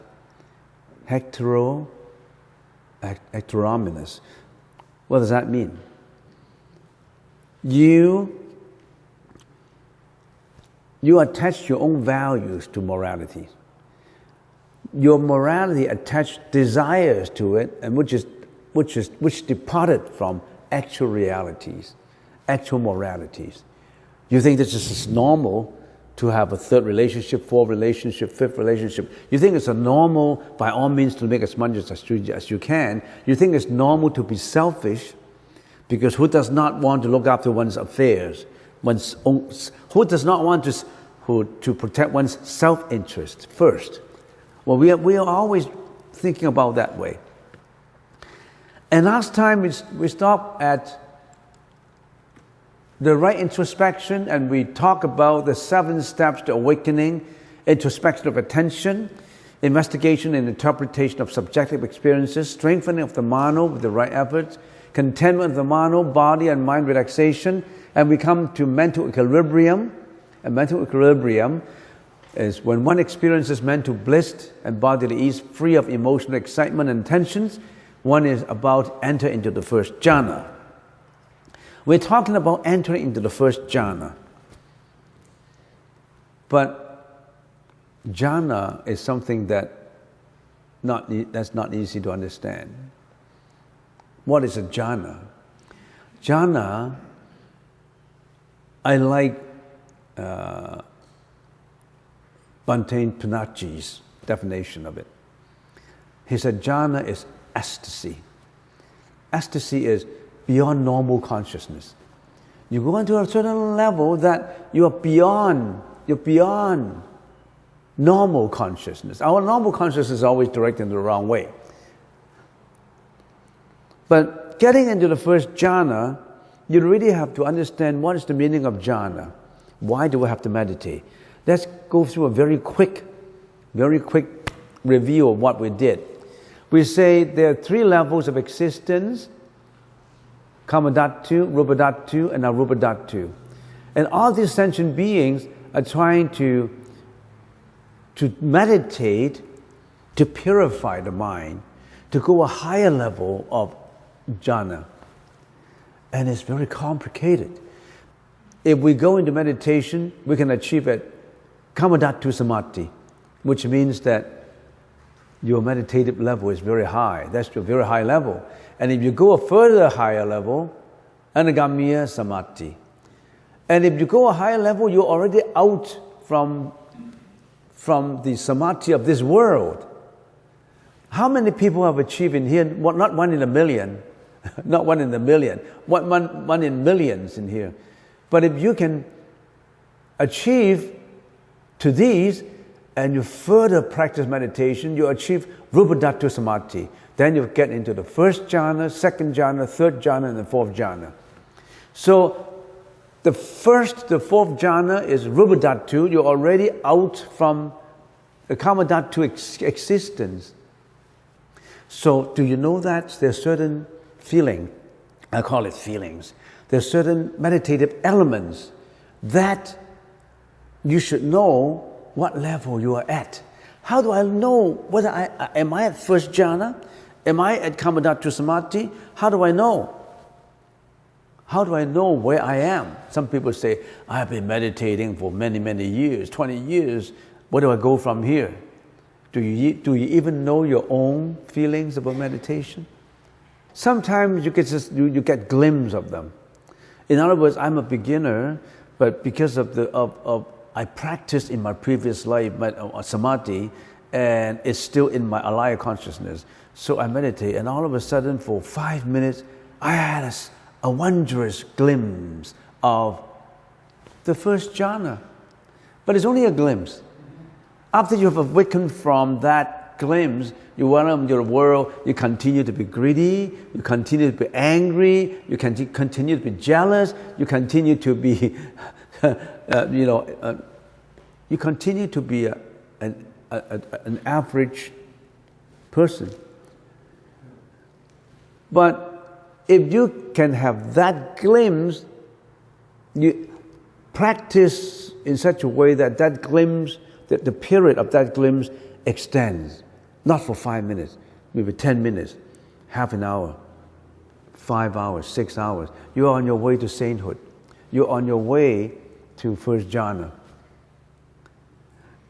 The Buddha practiced in his lifetime up to the third jhana, between the third jhana and the fourth jhana, and then he achieved nirvana out from the plane of existence. He has awakened from the dream of existence. We are now in the dream of existence. We're living in a delusion of a dream. We're all dreamers. We don't know we are dreamers. Not even are we dreaming in our really midnight dream. We are living in a daytime dream. We may not even know about that. And then, how do I feel when I have this glimpse? If I meditate for a long time, what kind of feelings I have? Then you got to know the 5 meditative elements. These are the elements in your meditation: inquiry, inference, comfort, contentment, and stillness of mind. Inquiry is vichara in the Pali language, vichara. Inference is viktaka. Comfort, sukha. Contentment, pitti. Stillness of mind, ekagata. Now these are all Theravada Pali language. We need to explain this. What is vichara? I'm a meditator. I come today. I'm a meditator. You are a first-time inquirer. The process of cognizing and querying the meaning of the perceived externalities is a stabilization and an introspection of the mind. So in other words, I'm interested in meditation. Now, I want to learn about it. First of all, I learned sufferings, Four Noble Truths, Eightfold Path. I learned that, I have an emotional mind. I also have a rational mind. My emotional mind is always at a tug of war with my emotional mind. How come I get angry? How come I get jealous? How come I have depression, jealousy, hatred, fear? How come all these mental afflictions? I want to find out more about these. I want to resolve these problems of life that I have. You're beginning. You're a beginner. You're beginning to realize that you have to solve your problem. Some people live the whole life through without knowing that there's a problem. They don't know. They just live and die. They just live, go to school, eat their lunch, eat their breakfast, make their money, get married, raise children, and old age die. They never realize, no, I want to pursue this spiritual enlightenment. So you're beginning to know the process of cognizing, you're querying about the meaning of life. Why do I exist? Where do I come from? Why am I what I am today? You're getting into the spiritual, I always call it the spiritual odyssey, not a Honda Odyssey, a spiritual odyssey of life. A spiritual odyssey to go into pursuit of something higher level. I don't just eat every day, play every day, and then involve in my daily business. I want to do something. I want to elevate my wisdom level. What's the meaning of life? You are inquiring about this. And this inquiry takes years, months, and then years. And then some people took many lives to inquire. Have you started? Probably you have. I have started for 45 years already. 60 years. I have started for I'm still doing. That is a lifetime. There's no such thing as, 5 years is up, I have learned it. No, it's a lifetime. That's a lifetime learning. Not just 1 day, 2 days, 3 days, 4 days. Not just going to a school, people say. When I get into something that's from my own heart, I lost time. I lost the concept of time. Isn't that a glimpse too? It could be a glimpse. Now, next time I want to say, we're going to talk about all these feelings, all these meditative elements in your meditation, not just the meditation. Some people spend a lot of time in how to cross the legs, where to put your hands to, how do I breathe, what do I wear. You are just You're just in the peripherals of the meditation. You're not in it. You're looking at the appearance and not looking at the essence of it. Maybe next time we want to confine ourselves in talking in details about these meditative elements in a meditation. How do we feel in meditation? What should be the right feeling in meditation? And this feeling, how does it go in level?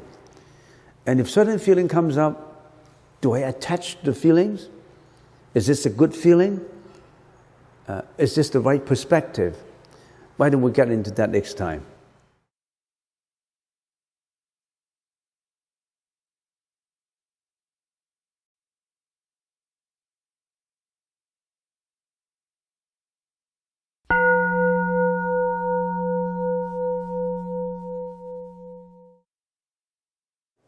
We continue with the topic that we've been talking about, how to meditate.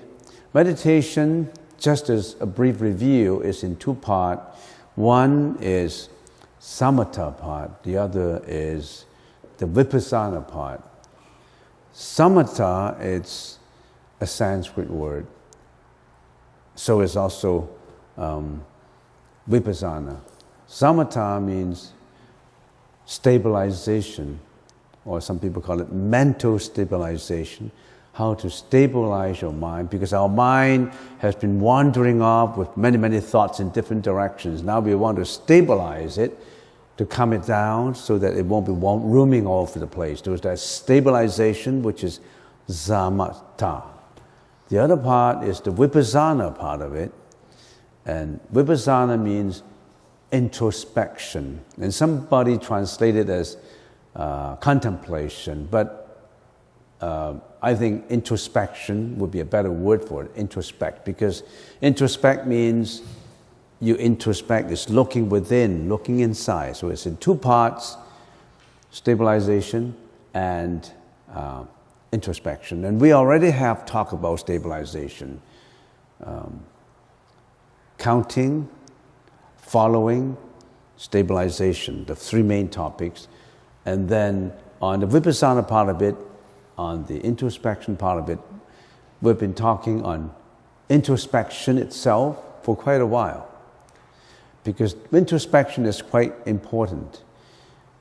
Because it's talking about the insight. Some people call it insightful meditation. Insight, when you look at something with insight, you're introspecting it. When you're doing introspection, there are concepts in your mind that you use to introspect. Nobody can think without concepts. We all think in concepts, language is concepts, scientific concepts, philosophical concepts, you name them. We think in concepts. So when we think in concepts, to introspect, we also need concepts. And there are concepts that are wholesome, there are concepts that are unwholesome, there are concepts that are neutral. What are unwholesome concepts? Unwholesome concepts? Being selfish, not compassionate, killing, lying, sexual misconduct. Oh, lots of all these concepts. Egoistic concepts. So you have to introspect with the right concepts. And that's the reason why the Buddha gave out a lot of concepts. We call them Buddhist concepts. And we've been learning all these Buddhist concepts all the time. So we need these good, right concepts, wholesome concepts for introspection. You cannot use unwholesome concepts for introspection. You cannot use selfish concepts to introspect. Otherwise, then you are not altruistic. You're always thinking about yourself. That's not the right concept. And then some people will say, what is wholesome? What is unwholesome? What is your definition? What is good? What is bad? What would be good to you could be bad to me. I'm looking at only money. Money is my concept. And you're not looking at money. You're looking at something like compassion is your concept. I don't like compassion. I like just look for money. If I have money, I can do anything. That's my concept. So what's the definition of a concept?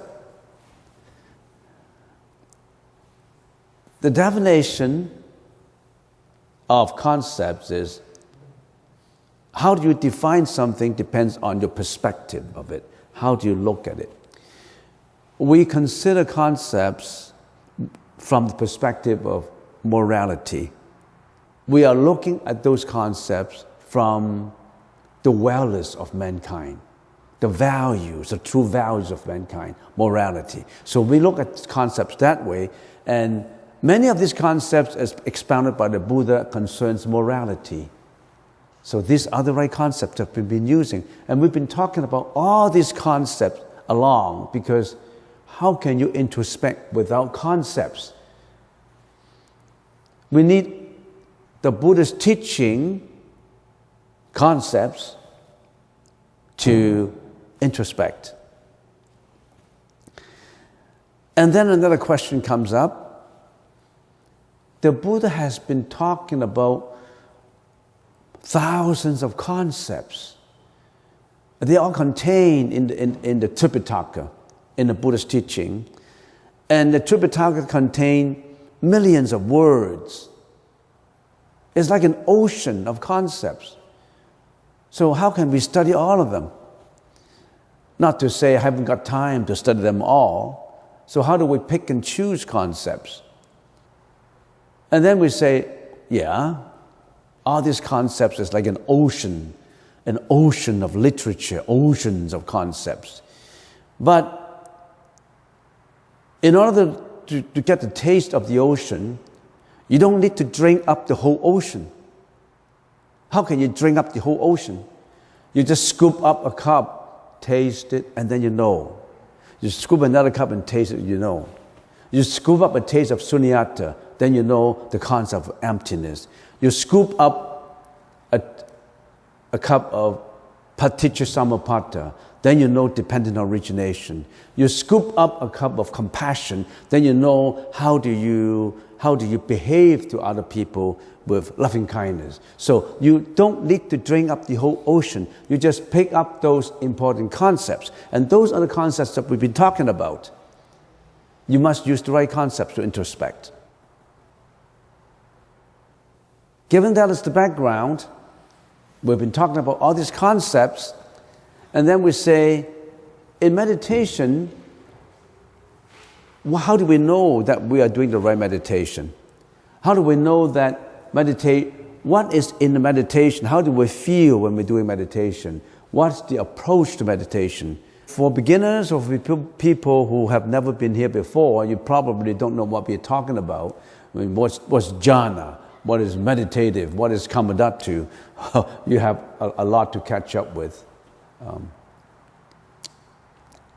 So we say,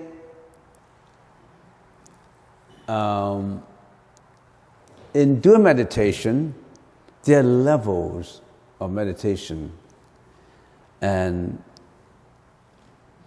this level of meditations is progressively. In other words, if you meditate, you may be progressively elevating your meditative levels. And then we say, how many levels are there in meditation? So how do I know that I'm progressing? How do I feel when I meditate? How do I know that I got results? How do I know that I used the right methods? We've been talking about for years. And the 5 meditative elements sort of like summarize all these for us. These are the feelings, these are the causes and effect in there, and these are the methods in there. So let's inquire into it. A quick review, how many levels are there?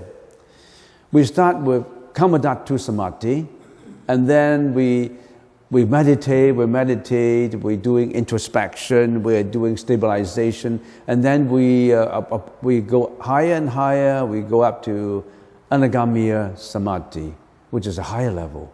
And then we go another higher level to the rupadhatu samadhi, and rupadhatu samadhi contains the first jhana, second jhana, third jhana, and fourth jhana. And then we go a higher level to arupadhatu samadhi, and all these levels. We're going through all these levels. And which level are we now? Which level are we now? Maybe, what's the highest level in this world, in our world? Do you know that there are 3 strata of the universe, if we call it universe? We are living in here. We are the lower level, world with materiality and desire. We're living in this world with materials, materiality. We're looking for materiality. We're always attached to materiality. And we always have these desires that we have, insatiable desires, sensual desires. We're living in here, and for those in the middle of all these desires and materiality, we practice meditation, and the highest meditation you can achieve is Kamadattu Samadhi. Kamadattu Samadhi. And then we go a high level to Anagamiya Samadhi. This is the level. And then maybe I should just stop a little bit at this point. What do we mean by Samadhi? What do we mean by jhana? Do you know what a Samadhi is? You arrive at a Samadhi. What is Samadhi? Samadhi is explained in the common English language. It's a mental equilibrium that is balancing your rational mind with your emotional mind. Our emotional mind, just to put it very simply, our emotional mind is always in control of our rational mind. That's the reason why we get greedy, we get jealousy, hatred, ignorance, you name them, all these because of all this out of equilibrium. And Samadhi is arriving at a mental equilibrium, which means that it is at a tranquility of the mind. That is the effect of it. That is Samadhi. And this jhana, first jhana, second jhana, what is jhana? In the Sanskrit language, it is dhyana. What is jhana? Jhana is like a measuring unit. It measures your level. Oh, your first jhana level, second jhana level, third jhana level. Measure your Samadhi. Measure what level you are at your Samadhi. Right now, we're not even in here. Right now, we're not even in first jhana. We're 2 kindergarten. We're 2 grade 1. We're at kindergarten right here. And even kindergarten, have you arrived at Kamadattu Samadhi? How do I know I have Kamadattu Samadhi? How do I know I have Anagamiya Samadhi? How do I know I'm in the first jhana, second jhana, third jhana, fourth jhana? How do I know? We will know if we know this. If we know all these, then we know what level we are at. The first one is inquiry. The second one is inference, comfort, contentment, and stillness of the mind. These are the elements to understand the method and the effect. And I like to go one step further. A gradual withdrawal of citta and rise to first jhana. Citta is your emotional mind. So if we are at Kamadattu Samadhi, which is the beginner's level, as we said, with beginner's level, these are the elements that you will experience. In other words, you will have inquiry, you have inference, you have comfort, you have mental contentment. In meditation, we said we use anapanasati, the breath, the 3 A's of meditation. You know all those. You really stick to them. You're persistent with them. You're faithful to all these methods, and then you gradually, you would have all these elements. You will experience all these elements in this samadhi. You experience them. And then if you go a higher level, you will experience one more. You experience the stillness of mind. In other words, at the lower level, you will have these experiences. But these experiences are initial experiences. And then as you go higher, in the first jhana, these experiences would increase in the first jhana up to the stillness of mind. when you get to the stillness of mind. And then when you go to the second jhana, you don't need inquiry anymore. You don't need inference anymore. You will only have comfort and contentment and stillness of mind. And you go to a third level, then you don't even need the comfort. The comfort is too crude. The comfort is bothering you. The thought of comfort, because to ordinary people, I feel comfortable, I feel content. But when you're at a higher level, even that thought of comfort is bothering you. You want to throw away that thought of comfort. At a higher level, even the thought of contentment is bothering you. It's not good enough. You throw away that thought. So what is meditation? Meditation is not the process of getting. I want to get this. I want to get this. Meditation is the process of getting rid of things. Meditation is not to gain. It's to give up. The more you give up, the more you have, the more you can achieve. The more you want, I want to be a Buddha. I want to have contentment. I want to have stillness of mind. I want to have equilibrium. You're not at it. It's to lose it. It's losing it, losing it. Have you heard of Lao Chi? We have an ancient philosopher in China called Lao Chi. Lao Zhi, Lao Ji. Lao Ji is the master of the philosophy of reverse efforts. Do you know what is the philosophy of reverse efforts? Wu Wei. Wu Wei sometimes is translated as non-active, which is not the right translation. Wu Wei is reverse efforts. What is reverse efforts? I'm jumping off to something else now. I'm talking about giving up. I'm talking about letting go. And I want to introduce you to a philosophy which is called the philosophy of reverse efforts. Wu Wei. Let me give you an example. When you want to float, you sing. When you just allow yourself to sink, you float. You understand what I'm talking about? Imagine yourself in a riff. You know, you pull into the ocean, and you want to float. You want to struggle. That I want to float. I want to float. The more you struggle, you want to float. You sink down. But when you don't want to float, you just allow you to sink. All of a sudden, you don't have these hindrances anymore. You don't have this struggling anymore. You're not struggling for desires anymore. You just give up all these things. You're floating. Have you ever had that experience? You learn to give up. The more you give up, the more you want. I want fame, I want money, I want reputation, I want a big house, I want a luxury car, I want a beautiful girlfriend, I want a handsome boyfriend, I want to be taller, I want to be handsome, I want to be beautiful. The more you want, the more problems you have. The moment you hold your breath, you lose it. You know what I mean? So a breath to you, I want this breath, I want to keep the breath. It's so good. I hold my breath. I want to keep it. Then you die. You lose it. You think that you're holding your breath in a secure position. You want to hold your breath. The moment you hold your breath, you lose it. You're going to die.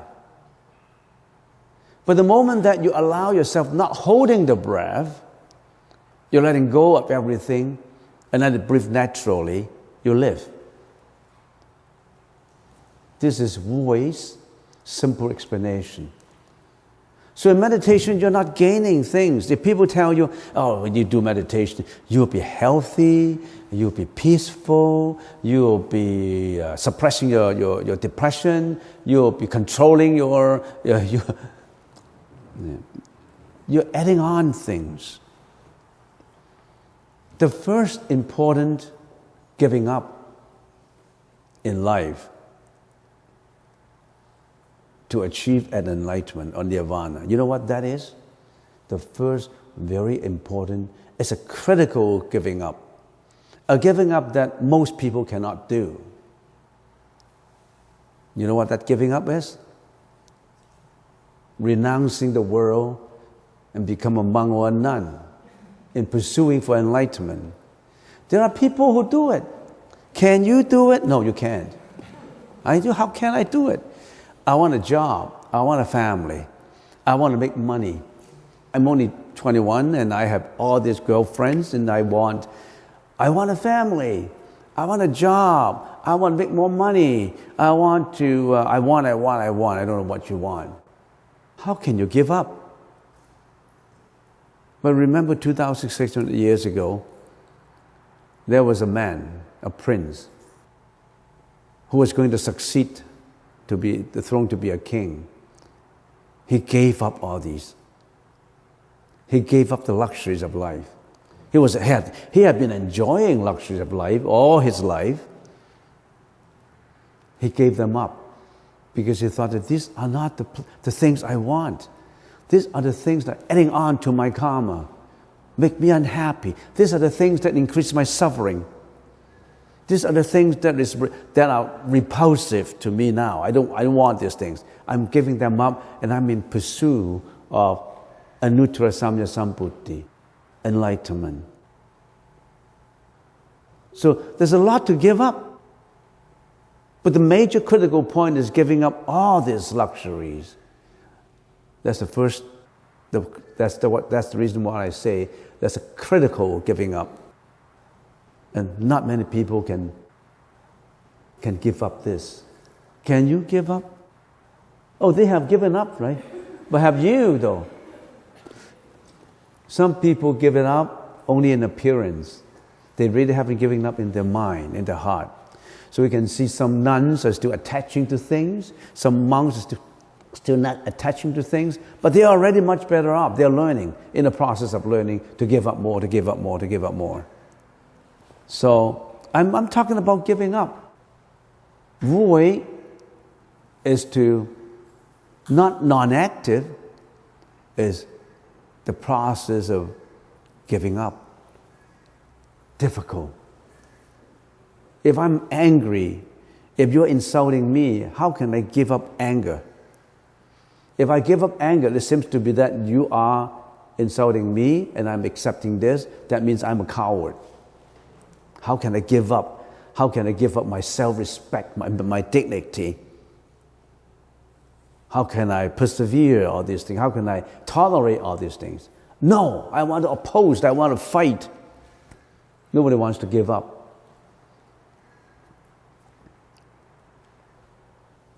You're exerting violence on me. I'm going to reject it. I'm going to return my violence to you.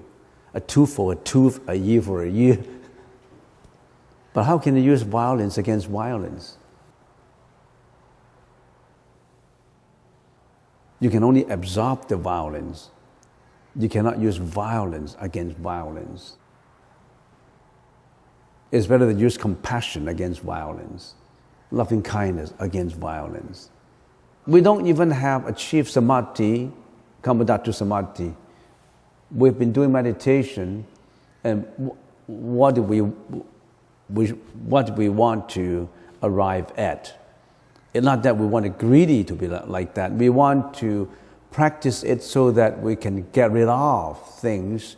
When we get rid of things, we must have arrived at a certain point of getting rid of things, right? Then when we get rid of things, when we get rid of all these attachments, we have to experience inquiry, inference. Inquiry and inference, vichara and vitakka, you need concepts to inquire. You need concepts to infer, to draw conclusions. You need the Buddhist teaching, the right concepts to help you to introspect so that you can inquire in the right way, you can conclude and infer in the right way. Don't you think it's important that we know how to inquire, what to inquire, how to draw inferences, and then if we are doing it properly, how come we have comfort of the mind? How come we have, what do we mean when we are there? Let's examine more into the meditative elements to know a little bit more about it. Inquiry. So what's the process of inquiry? It seems that I've been lingering on this for a long time, but I think it's worthwhile. There's no point in jumping and telling you all these words and then I jump into the next idea. No, it's not that good. We don't want to jump to the next topic without really fully understand what's going on. Remember, meditation, Buddhism is not just to learn the words, just learn the language. Just learning the language is just looking at the map. If you're always looking at all these maps without taking your first step, can you walk out the forest of suffering? You really need to walk the board, not to talk about it. Talking about it is just attaching to the words. Most of us are only talking about Buddhism, not practicing Buddhism. And that's the problem. And if you take a scholarly approach to Buddhism, that's even worse. You could be teaching Buddhism, and yet you are still very selfish. You could be teaching it, but you're not practicing it. What is inquiry? When we're meditating, what inquiry are we doing? The process of cognizing and querying the meaning of the perceived externalities in the stabilization and introspection of the mind. Do you know what I mean, or do you know what it means? It contains a lot of information in there. When we are doing meditation, what is involved in our mind? Your mind is still working, right? How does your mind work? Your senses are working. Your eyes, your ears, your nose, your tongue, your body, and your mind, they're all working when you're meditating. Right? Are your senses not working when you're meditating? Your senses are still working. Your eyes, you close your eyes. Does it mean that you close your eyes, then nothing will happen? You close your eyes, but your ears are still working. Your nose is still working. Your tongue, you still have a little bit of taste in your tongue.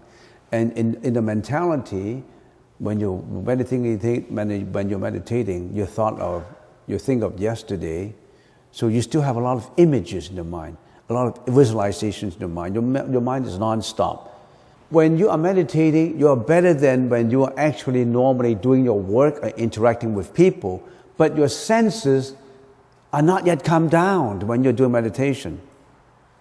You are in the process of calming down your mind, only in the process of. You haven't been successful.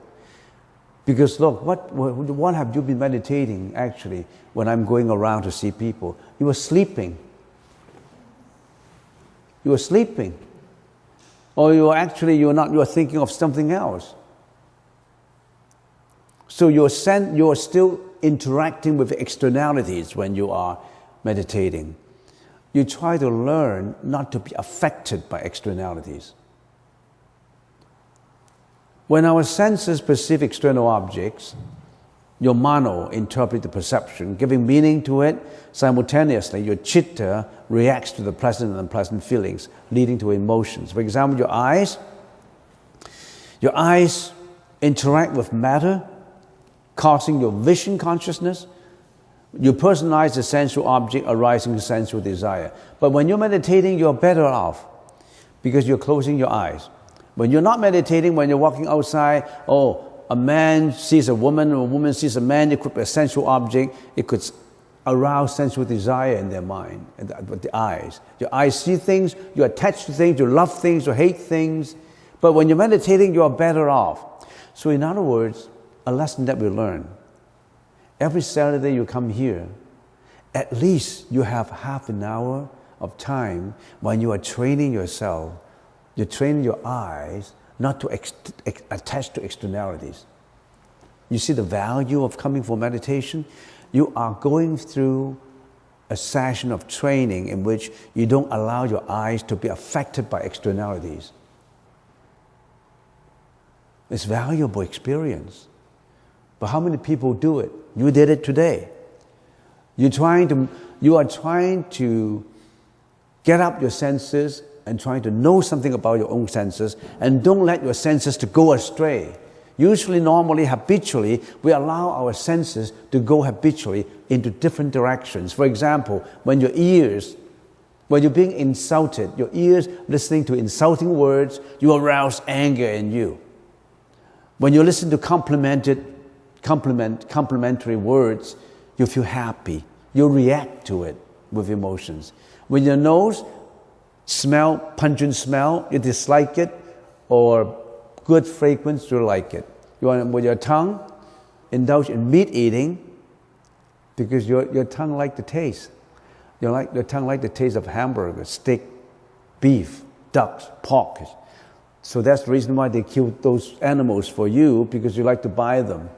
Because your tongue like to taste fat of animal. That's why all your tongue, your body, everything you attach. Your body attached to material luxuries, your mind attaching to past memories, arousing resentment or regret.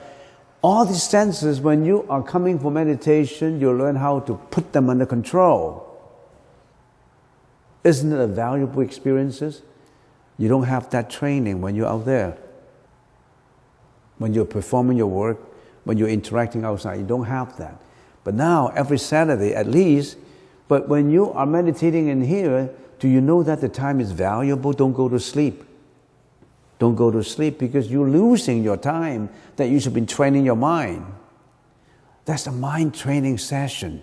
Training your own mind not to be affected by externalities. Your mind has been affected by externalities all the time. The process of cognizing and querying, then when you're being attached to it, you say, no, I shouldn't be. I don't want to be attached by it. I don't want to attach to it. And then at the same time, when you are doing all this cognizing and querying with the right concepts, when you are interacting, you are also drawing conclusions based on the right introspection in the awakening of the mind. All the time you are drawing conclusions in your mind. You may not realize it. You will stigmatize things. You evaluate everything. We've been wearing all these opinionated, tainted glasses to look at things. This is good, this is bad, tall and short, rich and poor. Very dualistic in your evaluation. Putting all your judgment into it, good or bad judgment. You're drawing inferences from it. You're forming your opinions about it. You are doing that even in your meditation. You've been doing that habitually when you are interacting, but you're doing that in your meditation. And just to go a little deeper into just first and second inquiry and inference, this is what we do when we're doing meditation. When you're meditating, a thought comes up. A thought of anxiety, a thought of fear, a thought of guilt, a thought of ignorance, a thought of, I don't know what kind of thought. You have a thought comes up in your meditation. You're not concentrating on your breath now. Alan just said that, okay, we have the 3 A's of meditation. The second is adjustment of the breath. So we are actually putting our focus on the in and out breath. The breath is coming in, going out. So we focus on that, the breath in and out. But most of the time, you're not doing that. You're dreaming away. You're thinking of something else. When you're sitting in there, you're not faithfully following breath in, breath out, breath in. You're not faithfully following as if you are a little minute microscopic monkey stick in your nostril, feeling the air in and out, in and out. You are thinking of many things. You're not following. Most of you, you're not following what Alan has been talking about, this adjustment to the breath. Even if you follow, maybe for the first 1 minute, and then you dream away. You thought about yesterday, you worry about the future, your minds are all over the place, I don't know where they are. Or could be you're sleeping. Your mind is in drowsiness. You are sleeping. Your mind is all over the place. Not even, if it's not in sleepiness, I don't know. You know. Do you know why that you know that your mind is not focusing on the breath? Because you loosed it. You don't even know you loosed it. The monkey has gone out through everywhere.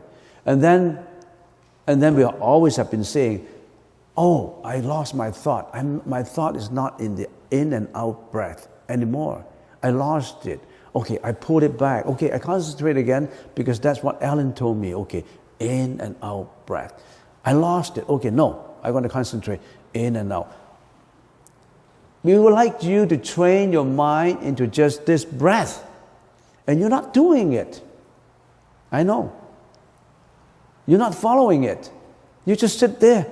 Either sleepiness or wandering your mind away or follow your own way. I don't know what it is. Some people do it like this. Some people do it like this. I don't know what you've been thinking. I don't know. But you haven't been faithfully following the in and out breath, the Buddhist suggestion of Anapana Anapanasati. You haven't been following it.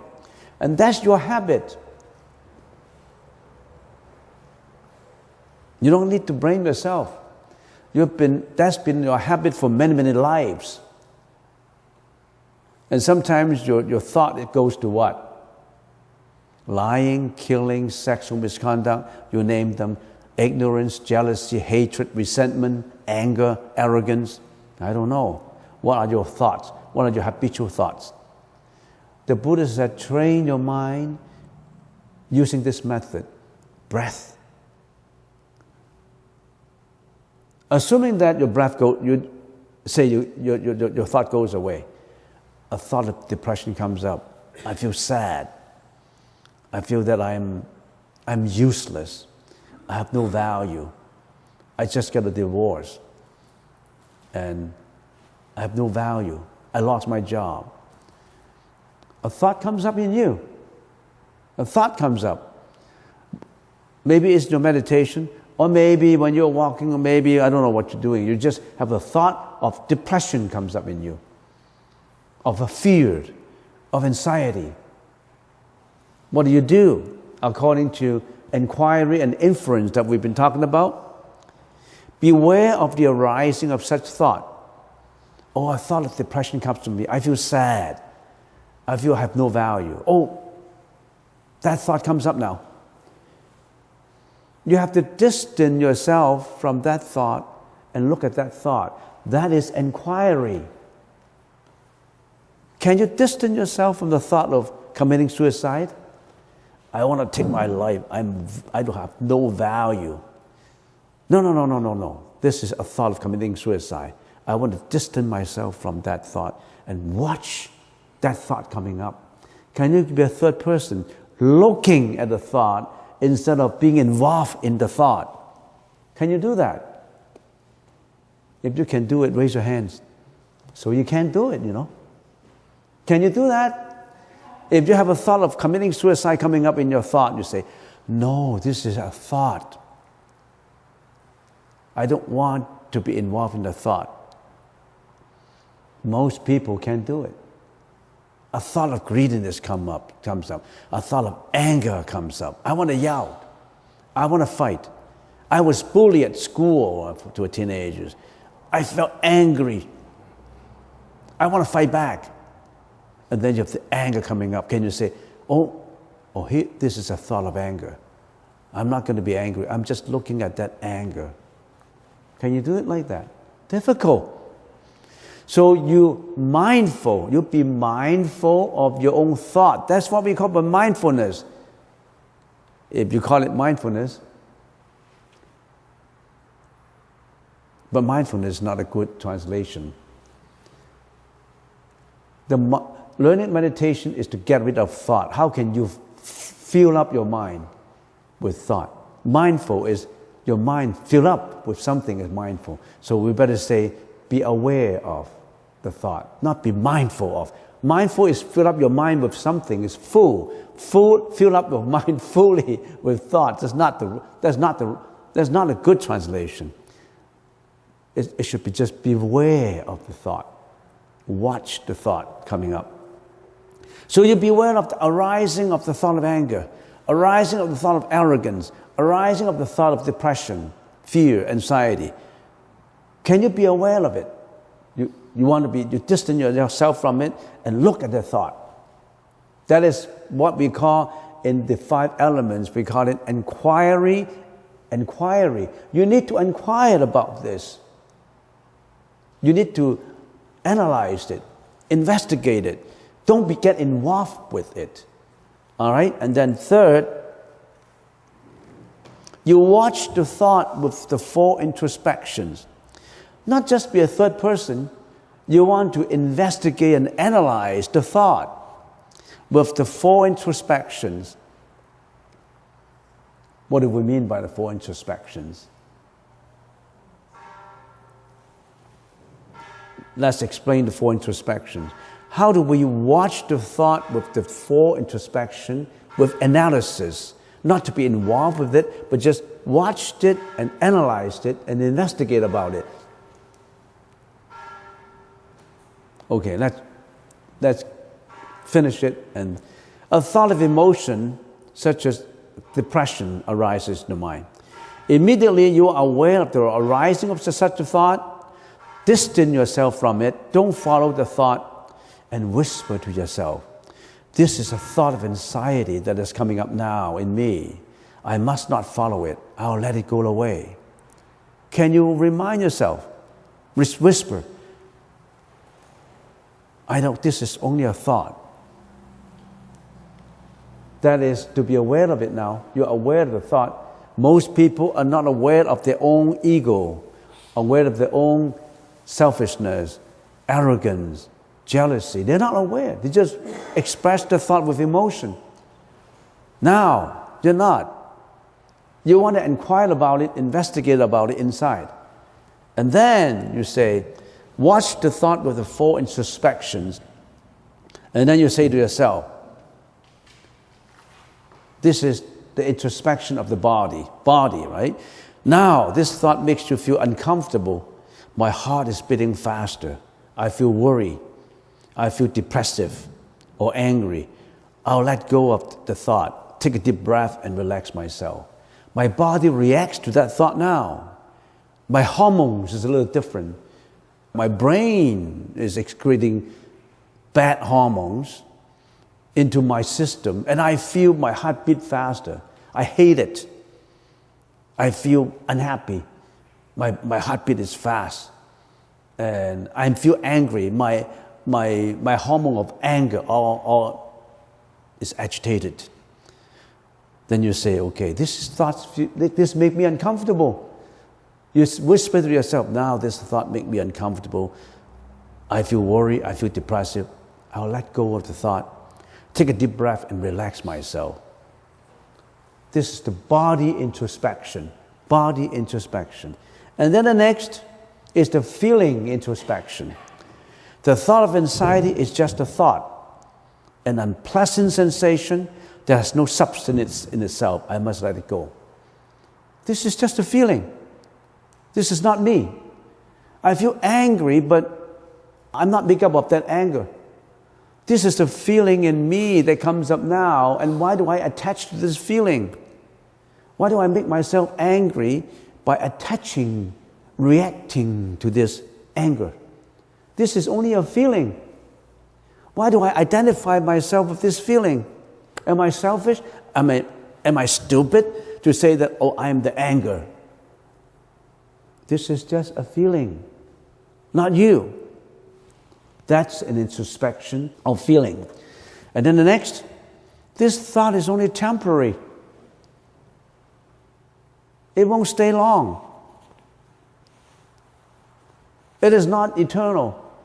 It comes and goes. Why do I have to remember this when something is coming and going? I shouldn't, right? This is impermanent. And this is the introspection of impermanence. You know that this is impermanent. If I don't attach to it, this thought, this feeling of anger, this feeling of depression, this feeling of confusion is not 24/7. It comes and goes. Why do I have to attach to it? It comes and goes. It's not me. It's impermanent. So is everything is impermanent. This is a thought, introspection of impermanence. Then you say, this thought is not me. I'm not the thought. Neither am I the feeling. I must not let it affect me. Let it go. This is the introspection of non-self. How can I identify myself with this depression? This is just a bodily excretion of anger hormones. This is a body sensation of feeling angry. This is fleeting and impermanent and not always existing. And this thought is not even me. Why do I have to identify this thought with me? So these are the 4 introspections that really have to inquire. Remember when I talked about the 5 elements? The first one is vichara, which is inquiry. The second one is inference, which is vitakka, inference. So you're drawing the conclusion, no, I'm not going to be depressive anymore because this depression is not me. This fear is not me. Why do I have to identify this with me? So I draw a conclusion. This thought is just a thought. It's not me. Why do I have to suffer from something that is not me? So you're drawing a conclusion, an inference. You remember I talked about the 5 elements? Inquiry and inference? These are the 2 things that work in your mind that you need to analyze it and tell yourself you need to be the mentor of your own troubles. Don't rely on a doctor to tell you, to give you medicine, suppressive, antidepressant to suppress your depression. That only cure the branches and not the roots. You got to throw it away. You got to throw it away. You got to take away the bad roots, not the bad branches. If you don't cure the roots, you can never get it cured. This is not me. Can you do that? So I have finished explaining to you inquiry and inference that works in your mind. Every time when you have a thought coming up, that is how you analyze it and put yourself in the right perspective. And if you train that all the time, what happened? If you're training yourself inquiry and inference, in the Pali language is vichara and vitakka, what comes up? Wonders will come up. You know what wonders will come up? The remaining 3, comfort, mental contentment, mental equilibrium, will all come up.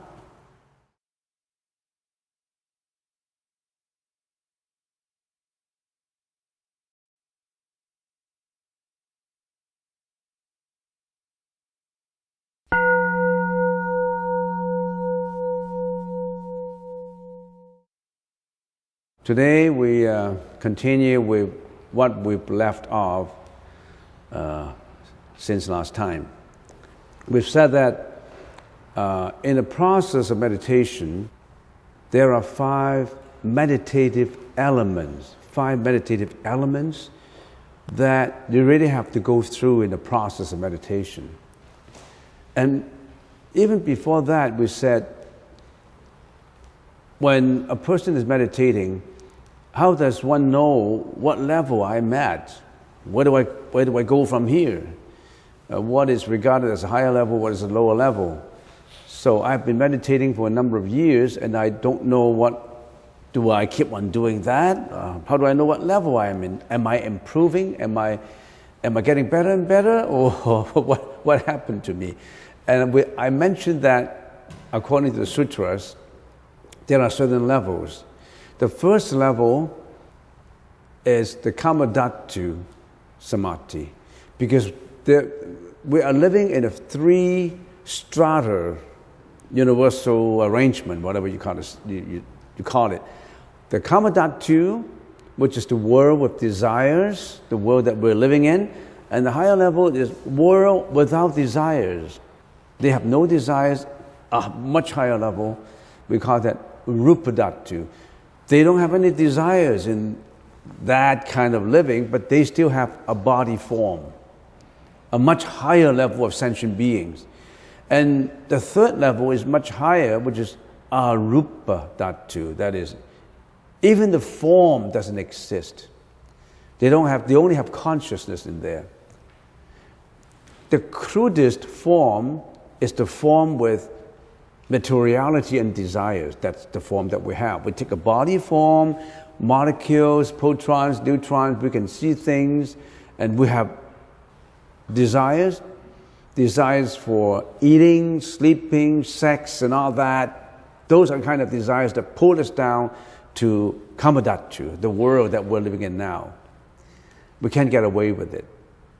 And we think that these desires are good even. But these are the desires, these are the desires that pull us down to here.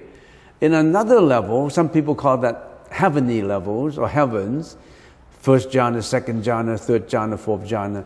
They don't have any desires.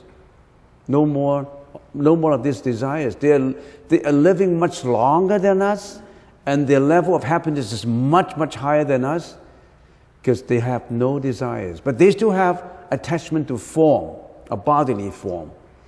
And then, if they get rid of the bodily form through enlightenment, then they go to a higher level, which is arupa. That means without. Rupa is matter. Without matter world, they only have consciousness left.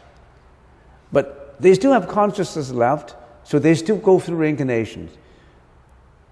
If you get out from this 3 strata, you are at nirvana. No more reincarnation, no more life and death, no more rebirth. So even if you are at a very high level of heavenly level, you still have a form, because we attach to form. That reminds me of a saying by a Chinese philosopher, Lao Ji, and he says that our problem is we attach to form. We have a form, which means that we have a body. We have a body, existence of the body, and this is our burden. Only when we don't have this burden that we're out from reincarnation. But this burden is a karmic burden that we've been carrying through ages, through millions of lives. We can't get out. And in the history of mankind, there was one person who was able to get out, and he was called Buddha. He got out from form, he got out from materiality, he got out from relationships, from desires, all these, from fame, from reputation. He got out all of this bondage, no more bondage. He got out. So, what's the purpose of meditation? Meditation is to purify your consciousness. Of course, our consciousness is in a form, attached to a form, and also to not just the form, to all these desires that we have. So when we don't have these, we get out. We get out from the cocoon of life. We have a cocoon that binds us. We call it the fetters, the bondage. And why do we attach? Now, in this session, I'm not going to go back to the previous session. I'm going to explain when we're meditating, how do we feel? What's the process that we're going through? But one has to know what levels first. So we have what we call the Kamadhatu Samadhi, the level, and then Anagamya Samadhi. What is Anagamya? Anagamya is not coming back. The Samadhi that leads you not coming back to this world. Go on the higher level is first jhana, second jhana, third jhana, fourth jhana. And then, of course, you go a much higher level. So one of these meditative elements, talking about meditative elements, we need a review of our mental experiences first. Remember, we have 4 parts of mental experience in our meditation. In our meditation, our mentality is going through 4 parts. 4 parts, 8 consciousnesses. 4 parts in 8 consciousnesses. The first part is process of perception. The second part is process of cognition. Third part is process of egotizing or personalization. Or some people call it a process of emotional reaction. The fourth part is process of storage. Very analytical. Our mental experiences has 4 parts. Process of perception is our eyes, our nose, our ears, the tongue, our body, all the functions, the 5 organs react to externalities, and we attach to them through the process of cognition, which is the function of mano. Mano is the manager. So mano, together with the 5, mano itself, it's a mental part, a consciousness, with the 5 foregoing senses attached to things. But the mano is more rational. It analyzes, recollect, categorize, interpret, projection, inferences of perception, giving meaning to what was perceived. What was perceived through the first 5 senses, the only perception, only the process of perception. The process of perception has at the same time goes through the process of cognition, which is to remember, to budget, to infer, to recollect, to interpret, to categorize. You do that simultaneously. And then at the same time, you do the process of egotizing it. You personalize everything. Personalization of experiences and arousal of emotional reaction to pleasant and unpleasant feelings. You do that at the same time. You egotize it, or you personalize it. This is short, this is tall, this is rich, this is poor, this is a man, this is a woman, this is beautiful, this is ugly. I don't know. You are living in a dualistic stigmatization. You stigmatize everything, you label everything, you personalize everything. Because of this personalization, your concomitant emotion arise. Somebody hurt your dignity, your emotion of anger arise and work towards it, and you fight back, you argue, you fight, I don't know what you do. All kinds of actions because of this process of egotizing. Who does not egotize? Raise your hands. I don't personalize, I don't egotize. Raise your hands. No exception, right? Everybody egotize. Everybody personalize. And you think it is good. You listen to a ball game. What do the commentators do? Well, this team is doing that. This team should have been doing that. They already look at the ball game with their tainted glasses, and they communicate with tainted opinion and information through the broadcasting to all the audience. You think they are objective? No one is objective in the real world. In the world of reality, no one is objective. Everyone is personalizing. Everyone is egotizing. And they think it's good. And some people egotize with flowery language, eloquence.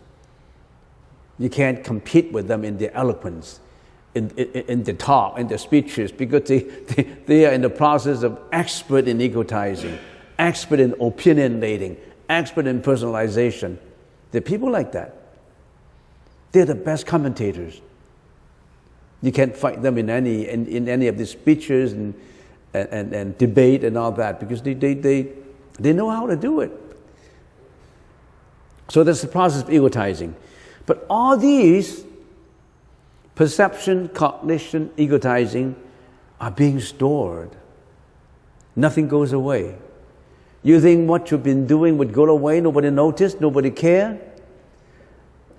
It's all in your memory. Every thought of wickedness, every thought of selfishness, every thought of compassion, every thought is registered. Every volitional action is registered. Every volitional speech is registered. Where?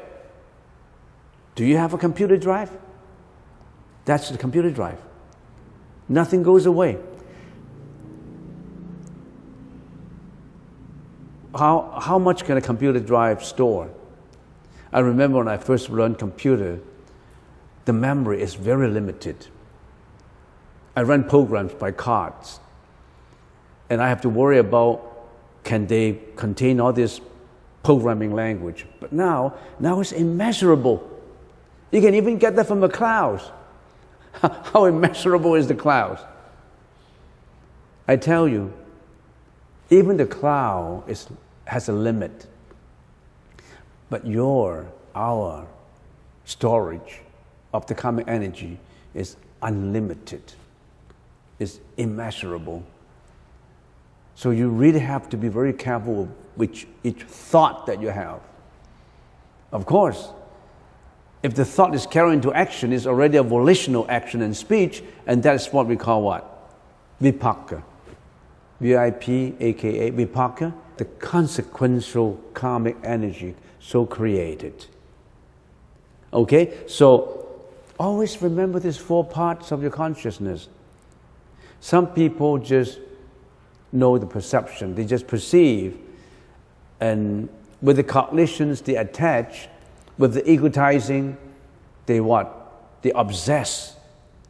And all these things that store. Nothing can go away. Not under the sea, not into the rocks and caves, not under the tunnel. You can't hide. You can run, but you cannot hide. That's the saying. You can run, you cannot hide. Because you find out. So be very careful. Be a very good person. Whatever goes out, bounce back to you. You think you can get the advantage of being selfish, and you can personalize everything, and you get the advantage now? The more you give out, the more it bounces back to you. Multifold bounce back. Kinetic energy. Whatever comes out, bounce back, multifold. Bad or good. So what is your choice?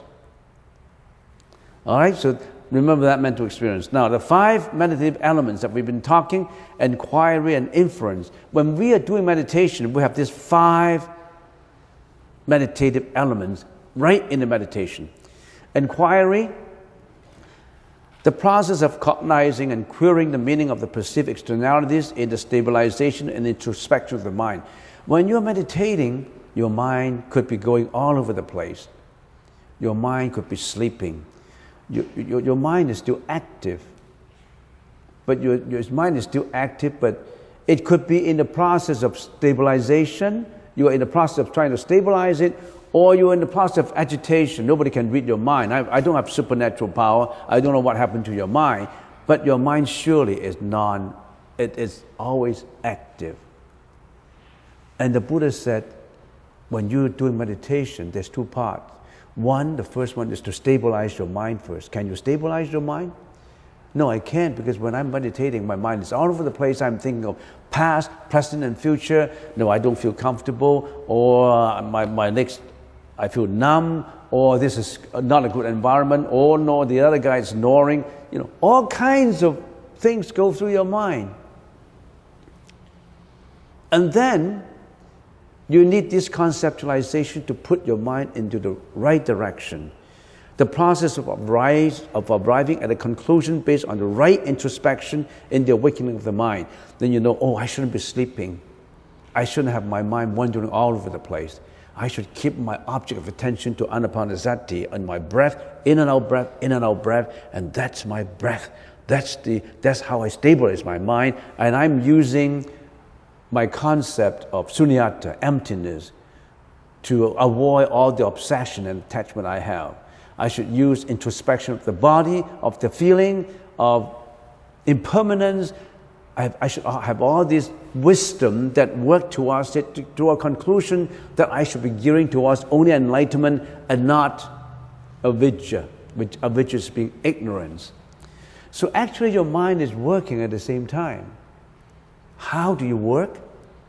You need the right introspection to work through it. You need the right training. Meditation is training.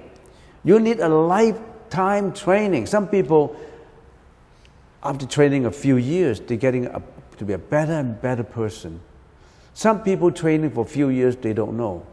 They're still selfish, egotizing, emotional. But if you are a meditator, if you have the right, your gear towards the right introspection, doing it in the right way, you are on your way to spiritual odyssey, to spiritual awakening. But it takes time. And this spiritual awakening will not impede your daily life. It only increase your happiness. It only increase your wisdom to resolve daily problems. It only improve your wisdom in resolving and handle sufferings. But how many people really pay attention to this kind of training, meditation? So inquiry and inference are working out the 4 parts of the consciousness, the 4 parts, the 4 mental experiences, which I mentioned, which is this.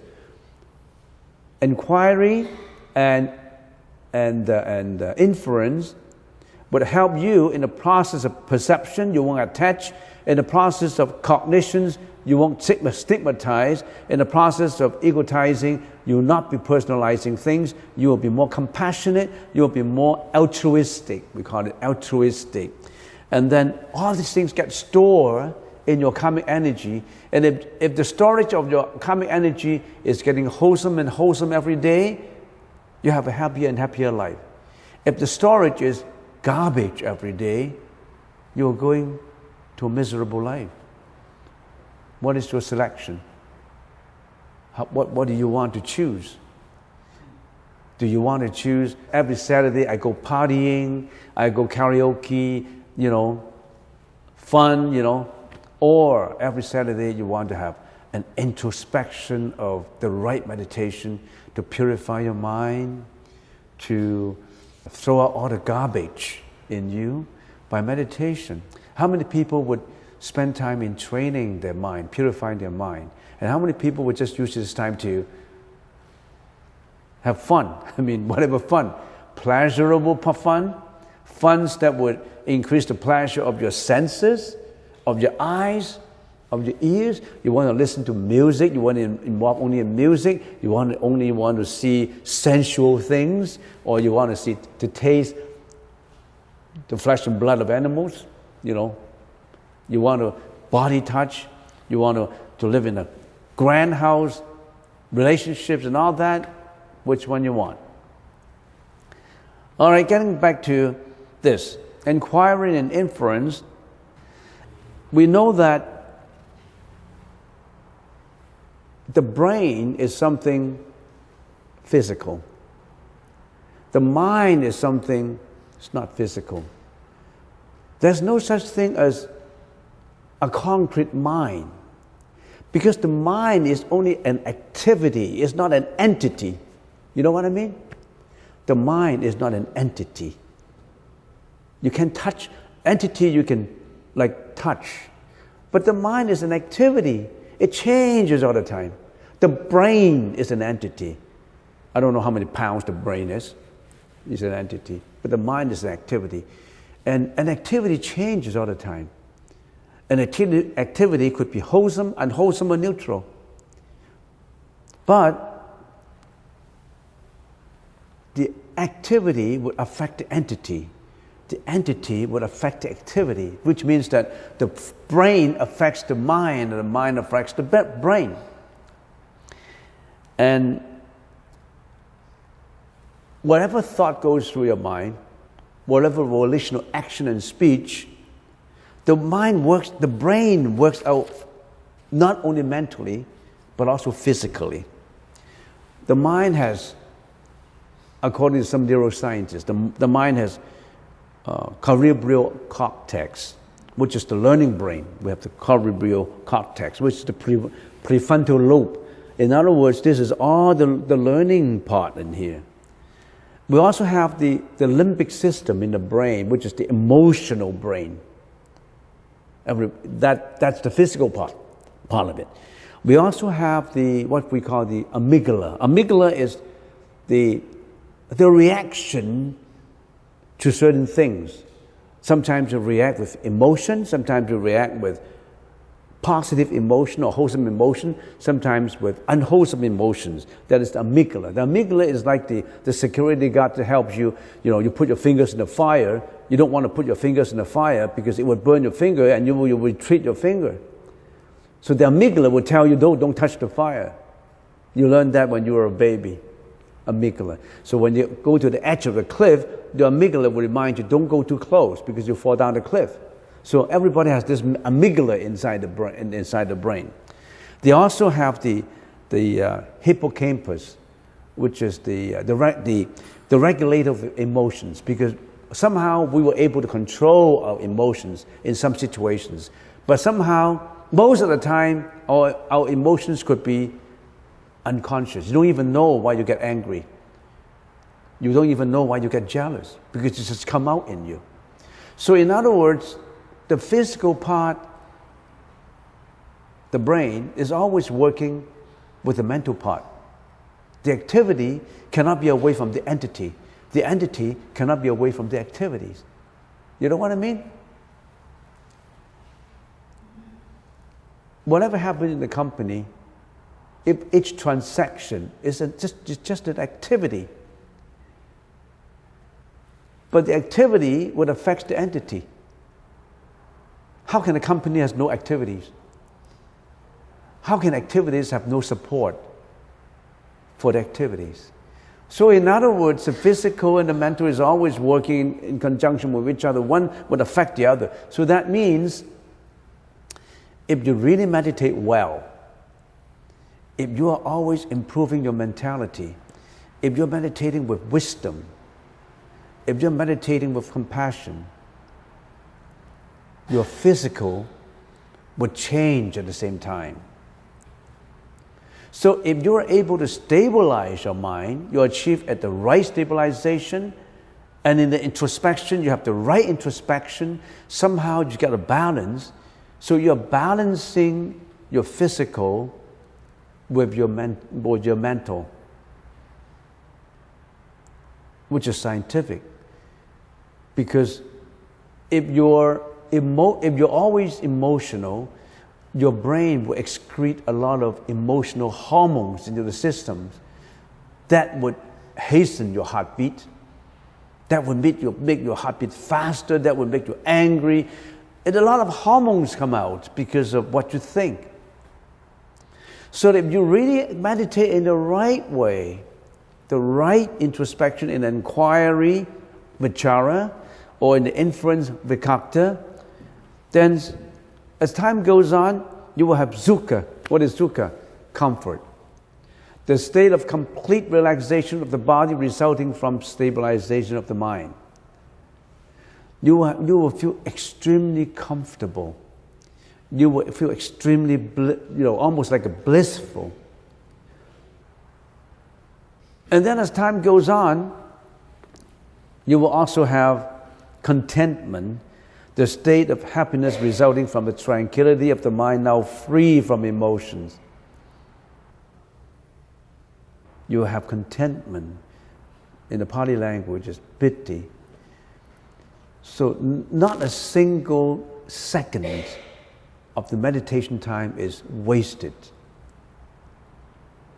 Not a single minute of pleasurable enjoyment is not without karmic energy. It all is related.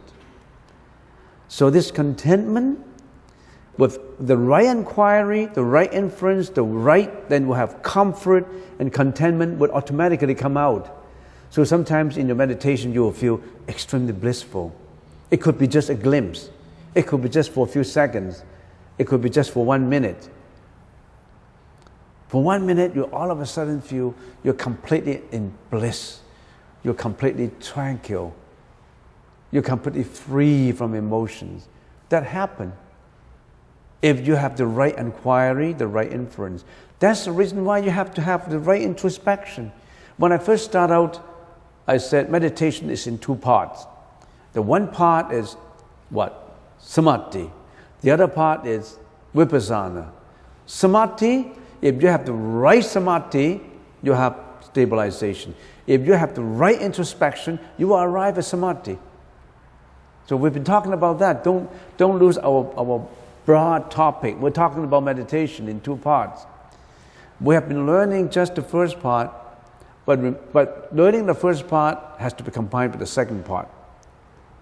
Every time we say in meditation for beginners, we have the 3 aids of meditation. The first aid is adjustment to the body. The second is the adjustment to the breath. The third is the adjustment to the mind. We give you a cram course to let you focus. Can you focus? So some people, they just come for one time, they're gone. We don't even see them again. They think the meditation is just, it's a new modern, habit that people like to have, because nowadays people like yoga, yogi, vegan, eating good food and doing healthy meditation to improve health. They only look at meditation as a health improvement technique. It will give you health improvement because the mental part affects the physical part. You don't have to look for health. If you're mentally healthy, your physical health will come at the same time. One cannot be healthy without being mentally healthy. So in other words, your mind affects your body.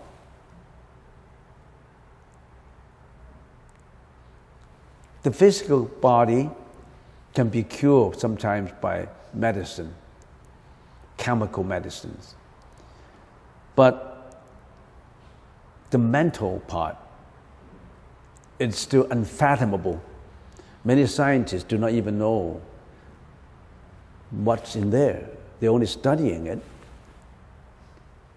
And we always say that the neuroscientists come up with some concepts. They say we have 2 parts of the brain. The left side of the brain, this is the left side, or the right side of the brain. They call it the left hemisphere and the right hemisphere. And they identified, which has to be proven, and somehow they prove it by experiments. The left side of the brain is the logical brain, the rational brain. The time includes now, current, past, and future.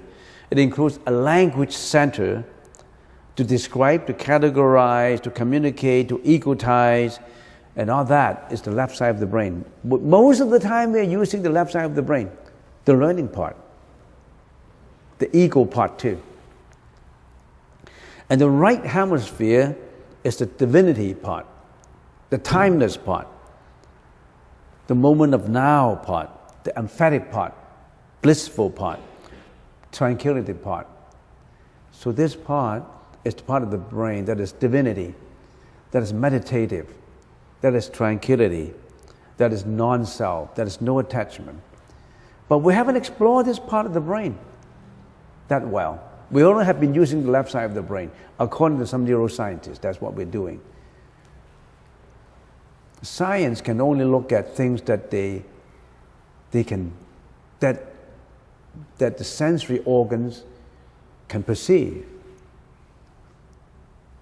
Science cannot do any experiments on things that the senses cannot perceive. If they can't see, they can't hear, they can't do it. All lab tests has to be tested by the senses. But how trustworthy are the senses? Senses are not trustworthy. Our senses are not even better than a rat. Do you know that?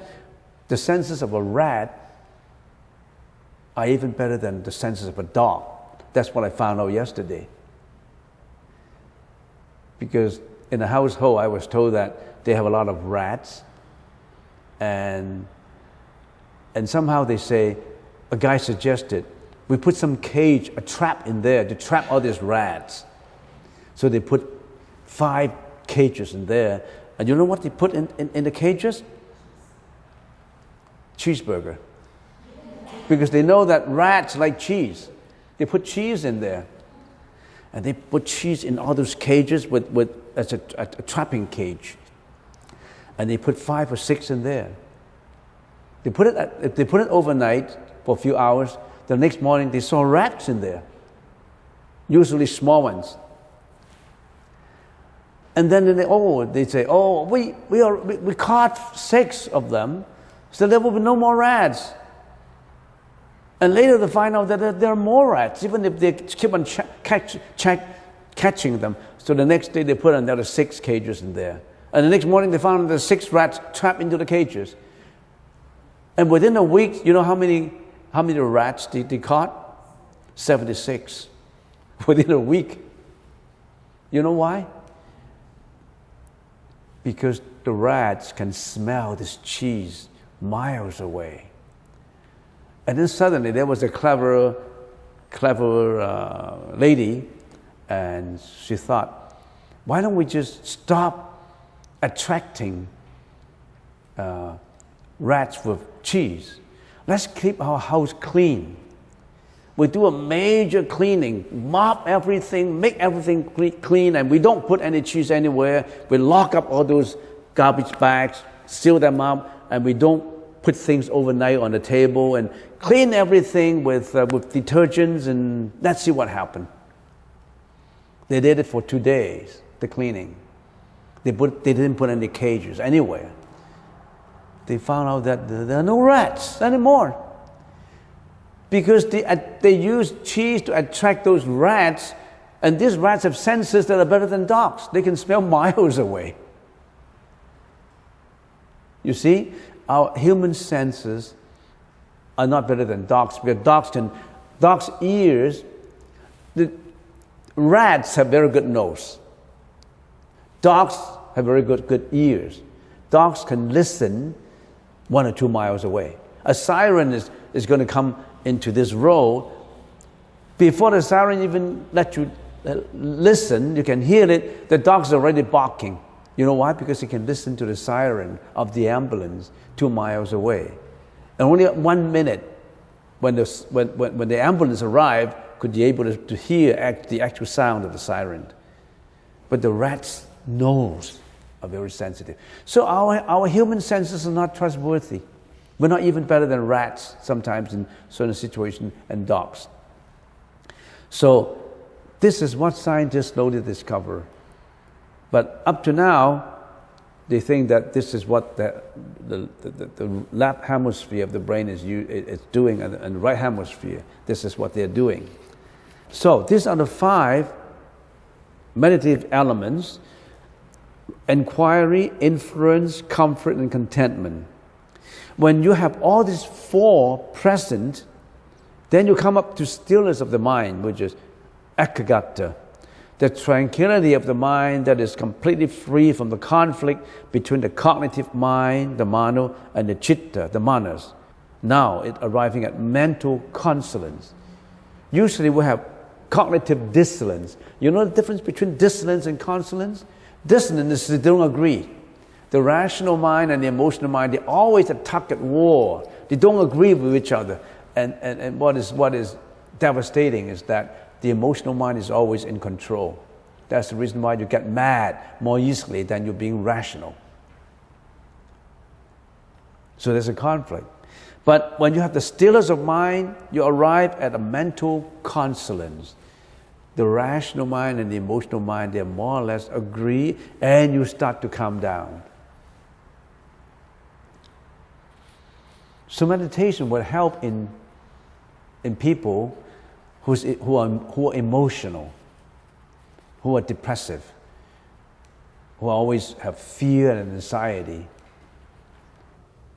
But you need the right meditation though. You need to have the right introspection, the right stabilization. So you really need someone who knows. Don't meditate by looking at just a video or a book, or don't just get teaching from someone who just teach from a book. You could jeopardize your everything. You could jeopardize your meditation. And if you don't really know how to do it, if you go astray, you could run into problems like Kundalini syndromes, which are difficult to handle. So maybe don't mix your meditation with Qigong. Don't do it at the same time. Don't think that Qigong would increase your strength in meditation. You could get into trouble. Because when you do qigong and meditation at the same time, your qi and your meditation may be so powerful that you may have a Kundalini syndrome. But somehow the Kundalini syndrome, some people call it Kundalini awakening, would be helpful to you, but you really have to go through the trauma of Kundalini syndrome. Have you heard of the term? So just meditate. Don't meditate for too long, maybe just half an hour, and don't mix up your qigong or your yoga, certain yoga exercise with the meditation. Just meditate enough to help yourself to let go, and that will be sufficient. It's just like some Chinese Taoist monk said that. They give us an example, an analogy. He said that when you are boiling soup, the soup of enlightenment, for example, you boil it. When you boil it at a level that is boiling, you have to control your fire. You have to have the right level of fire. If you continue to boil and boil and boil, it will spill all over the place. You get into trouble. So you really have to make sure that you have the right fire. In a bonfire that you add the log wood onto it, the wood, you have to watch the fire. The fire has to be just right. If your fire is not strong enough, it will never get to the boiling point. You can never have a good bowl of soup. If after you continue to boil it, spill all over the place, you get into trouble. You just have to have the right equilibrium, the right fire, and that judgment is not easy to come by. For someone who is careless in meditation, for someone who does not know or depend on a teacher who himself or herself teach from a book, you could run into the danger. So watch it. I'm not discouraging you. It's just watch it and be very careful with having the right fire. Don't let your soup boiling to such a point that it will spill all over the place, and have the right fire. If you don't have the right strength in the fire, it will never get boiled to the point that is useful to you. In some cases, I would like to give the analogies of training yourself in meditation is like training yourself how to box. You are a boxer. You are boxing with the reality of life. You're boxing with all this bad karmic, unwholesome energy confronting you. You need a trainer, the right training. It's not easy. But it doesn't mean that we don't want to do it. We still have to do it. All those who are working in the path of enlightenment, in spite of all this hardship, they are willing to take this and do it. And they become the successful people, the successful meditators. So we always say, if you really go through the hardship, finally, you'll be coming out smelling like roses. At that time, you are a good meditator. You are out from samsara. You're out from karmic energy that bound you. All this different level. In the first level, Kamadatta Samadhi, you may encounter all these. You have to encounter inquiry, inference, comfort, and mental contentment. If you're successful with inquiry, if you're successful with inference, then you will have comfort and mental contentment. You will have the right inference, right inquiry, right inference, then comfort. The physical comfort will come out, then the mental contentment will come out. These are the 5 feelings that you will have. And then if you go a higher level, Anagamiya Samadhi, which is the Samadhi. You know what is Samadhi? You should know, right? It's beyond the consciousness level, the ecstasy of it, the beyond, the Samadhi level. So if you have a higher level, which is called Anagamiya Samadhi, you begin to have one more element in it, stillness of mind, ekagata. You have one more element in it because you're at a higher level. I tell you the truth, I haven't been really good with the first 4, not to say stillness of mind. And even if you have stillness of mind, how long? You could have the stillness of mind when you're meditating, during your meditation. But once you're out from meditation, when you go out to react to the world, you start to have all these stigmatization, egotizing, or emotional reactions. You may have it when you are meditating. But once you're out from meditation, you get mixed with the world again, you have the same problems. If you can prolong this stillness of mind, wherever you go, 24 hours, you are a Buddha already. Everything's different from different. And then we go a higher level, the first jhana. The first jhana has, you still have to have inquiry, inference, comfort, contentment. You already have the stillness of mind. Even if you are in the first jhana, you still have to work at it. It doesn't mean that I arrived at the first jhana, oh, I finished. There's no finishing work in meditation. It's a lifelong process until you're out from samsara.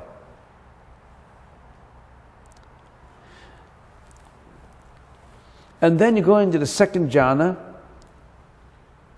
When you meditate and meditate to have the stillness of mind, then you will find out that this inquiry that I have, this anapanasati, this Buddhist concepts of emptiness, these are disturbance to me.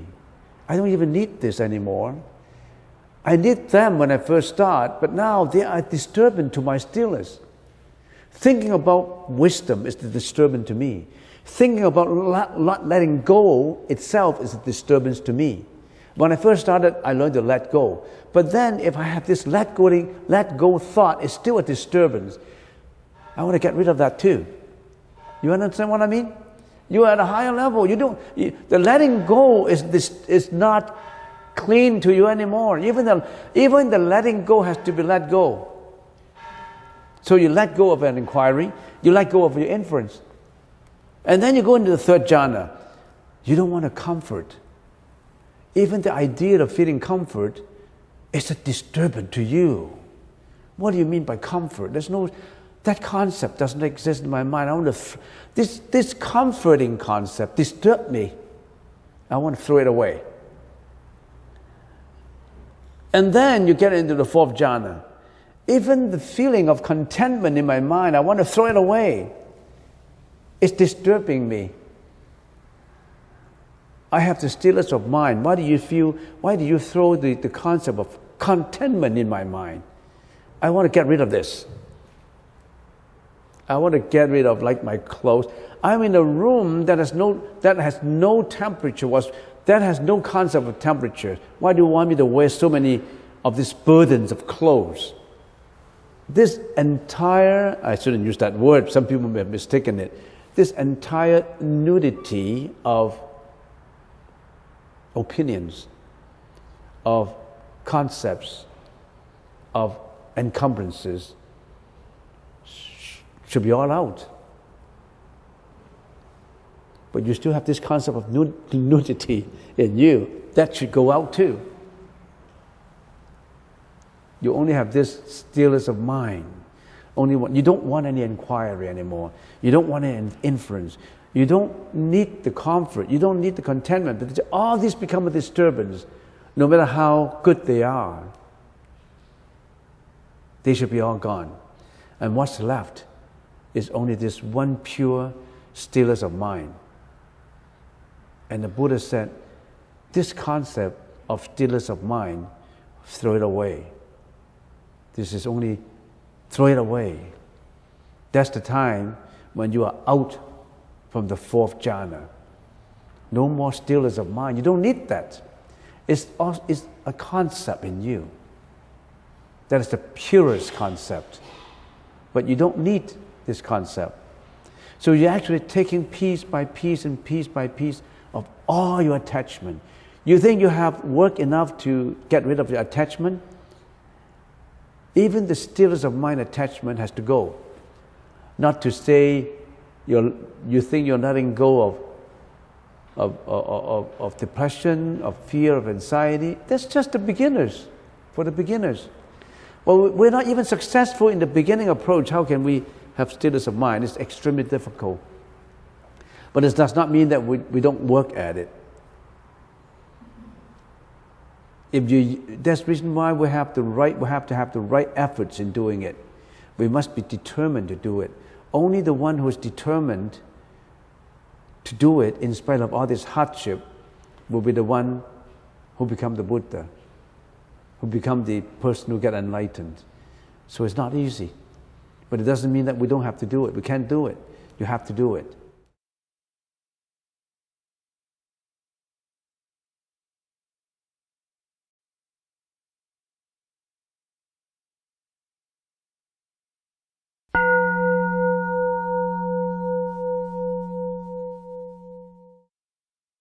People say, how long is life? And some people say life is between tears and laughter. Between tears and laughter. The Buddha said life is between a breath. We don't have a breath, we don't have a life anymore. All right? Okay, let's concentrate back to meditation. Okay. So what is meditation? Meditation is in two parts. Stabilization, people call it calming down, and introspection. Some people call it contemplation. All right? So what is calming down? What is stabilization? Stabilization is the initial method through which one is able to suppress emotions. If you cannot calm down, if you cannot stabilize your mind, you can't talk about suppressing your own emotions. So in order to calm down, because when you emotionally react to externalities, you feel fearful, you have depression, you have anxiety, fear, hatred, jealousy, ignorance, greediness, and all that, then the first thing to do is suppress them by saying, well, we're going to calm down, we have to calm down. But you only suppressed it. You're only using suppression against emotions. You cannot just use suppression against emotions. You can only temporarily suppress it. It's just like you cannot use violence against violence. Can you use violence against violence? No, you cannot. The same happened in Hong Kong. Can you use violence against violence? No. So mental calming or stabilization is the initial method through which one is able to suppress temporarily emotions. And what is introspection? Introspection is the primary essential through which one is able to eliminate delusions. Why do you have emotions? Because your rational thinking mind is being diluted or overwhelmed by the emotional mind. So you need to have wisdom, you need to have mental introspection. Mental introspection, you require wise concepts to overcome, to eliminate delusions. All right? So calming is the provision with which one nurtures the consciousness. When you say nurture the consciousness, because when you are emotional, your consciousness is not at peace. When you're coming down, you are more or less at peace with yourself first. And introspection is the technique which stimulates the development of spiritual understanding. So if you want to go a higher level, to go to your spiritual understanding, you need to have introspection. Calming is a supreme cause for dhyana absorption, or for jhana. It's for different absorption, meditative absorptions. And introspection is the origin of wisdom. So you know that meditation needs two wings. If meditation is a bird needs two wings to fly. One is stabilization, the other is introspection. Stabilization, some people call it concentration. Introspection, some people call it contemplation. But we think that the most appropriate translation would be stabilization, not just concentration. Because to concentrate, you are trying to force something really hard. But stabilizing something is just you are just trying to be peaceful and calm down your stormy emotions. So we use stabilization to stabilize yourself. Sit down, stay put. And introspection is not just contemplation. It's going within, insightful, going inside to find out what your delusions are and trying to eliminate your delusions. Now that's meditation. So remember, we're doing a review. So in order to do it, how do we actually carry out? What techniques do we use to stabilize? We've been talking about counting, following, and stabilization. We've been talking about this. I think we used more than 30 hours to talk about counting, following, and stabilization. And we've been using 20 hours to talk about introspection. And we stop at introspection. We haven't talked about turning and purification as yet, because we think that introspection is very important. Since sometime last year in September, we started introspection. We haven't stopped. So now it's August, so we've been talking about introspection for about a year, off and on. And of course, sometimes I went to Singapore and Malaysia, different parts of the world, and I missed out a few lectures. So we've been talking about introspection, and where did we stop last time, introspection? Why do we need to introspect? How do we cultivate introspection? It is important to have the right introspection. Most of the time, we use the wrong, erroneous, unwholesome introspection. So we must use the right introspection. We call it samprajnaya. The right introspection means clear and right understanding, clear and right knowing with full awareness guided by prajna.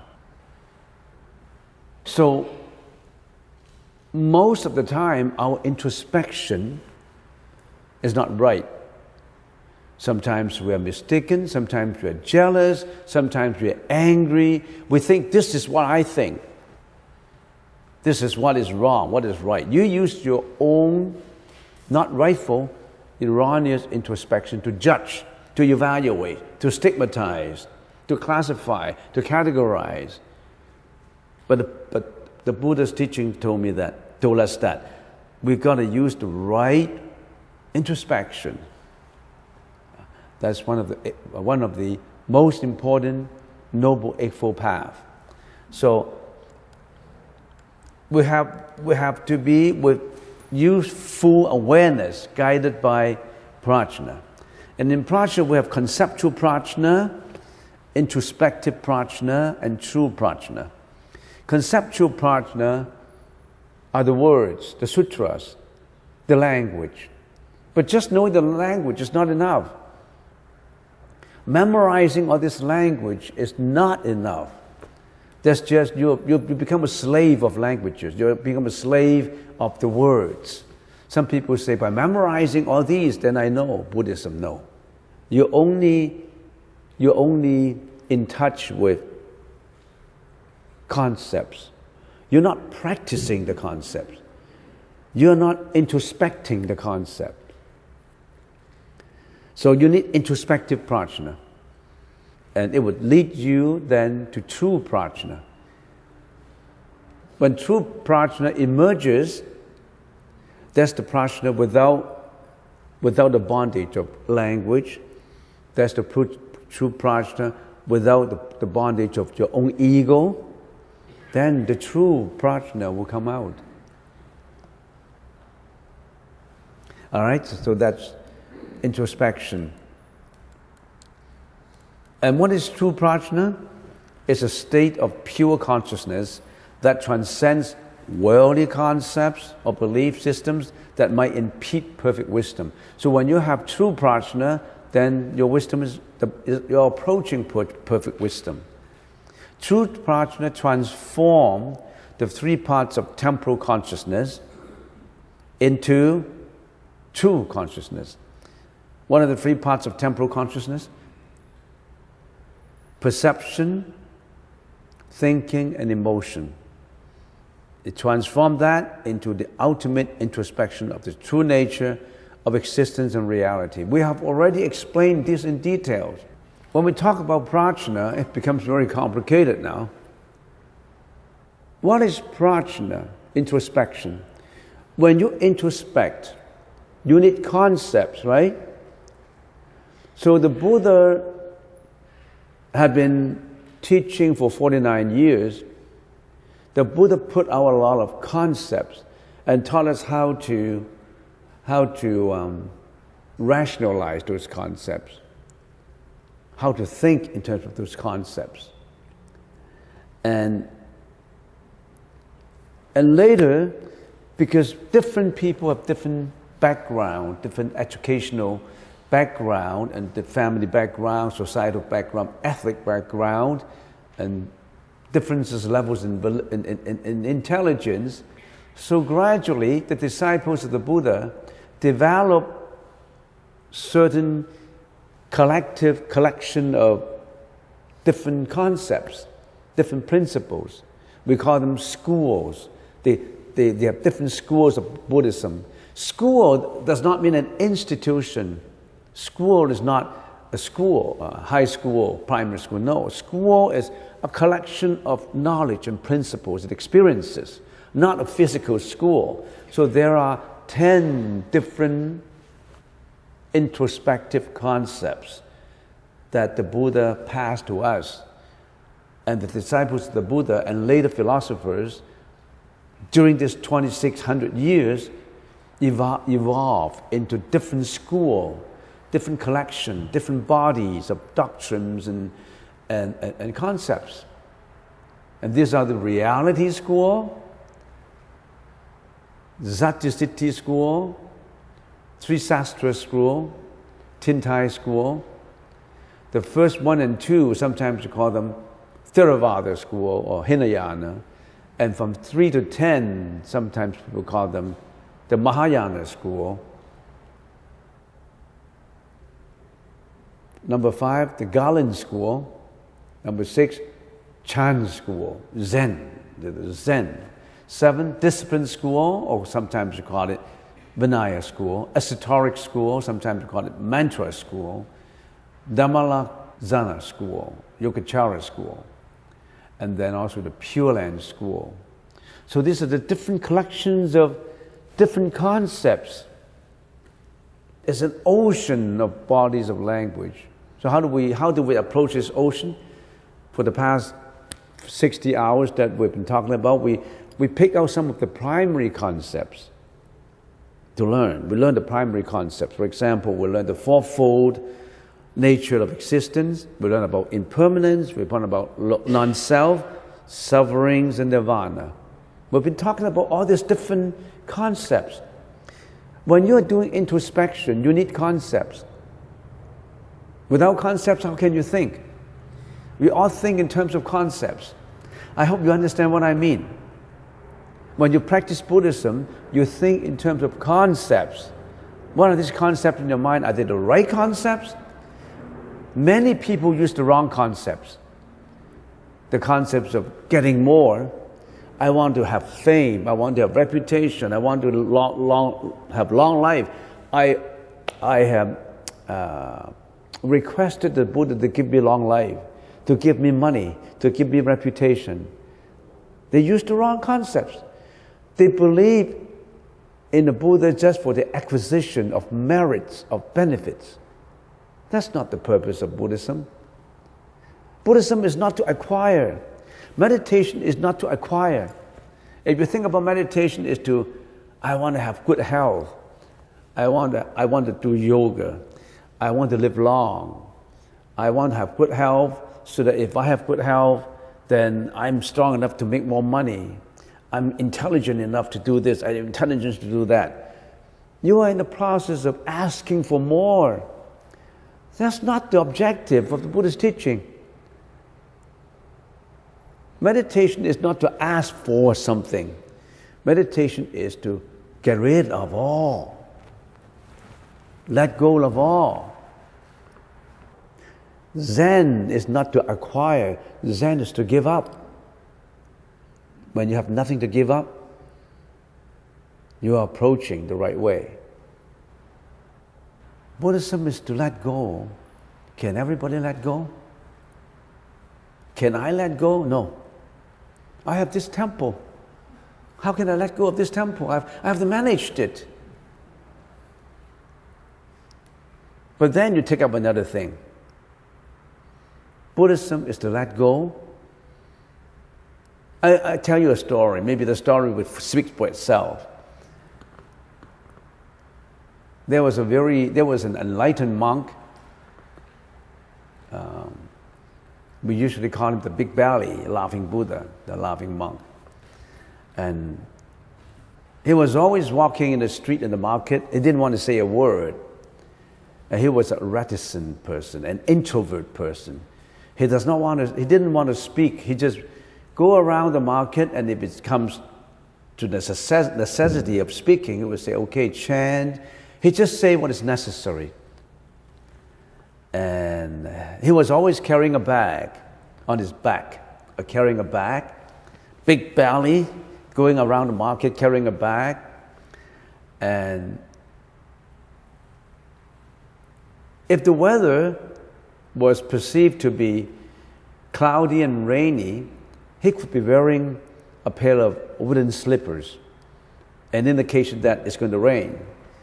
If the weather is going to be good, he could wear just a cloth shoes, showing that the weather is going to be nice. I mean, whatever he's doing, he's not speaking, but he's indicating everything by carrying a bag and wearing the right robes. And one day there was a novice monk going up and asked him, Venerable, what is Buddhism? What is true Buddhism? I'm in search of true Buddhism. Tell me, what is Buddhism? And then the monk took the bag down and put it on the ground. Didn't say a word. Please tell me what is Buddhism. Didn't say the word. He just took his bag and put it on the ground. On the ground. What is Buddhism? He didn't answer. He just picked up the bag on his shoulder and walked away. The novice monk feel perplexed. I'm asking a question. How come I got no answer? So the novice monk returned back to his own temple, and he started to ask his own master, Master, this afternoon I met the monk, the big belly monk, and I asked him, what is Buddhism? He didn't answer a word. He just put his back on the ground. When I asked again, he just put his back onto his shoulder and walked away. What did he mean by that? That kind of actions. And then his master said, you should have understood his actions. What is Buddhism? Letting go. Putting the back on the ground is letting go. Letting go of everything on you, all your treasures, all your fame, your reputation, your emotions, your anger, your jealousy, your hatred. Let that go. Put it on the ground. Let that go. Putting this bag of mental afflictions, this bag of greediness, let it be put on the ground. Let go of it. And then, how come when I asked, what is Buddhism? He put the bag back on his back again and walk away. It's not just letting go. Be responsible. Be responsible. What is being responsible? The burden of enlightenment is heavy. Put it on your back. Extend your compassion out. Not just enlighten yourself by letting go. Putting the responsibility of letting all sentient beings enlighten on your back. Be a bodhisattva.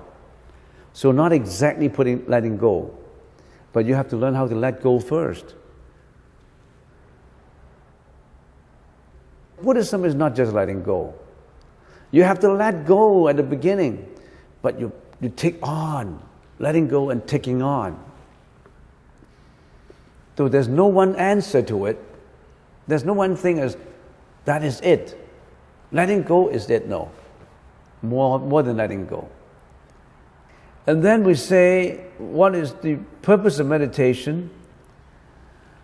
And all these different levels of meditation, when we are in Kamadhatu, These are the levels of samadhi. Samadhi is the level of meditative state. Kamadhatu, Anagamiya samadhi, Rupadhatu. So there are 8 in here. There are 8 in here, 4 and 4 levels, 8. These are not even counted as the levels, but we still count them as levels. So these are the different levels in meditation. And all these levels, we are giving the example as we're like an ant inside a bamboo. We are going through reincarnation, we are going through life and death. And if we practice meditation by purification of one's mind, using your own efforts to do it, you have to bite through Kamadhatu level. You have to bite through vertically the Kamadhatu. You have to bite through the second section of Rupadhatu, the world of materiality. This is the world of sensuous desires. This is the world of materiality. This is the world of consciousness. So you have to bite through, you have to get rid of all these sensuous desires by biting it through, going through Anagamiya samadhi and Kamadhatu samadhi. Then you can bite through the first level to get into the second level. And then you go into the Rupadhatu, which is the first, second, third, fourth. You have 4th dhyana level, absorption stage, meditative state, to bite through. So you have to go through all these by biting through the Rupadhatu, form with materiality. Form with materiality, they are sentient beings who live in the world without sensuous desires. You and I will live in a world with sensuous desires. Men and women desires. But there are worlds that they don't have those kind of desires anymore. They are at a higher level than us. Our problem is we think that man and woman's, so to speak, sexual relationship is good, but that's the reason that pull us down. We are in Kamadhatu. But people are in higher level, they don't have man and woman relationship anymore. They're in a much higher state, much higher happiness. But they still have to go through first level, second level, third level, fourth level. They still have materiality in here, which means that they still have form. They still have a body. They don't have the sensuous desires anymore, but they still have materiality. And then when you bite through, going through Rupadhatu samadhi, you bite through, they go on the higher level, which is Arupadhatu, which is the world with no more materiality, only consciousness left. You think materiality is good? When there's materiality, there's suffering, because you're pursuing materiality. You are materialistic, that's what we call it. On Arupadhatu, there's no more only consciousness left. So you bite through that, your consciousness left. If you can bite through further, then you're out from samsara. If you can bite through. How long would it take this ant to bite through all these things smoothly and go on and get out from life and death? This is all life and death, samsara, life and death. How long would it take you? Millions of years, millions of lives. Very difficult. And the Buddha suggested that an easy way for us is we don't have to bite it through like that.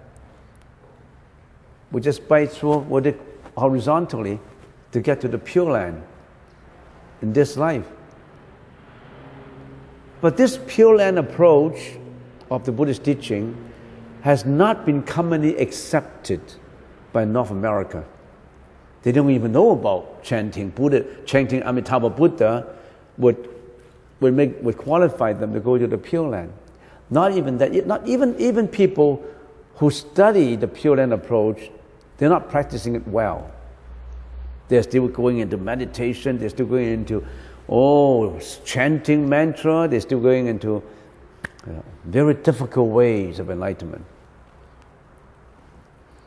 So there's still a lot of work to be done by those who promote the Buddhist teaching, that we should gear all our efforts towards an easier approach, which is chanting of Amitabha. To go to, this is what we commonly call the heavenly approach. Go to heaven first. But heaven is not the way to go. In the Buddhist teaching, they don't call it heaven. They call it the land of bliss. Sukhavati Vyuha, the land of bliss. And in some religion, they call it heaven. Go to heaven first. But in order to go to heaven, there's conditionality. There are certain conditions fulfilled that you qualify yourself to go to heaven. You must study it. All right, but this is not our topic today. This is the end, this intelligent, wise end.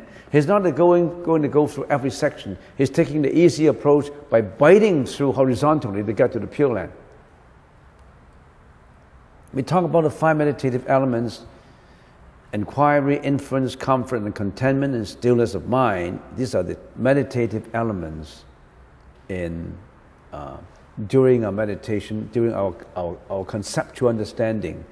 So inquiry, inference is actually introspection. These are the causes. Comfort, contentment, and stillness of mind, those are the effects. Up to that point, cause and effect. But effect is a cause leading to another effect. So it's an unending loop. Stillness of mind is a cause for going into enlightenment. So stillness of mind, contentment, and comfort are the effects of inquiry and inference, but comfort, contentment, and stillness of mind are the effects for enlightenment too. And then we say, in Kamadhatu Samadhi, we have different levels. We have already explained this, but it's just a review. Kamadhatu, when you are in Kamadhatu Samadhi, you would experience, you conceptualize and experience inquiry, inference, and then you'll realize comfort and mental contentment. In Anagamiya Samadhi, you realize stillness of mind. But the degree is not high. But if you go to the first jhana, you have all the 5 elements. And then when you go into the second jhana, you get rid of inquiry and inference because those are too crude for you. When you are in the first jhana, you have all the 5. And then when you want to go further, you say, inquiry is still a burden on me. Inference is still a burden on me. I want to let them go. When you're in the second jhana, you already have gotten rid of inquiry and inference, which you think they are burdens to me. I need them when I first start, but now they are burdens. I want to get rid of them. Even that idea of inquiry, that idea of introspection, that idea of stabilization, I want to get rid of those ideas. I don't want those ideas because they are disturbing me. My stillness of mind is now up to a level that even the methods I use, I want to get rid of them. Then you go into the second jhana. And when you continue to practice in the second jhana, you will find that this comfort that I feel become a burden. I want to get rid of this comfort. They become a burden to me. I want to get rid of the comfort. You want the comfort, right? But the second level, the second jhana people, I don't want this comfort anymore. They are a nuisance to me. So when you continue to practice from third jhana to the fourth jhana, you say, even this contentment in me is a disturbance to me. I want to get rid of this contentment. Then you go into the fourth jhana. Then you have that stillness of mind. Even that stillness of mind, it's a burden. You want to get rid of them. Then you go into enlightenment. You understand what I mean? It's good to know about this because you think about meditation. Some people say, I've been meditation for 10 years. Where would I go from here? Where would you go from here? First jhana, second jhana, third, fourth jhana. And how long would it take me? millions of years. Maybe to you it's just 1 year because you're already at 4th jhana and you reincarnated in this world, you're waiting to be enlightened. Like the Buddha. The Buddha came down to this world waiting to be enlightened. He already have practiced for millions of years. And just this lifetime, he just need to get rid of the stealers of mind. Became the Buddha. Maybe you are qualified, you became the next Buddha, then you be born in this world, you try to get rid of the last straw on your back that has brought you all these troubles. The last straw. You want to get rid of the last straw. When you get rid of the last straw, you become the Buddha. But there have been many, many straws on your back. Now the last piece of straw, you get rid of them. If you meditate, if you don't know how, you could run into problems too. There is a dark side of meditation, if you didn't know how to do it. If you mix qigong with meditation, you could get into trouble of kundalini. What is kundalini? You could have experienced some ecstasy, some pain, some emotional transformation that you couldn't take.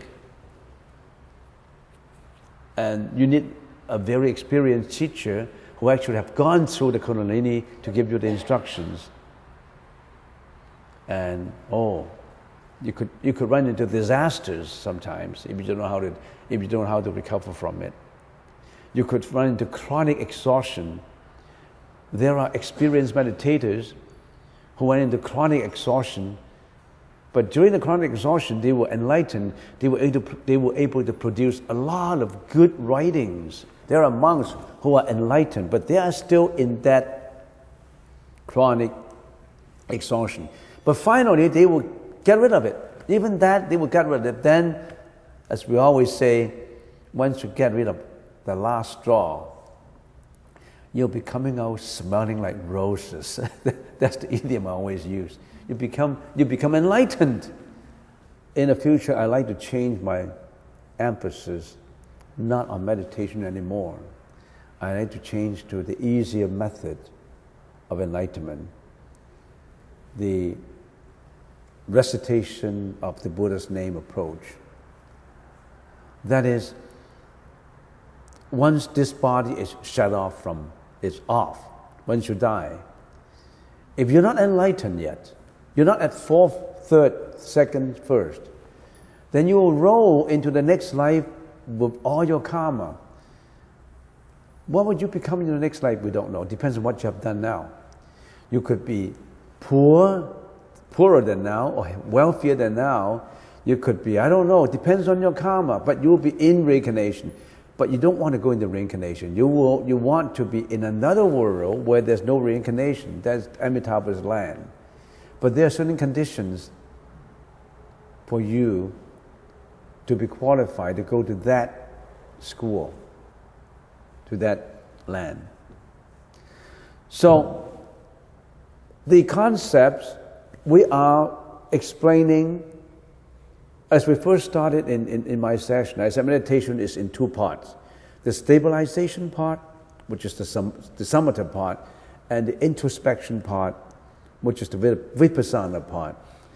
And I have spent a lot of time in introspection. And introspection, I said, there's so many concepts that the Buddhist included in the Buddhist teaching, the 10 schools. How can you learn everything? Even if you live up to 100 years, you cannot learn everything that the Buddha taught us. So I said, we can only pick and choose, like an ocean. To taste the ocean, you don't have to drink up the whole ocean. You just scoop up a few cups and you know how the ocean tastes.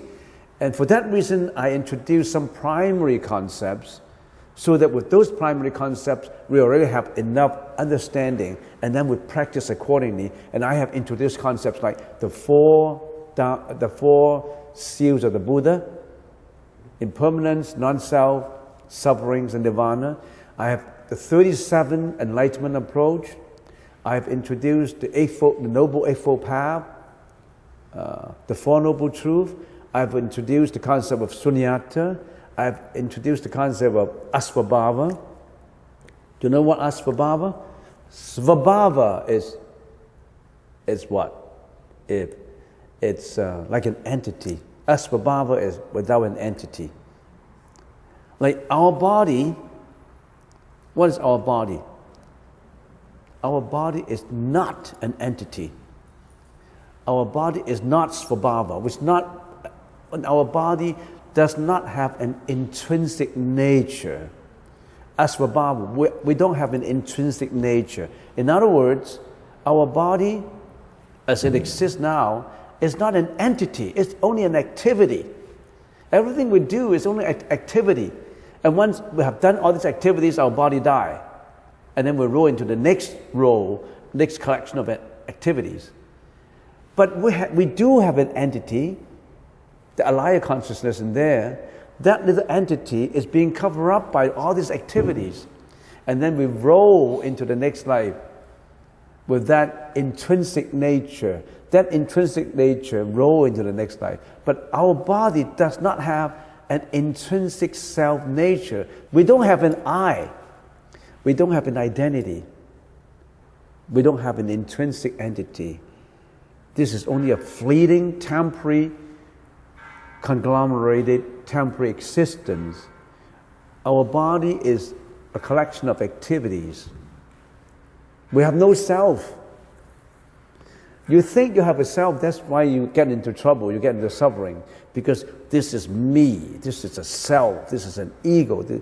Me, you, he, she, you differentiate. But you don't have an I. You only have a collection of causes put together to perform all these varieties of activities.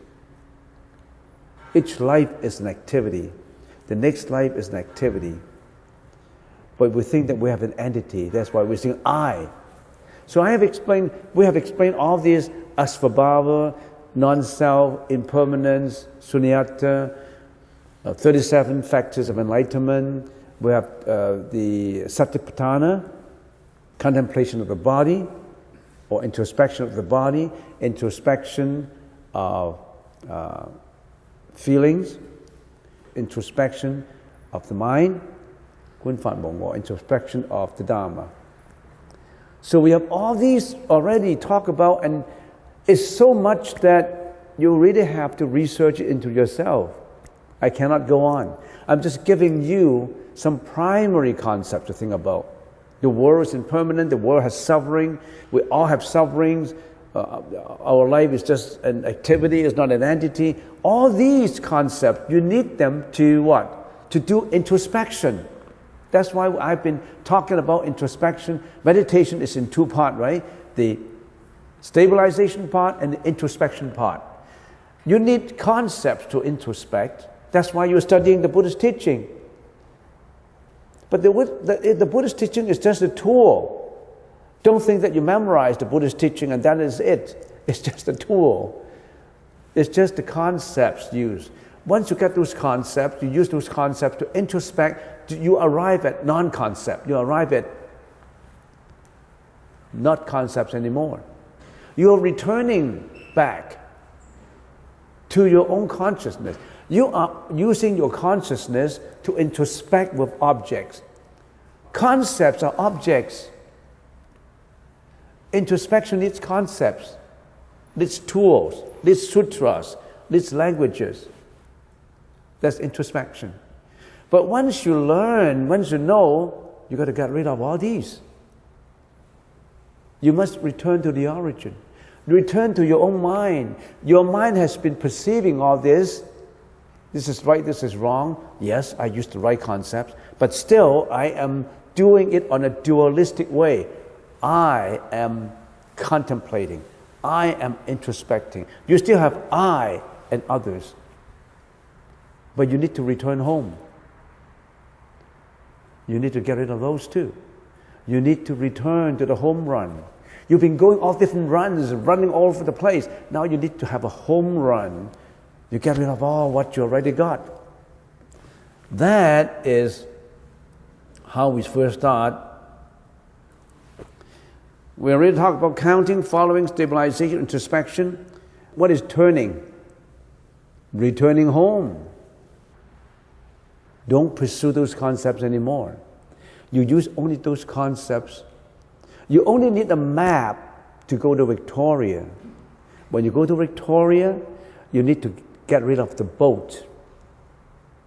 If you don't get rid of the boat, if you don't get rid of all this introspection, if you don't get rid of all those objects you've been using, if you don't get rid of Buddhism, you're not returning home. So you need to return home. After all these, you need to return to your own true, real purity, real nature in you. You got to return. But you cannot return without learning all these, right? How can you return without counting, following, stabilization, introspection? You're returning like a dumb, ignorant person, right? You have to return home wise. You already got the information to return home. Anyway, you won't return home because you are still obsessed. One should know that you're going to return to your origin, return to your true nature. You are on your way to the final purification. Whatever tools you use to purify yourself, get rid of those tools. Because you are still tainted with those tools. Get rid of them. But it's difficult. You're not at that point yet. We're not at that point yet. We are only at introspection. And for most people, they're not even at counting. They can't even stabilize their mind. How can they say about introspection? You think that those protesters can stabilize their mind if they're in the street? If they take to the streets, they cannot stabilize themselves. They cannot calm down. So, I'm not going to talk about introspection anymore. I'm going to talk about turning next time. I want to return home, I'm too tired. I have ventured enough into introspection. For those that you have not enough concepts, get into Google to concept them, to find the concepts.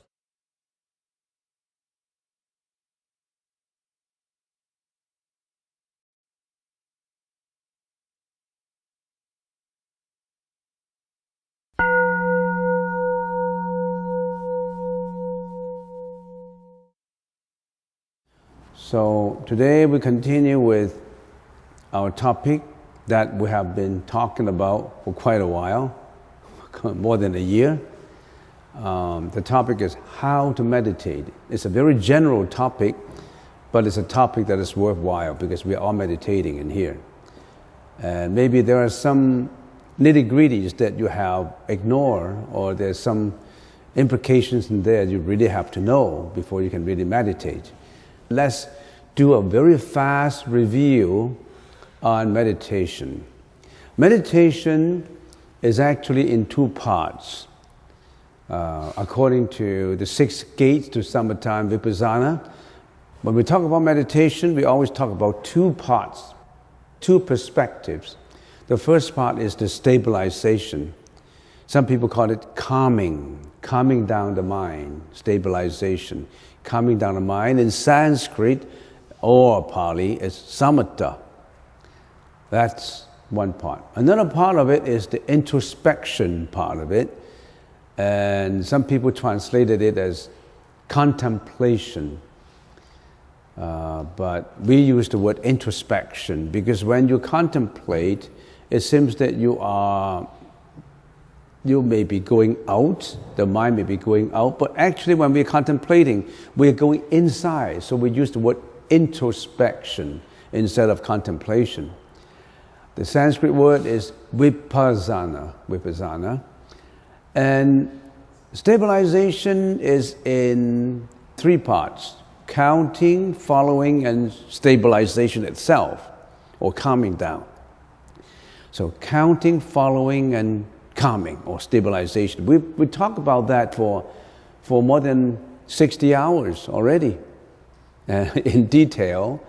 And then about 6 months ago, we moved to introspection. And we touched on many topics on introspection.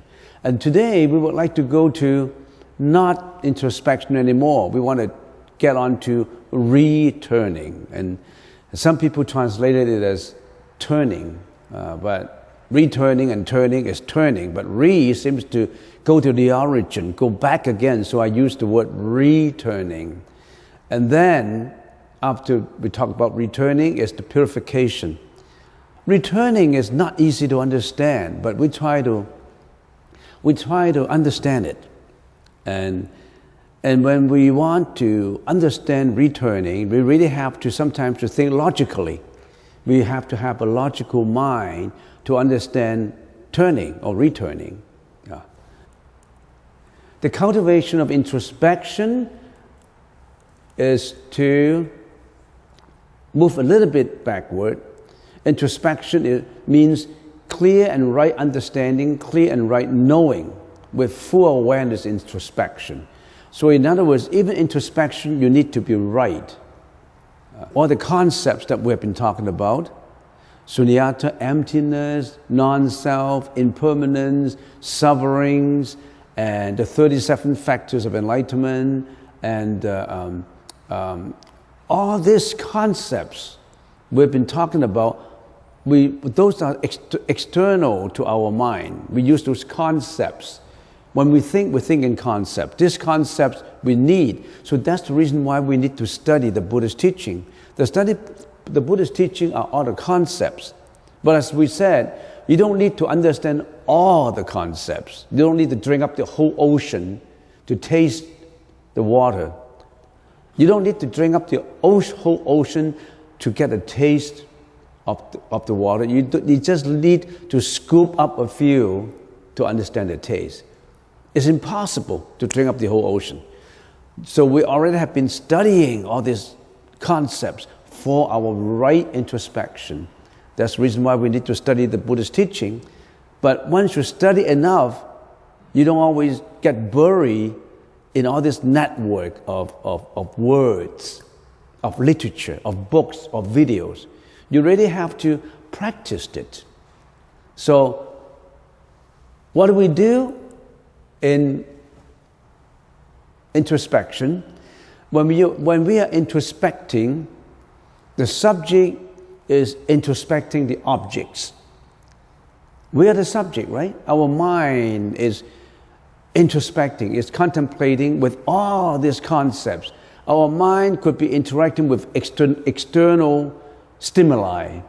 The eyes with forms, the ears with sound, the nose with fragrance, the tongue with taste, the body with light, touch. We as a subject, there's a subject and an object, right? We as a subject introspecting with all these concepts, the objects.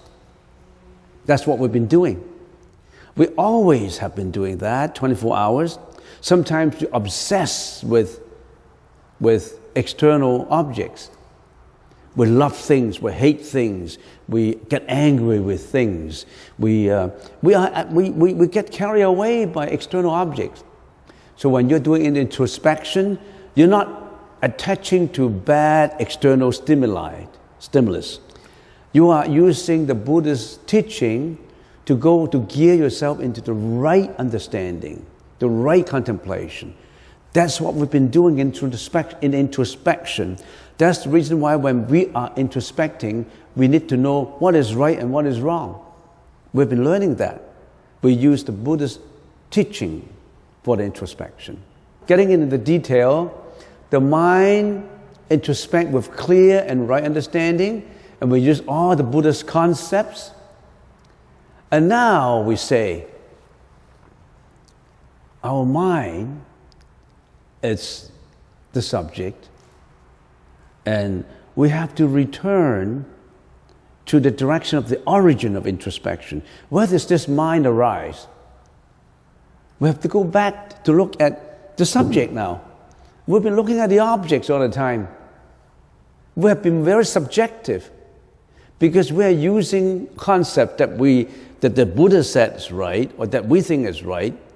We are subjectively using our mind to judge on whatever things. Now the Buddha said, you got to return home. Why don't you watch your own mind? Returning to introspect the subject now. How do you know the subject is right? You are the subject, and how do you know your subject is right? You have to go back to the origin of the introspection. Where does this mind arise? Where? How do you know your mind is right? One should return to the source of one's introspection so that one now introspects not only the concepts, but the very mind that is engaged in the introspection. Do you see this one level higher? There's a higher level. Can you take this higher level? Sure, you can, right? We've been talking about for a long time. Now we go back to find out the source. Where does this come from? What is our mind? Where does this mind, this thought comes from? You are going back to examine yourself because you think you have a self. You think, all these concepts, I apply these concepts. And the Buddha said, where is your mind that comprehend all these concepts? Find out the source of this introspection. Returning home to find out what happened in your home. I've been always telling this story as an example. There was a nun in the Tang dynasty, and she was studying with her master for many, many years, for 20 years, and she said, I'm getting nowhere. I don't think I have begun improvement. I've been studying meditation with my master for a number of years, and I didn't think that I have any improvement. I got to go somewhere. I got to go out. I can't stay in this temple, this small little temple. So she bid farewell with her master, and she started to wander into different temples, looking for the right concept, looking for the right instructions. Everything he wants to think, he looks for everything is right. And then after another 15, 20 years, studying everywhere, in every temple, finally she sat down and said, what have I got? I haven't found anything really different. So she started to return home. So she thought, I wanted to return to my master, to my original temple. And once, when she was going through the grove of the cherry trees, the cherry blossom trees, in front of her original, temple, going back to her own temple, she lived in the fragrance of the cherries. And all of a sudden, she got enlightened, and she uttered a poem from her heart. All of a sudden, just returning home, she uttered a poem that flowed directly from this enlightened heart. What is this poem? I need to say it in Chinese first. 到处寻春不见春. I've been looking for spring. I haven't found spring. 蟒鞋踏破岭头云. I already worn out all my shoes, going all over the places. 归来偶过梅花下. When I came back home and passed the grove of the trees, when I go on the grove of the palm trees, plum trees, in front of my original temple, my homeland, my home temple, 春在枝头已时分. I found spring. I'm going home. I've come home, and I suddenly found spring that I've been looking for 20 years. So we're going back to find spring. See if you can find your own spring in here. All right, let's carry on. We haven't finished. We just started returning. We have started returning home to look at the subject, the mind that you've been using to introspect. Then what do we do with this? Returning. Since one introspects from the mind, one should now return to the direction of the origin to introspect the very mind that is engaged in the introspection. So when we know that everything originates from the mind, we need to know what is this mind all about, right? We need to introspect the very mind that is engaged in the introspection. So what do we do then? The mind that engages in the introspection, from where does it arise?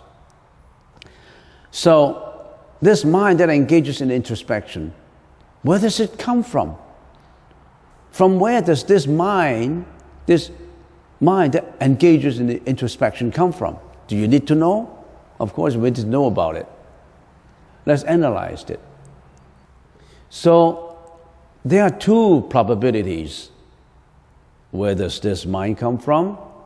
We are now studying the theory of probability now, or the possibilities.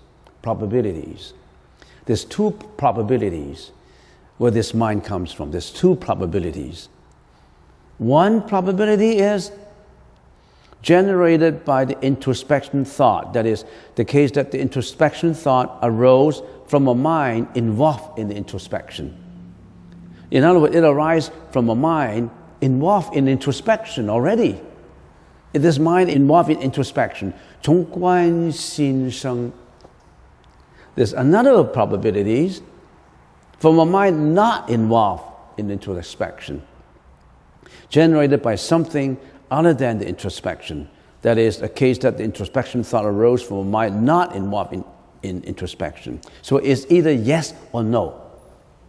It is from a mind that involved in introspection, or from a mind that is not involved in introspection, right? Those are the two possibilities. Those are the two probabilities. It's either from a mind that's already involved in introspection, or from a mind that is not involved in introspection. That exhausts the probabilities, right? So we say, where does this mind comes from? It's either come from a mind that is already involved in introspection, or from a mind that is not involved in introspection, right? It's either or.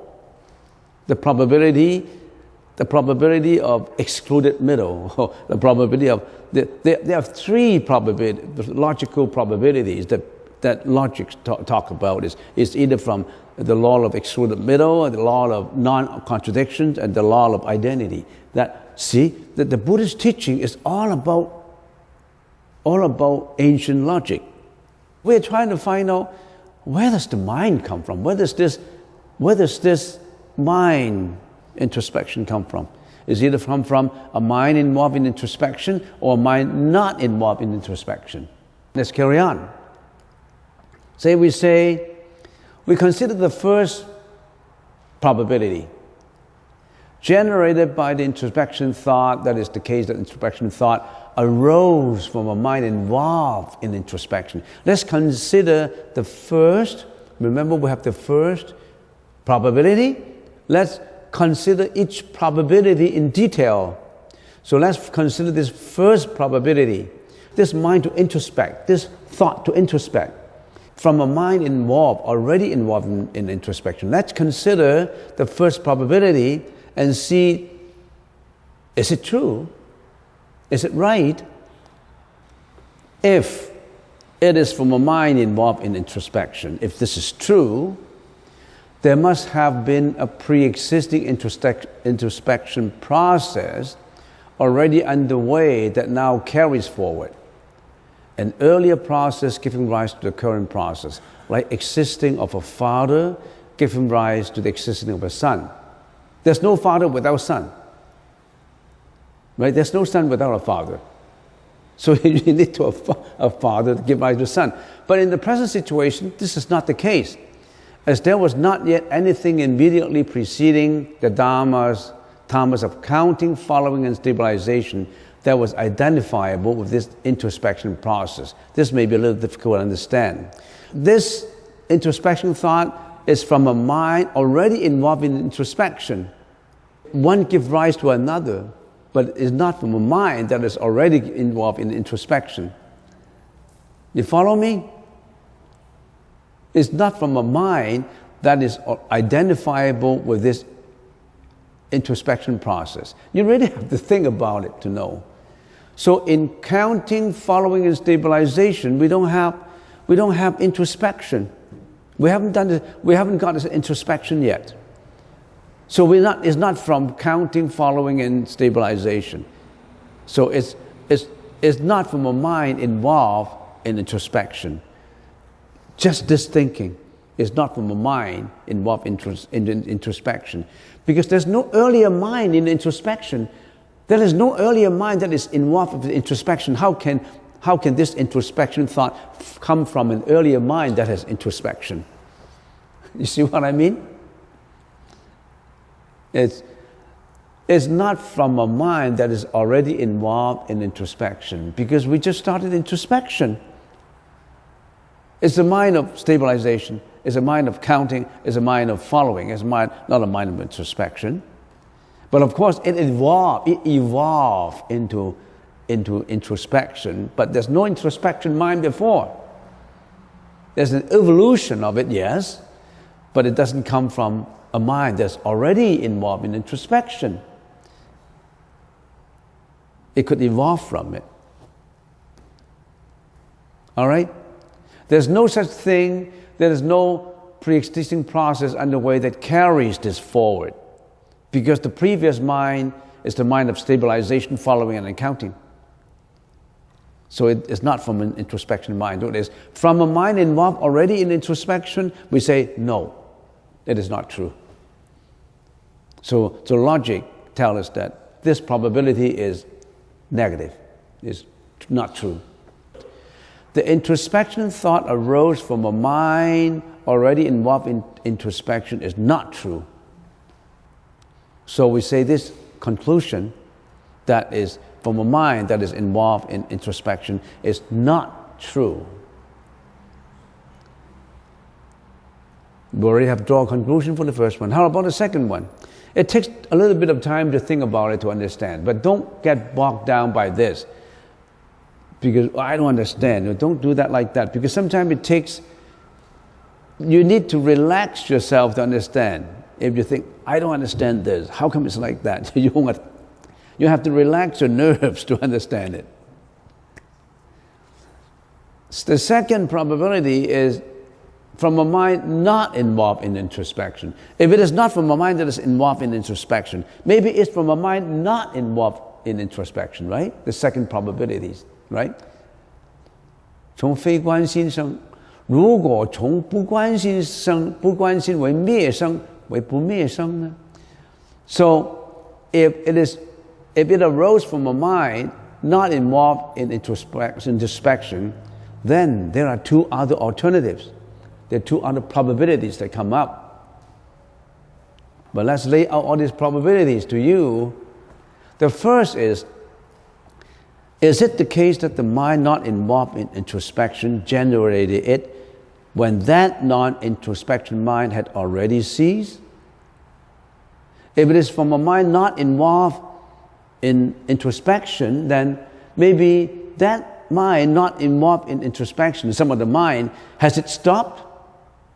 It has to stop before the introspection mind comes out. Is it that non-introspection mind had already ceased and then started into that introspection mind? Or is it the case that the mind not involved in introspection produced it when that non-introspection mind had not yet ceased?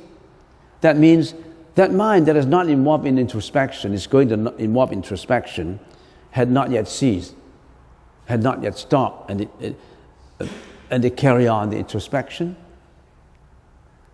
It takes time to think. Don't get perplexed by this. It took me 10 years to figure this out. You mean you can understand it in one session? It took me 10 years to figure it out. I'm just bringing it out to you that there is certain probabilities in it that you have to consider. I studied probability when I was at school. And sometimes I'm amazed at how the Buddha put out all these things. And when I fit my probability theory into it, I said, gee, it was wonderful that the Buddha suggested all these. I studied probability theory, so it's easy for me to understand, maybe. But it does not mean that you won't understand it.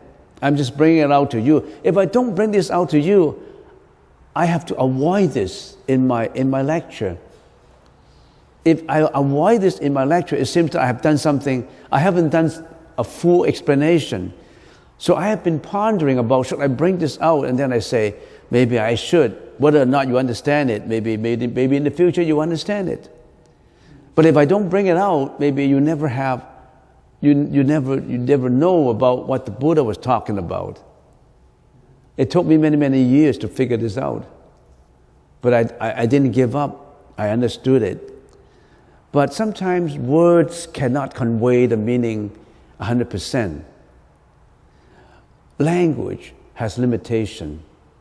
Not only language has limitation, our thinking has a lot of limitation. You may not know a bit of what I'm talking about, because every background is different. Every karmic energy is different. How do I expect you to understand what I didn't understand many, many years ago, and it took me 10 years to understand it? But I think it's fair to just lay out all these things to you for you to pick and choose. If you don't want to pick and choose, just drop it. Does not matter. Just continue to believe in, yes, I want to practice meditation. Yes, yes, yes. It's okay. Sometimes the simple way is the best way, because don't make life too complicated for people. So just Namo Amitofo, Namo Amitofo. Maybe that's sufficient. But if you really want to trace the source of the mind, you really have to understand. And well, let's carry on. So now remember, our first probability is it arose from a mind involved in introspection, and we say that is force. If it arose from a mind not involved in introspection, then it can be true. Because there's no pre-existing introspection mind that carries forward. There's no introspection mind before this introspection mind. A father has to give rise to a son, but there was no father. How can there be a son? The existing of a father will give rise to the existing of a son, but if there's no father, how can there be any son? Is this the case that the mind not involved in introspection generated it when that non-introspection mind had already ceased? That's the first probability, or had not ceased. So there are two probabilities in here. And we need to examine these probabilities. All right, let's carry forward. If one maintains that it was generated by Dharma, which had already ceased to exist, one should realize that once an extinct Dharma had already disappeared, it is no longer able to generate any introspection thought process, as it violates the law of non-contradiction. Remember in the past slide, we said the non-introspection thought had already ceased. If it already ceased, how can it give rise to an introspection thought? How can you say something disappeared, but then it's not disappeared? How can you say that there's no such thing and then there is such a thing? You're contradicting yourself. You understand? How can you contradict yourself? How can you say this is right and then this is wrong? You cannot do that. If it had not yet ceased, if that thought had not ceased, then this would be a case of two thoughts existing simultaneously. An introspection thought exists before, and then introspection thought comes up. How can two thoughts exist simultaneously? How can an identical thought? I can see that many thoughts exist one after another, different thoughts. But how can two thoughts exist at the same time? Two different thoughts exist. Some people okay. But if two identical thoughts exist, is it one thought or two thoughts? Then you're two combining into one, which is incomprehensible. You don't even know if two identical thoughts come into one. This is getting confusing. But anyway, let's carry on. That is the first probability, the second probability. There's the third and the fourth too. If it is that thought that has the characteristics of ceased and not ceased, number 3, or neither ceased nor not ceased, it is all untrue, as it violates the law of non-contradiction. How can something be yes and is also no, or not yes and not yes? Say, this is yellow, this is not yellow, and a yellow is yellow, but a yellow is not yellow. That you're contradicting yourself. This is yellow, but again, this is not yellow too. Then, yeah? So what you think, there's no room for duality in what you're talking about? There's a lot of room for duality. There is no duality. Yes, there is a lot of room to duality. But this is not about duality. Duality is rich and poor, good or bad. Of course, there is duality. Everybody knows there's good and bad, rich and poor, yes or no, negative and positive. But this is not it. This is a logical thinking on contradiction. You cannot contradict yourself. Yeah, you cannot contradict yourself. Yeah, yeah. It's difficult to comprehend. Yeah, it's not easy to comprehend. Yeah, but why don't we do it like this? This is what the Buddha was talking about, and let's say the Buddha come up to a conclusion. Is said the introspection thought arose from a mind not involved in introspection is not true. Is also not true. From a mind involved in the mind, our mind comes from a mind, our introspection mind comes from a mind involved in introspection is not true. But how about from a mind not involved in introspection is also not true. Then, let's do a regurgitation. The mind that engages in, this is a regurgitation or more or less a conclusion of what we're talking about. The mind that engages in introspection, from where does it arise? 其观心者从何而生呢? Is it arose from a mind involved in introspection or arose from a mind not involved in introspection? The conclusion is none of the above are true. If you use logic, especially symbolic logic, you can prove a lot of none of the above. This is true, this is false, none of the above. That kind of thing. I mean, that kind of argument. This mind that engages in introspection does not arise in any situation at all. The introspection mind was originally unproduced. We don't have a mind. 当即观心，本质不生。We don't have a mind. The mind is only an activity, it's not an entity. An entity, you're looking for a permanent entity. No, you don't have a permanent entity.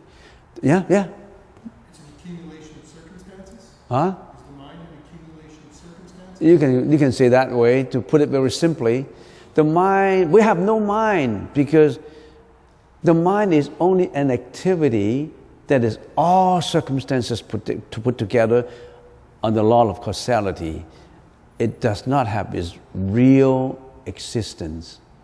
That's the reason why there's a lot of philosophers, a lot of Buddhist philosophers, a lot of high monks say we don't have a mind.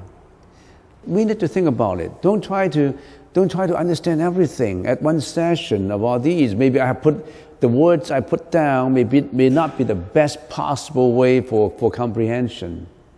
And this is how I understand it.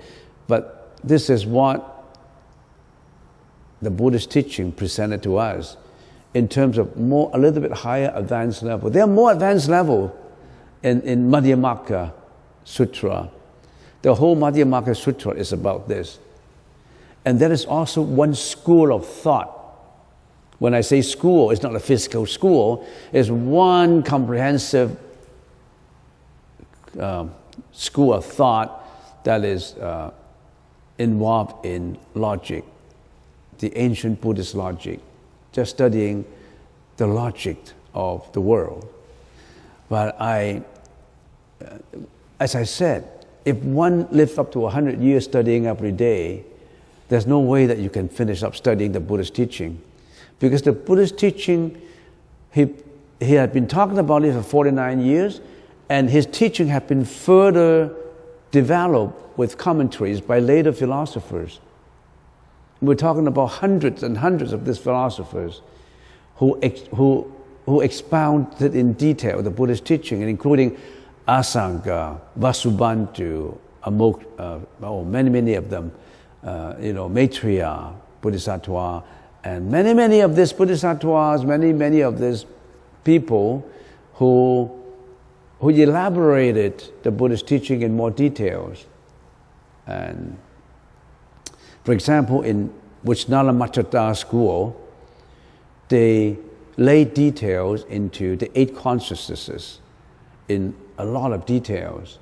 And the Madhyamaka Karika, they laid in details the study of sunyata, which is emptiness, devoid of inherent existence, the concept of devoid of inherent existence. And I don't think we should bury ourselves too much in that kind of philosophical studies, but just suffice it to say that when I explain returning, if we don't use this kind of logic to present it, I better shut up. I have no way of explaining returning. I have no way of explaining how do you examine the subject that introspect. How do you return it? Where does the mind comes from? The conclusion is there is no mind. How can we say there's no mind? Okay, let's carry on. What's the conclusion? The introspective mind was originally unproduced, unborn, uncaused. Because it was unproduced, it does not exist. Because it does not exist, it is empty, devoid of inherent existence. Because it is empty, there is no mind engaged in the process of introspection. We've been introspecting and then we say there's no mind in introspection. Are we contradicting ourselves? No. We cannot carry out this kind of normal thinking I wouldn't say normal. Some people say we are normal, assuming that we are all normal. The Buddha is super normal. So becoming the Buddha is a super normal. Assuming we are normal, but we say, I don't think sometimes we're normal. Assuming that we are normal, the Buddha is super normal. So if we think that we are not normal, then the Buddha is normal. That's the way we look at it. So there is no mind engaged in the process of introspection. If there is no mind, how could there be any external object which the mind perceives? If there is no mind, how can there be objects if there's no mind? Who perceive the objects? The objects and the subject do not exist. We are living in a dream of existence. We are all in a dream. You don't exist. You think you exist, that's the problem.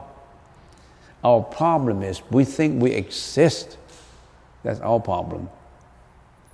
We got scared. Well, I exist and I don't exist. So if I understand it, we say we don't have a mind. Then, we don't have a mind. But how come we think? If we don't have a mind, who is enlightened? Who is enlightened? Why don't we leave the questions to you, to yourself? If there is no existence, who is enlightened? There is a Theravada teaching that I really like. And I think that monk passed away 2 months ago, and his name is Bhante Punaji. He always have been saying, we don't exist. We're living in a delusion. We're living in a dream of existence. And now you know why he said that. We are all in a dream. It does not mean that we don't have to work when you're in a dream. We have to get out from the dream. How do we get out from the dream? The Buddha, we need to get out from the dream, but we know that it is a dream. I think from the perspective of emptiness, there's no existence. That is because people attach to externalities. So the Buddha talked about sunyata, no existence. But for people who fall into emptiness, the Buddha said, there is existence. So you can't just take one side. You have to dissolve it to know. You have to dissolve all these probabilities to get out from probabilities. But have you dissolved all these probabilities? We are living in probabilities. How can we dissolve them? Well, let's find out more. So my job is, I'm talking about turning. I can't talk about this. I can't talk about returning without talking about this. Because returning, that means examining it, the origin, the mind, that is doing the following, the counting, the meditation. Who is doing the meditation? The mind. But if there is something doing meditation, it is also an attachment. You need to get rid of that something. But I don't think we're in that position yet. We're always struggling to exist. We have a lot of problems in existence. Every day we're doing the same thing. Every day we're involved with wanting, acquiring, a job to make money, to know your, to get a family, to do work, to all these. We're always in existence. How can we say we're existing? We struggle to exist, and you told me we're not existing? Yes, that was what the Buddha said. But imagine, if you're a multimillionaire, do you know that you don't exist? The multimillionaire says, I exist with all the money. I exist. But apart from the fact that having a lot of money, have a lot of problems, your existence, if you attach to money, is in pain. Because you never know what is non-existence.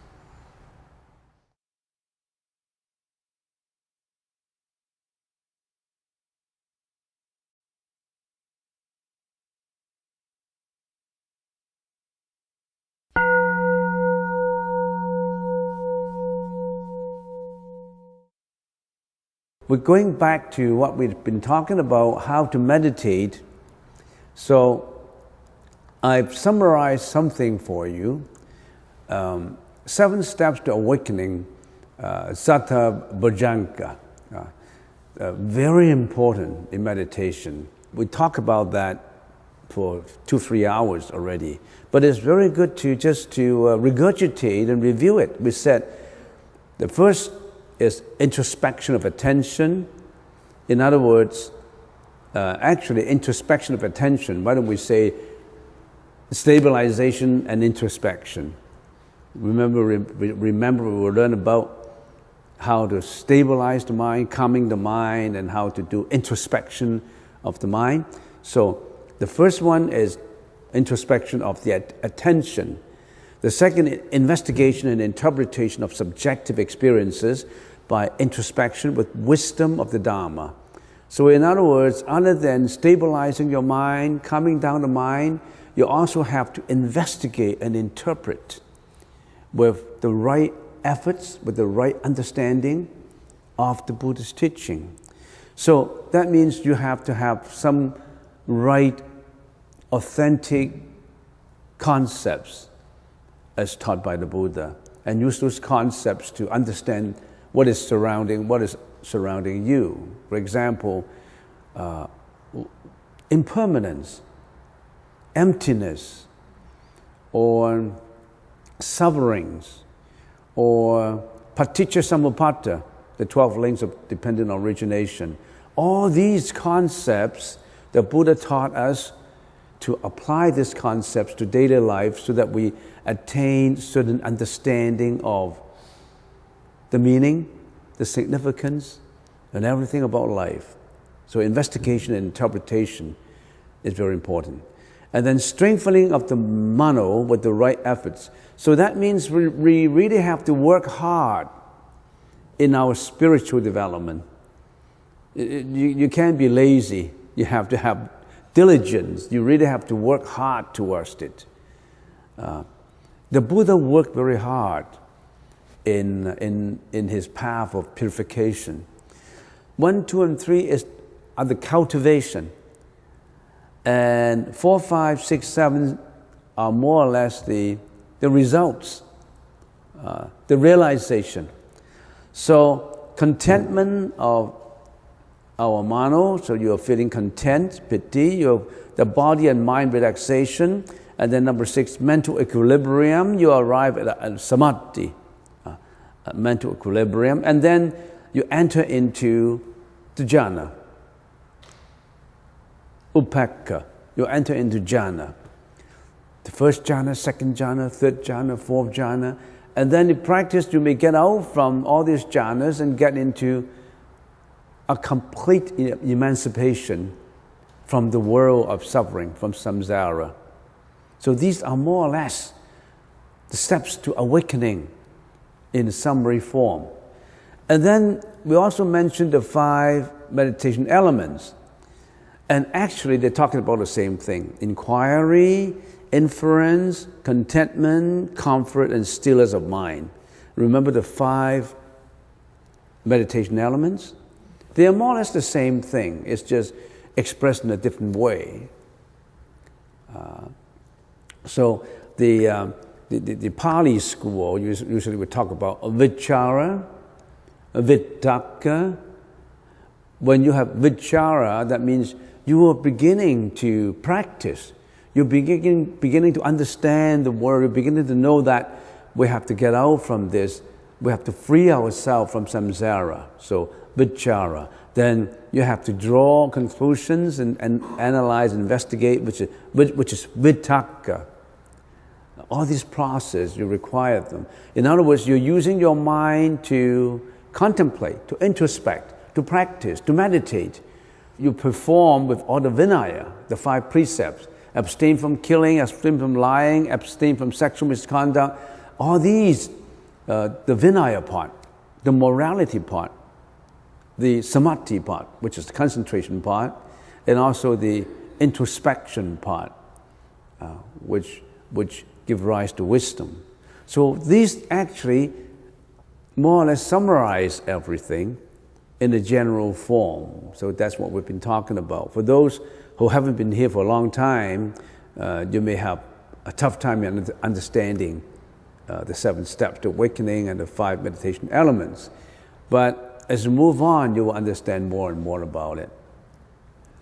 And contentment, comfort, and stillness of mind. And then here on this part, body and mind relaxation, contentment, which is blissful, bliss, happy, and mental equilibrium. But this seems to paint a good picture of meditation. This is the bright side of meditation. This is what you cultivate and what you can achieve, what you realize. But remember, if you have not done it properly, you may experience some dark side of meditation too. Don't think that, oh, if I do meditation, I'll always be happy, content, comfort, stillness of mind, everything will come out rosy. Everything is rosy. This is an imperfect world. Whatever you're doing, there's always the pros and cons of it. Given that you haven't done it the right way, it does not mean that this is marching forward towards the rosy garden and there will be no difficulties, no hurdles to overcome, nothing to overcome. You're just getting to the oasis, getting to the utopia of meditation. Meditation is not easy. It does not mean that once you meditate, you're getting to the utopia of meditation without difficulties, without hurdles that you have to overcome. And also remember, meditation is not a practice of just the Buddhists. The Roman Catholic, Christian, Jainism, Hindu, many religions have meditation too. And for example, in Roman Catholic, there are Roman Catholic monks who achieve mental equilibrium, just as the Buddhist monks have achieved mental equilibrium. Sometimes I've heard stories that you go to Europe, you go to the mountains, and there were Roman Catholic priests doing meditation in there. They're blissfully doing meditation. And of course, there are many hurdles that you have to overcome. And when they also mention in their books about the hurdles that they have to overcome. Even in Hindu religion, in Jainism. And sometimes for the yogi, sometimes they refer those hurdles that you have to overcome as Kundalini awakening. When you're going through Kundalini awakening, you really have to go through sufferings before you arrive at contentment and calm and mental equilibrium. If you didn't get the right teacher or the right way, you could come up with hurdles, Kundalini syndromes. You may going through a cleaning process that is too overpowering for you. So you're going to watch out. You're going to do it the right way. All right? We've been talking about meditation. So we know that it's stabilization and introspection, to classify into two parts. And in stabilization, we have counting, following, and stabilization, or calming, we have been talking about for many, many hours. Each one of these have two parts. The one is cultivation, the second is realization. In other words, how to cultivate counting. The Buddha told us how to cultivate counting, and as a consequence of cultivation, you come up to realization of counting. Cultivation of following, realization of following. Cultivation of stabilization and realization of stabilization. There's always a cultivation, which is the cost of it, and the realization, which is more or less the effect of it. And introspection too. In introspection, we have the cultivation of introspection and the realization of introspection. Right now, we're talking about turning, and some people translate turning into returning, or turning is the same thing. All right, let's go very quickly as a review of last time, because last time we started with returning. Why do we have to return to the source of our meditation, of our stabilization introspection? So we quickly review it.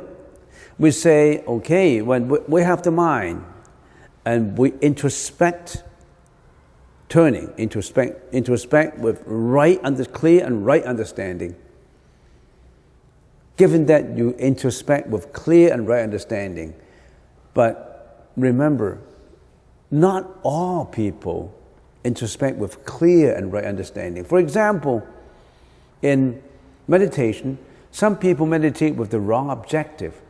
They could have the understanding that if I meditate well, then I'll be more intelligent. If I'm more intelligent, I can make more money. I can be more healthy. I can look better. I can look handsome. I can look beautiful. I have good health. They always meditate on the basis of acquiring more and more. I want to get more and more. They meditate with greediness, with acquiring. Meditation is to let go, not to acquire. I want this, I want that. I hope you know what I mean. So you really have to clear and right understanding.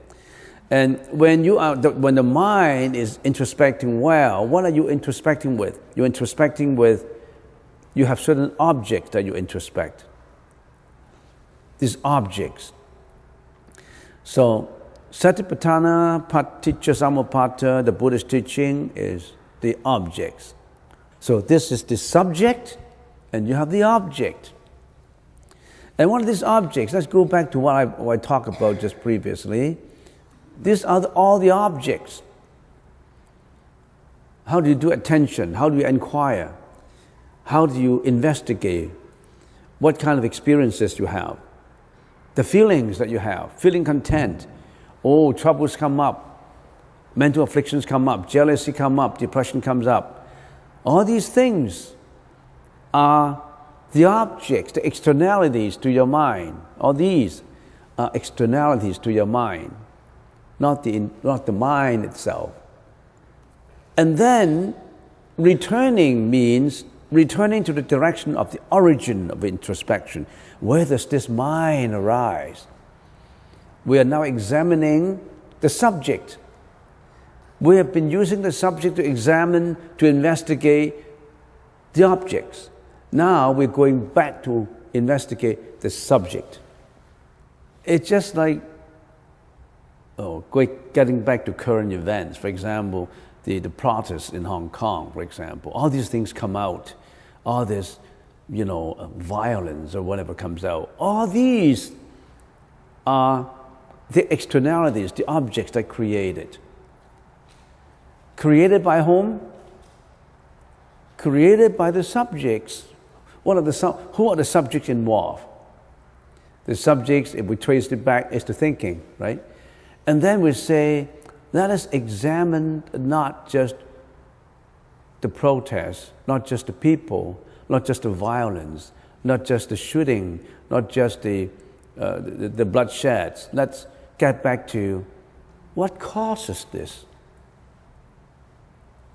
What's the mind that caused all this? Getting back to examine. People just examine the objects all the time. I hate this protest. It gives me inconvenience. I hate these people. I love these people. They're not getting back to the source. But right now, the Buddha said, returning now, we've been using the subject to, we put through all these things, we arrive at certain conclusions, we have quiet, we have equilibrium of mind. Now, let's returning to, where does this mind come from? One should return to the source of one's introspection, so that one now introspects not only the concepts, not only the depression, not only the mental afflictions, but the very mind that is engaged in the introspection. The very mind that engages in the introspection. Well, let's continue then. Then we'll get to the cultivation of returning. I've already gone into detail last time. I'm just reviewing. Since one introspects from the mind, one should now return to the direction of the origin of the mind, to introspect the very mind that is engaged in the introspection. What causes this? Where does this come from? The mind that engages in the introspection, from where does it arise? From where does it arise? I talk about it. You will have two probabilities. The one is it arises from a mind involved in introspection, or it arises from a mind not involved in introspection. There are only two possibilities. This mind comes from a mind already involved in introspection. It develops into this. Or, no, it's from a mind not involved in introspection. Only two possibilities, right? Either yes, it is from a mind involved in introspection, or no, it is not involved in the mind in introspection. And then we say, okay, let's examine the first one. If it is from a mind involved in introspection, if this is true, there must have been a pre-existing introspection process already underway that now carries forward. But in this present situation, this is not the case, as there was not yet anything immediately preceding, counting, following, and stabilization that was identifiable with this introspection process. Remember, we have the stabilization, we have counting, following, stabilization. If it is from a mind that's already involved in introspection, we should have something before counting, following, and stabilization, that is introspection. It's just like, how can there be a son without the development of a father? A father develops, gradually develops into a son. But in this case, there's no pre-existing introspection other than the introspection that is giving rise to it right now. So it is not true. From a mind, it cannot be from a mind involved in introspection. Conclusion is the introspection thought arose from a mind involved in introspection is not true. And then we say, how about the second probability? It arises from the mind not involved in introspection. This possibility, we can see two other probabilities now. One probability is it the case that the mind not involved in introspection generated it when that non-introspection thought had already ceased? Or is from a non-introspection thought that had not ceased? We're talking about logic now. And then we say, okay, let's examine the first one. It arises from a non-introspection thought that had already ceased. But we say, if one maintains that it was generated by a Dharma which already ceased to exist, one should realize that if it ceased to exist, if something already vanished, logically, how can it come back again? Of course, the thought will come back, but I'm talking about the introspection thought. It already ceased. If something ceased, it cannot come back. And then we say, if it had not yet ceased, from this would be a case of two thoughts existing simultaneously, which is unapprehensible. How can something cease and something not cease? For example, a good and bad thought mixed together and coming together at the same time. Good is good, bad is bad. Right? Of course, the opinion is something good can be bad, something bad can be good. That's not the logic. That's not what we're talking about now. You're not using logic to talk about it. You cannot have two thoughts existing simultaneously, then which thought dominates? There's no such thing as two thoughts existing simultaneously, because you're contradicting the law of non-contradiction. A good thought and a bad thought exist as one thought at the same time. They conflict each other. You are violating the law of non-contradiction. And we're not getting into details in this. We just review it. If it is that thought that has the characteristic of neither ceased or not ceased, it is all untrue. It violates the law of non-contradiction. And then we said the conclusion is the introspection thought arose from a mind not involved in introspection is not true. So it is not from a mind non-introspection thought that had ceased, and it's not right that it's from a mind non-introspection thought that has not ceased. Both is not true. So we have a conclusion.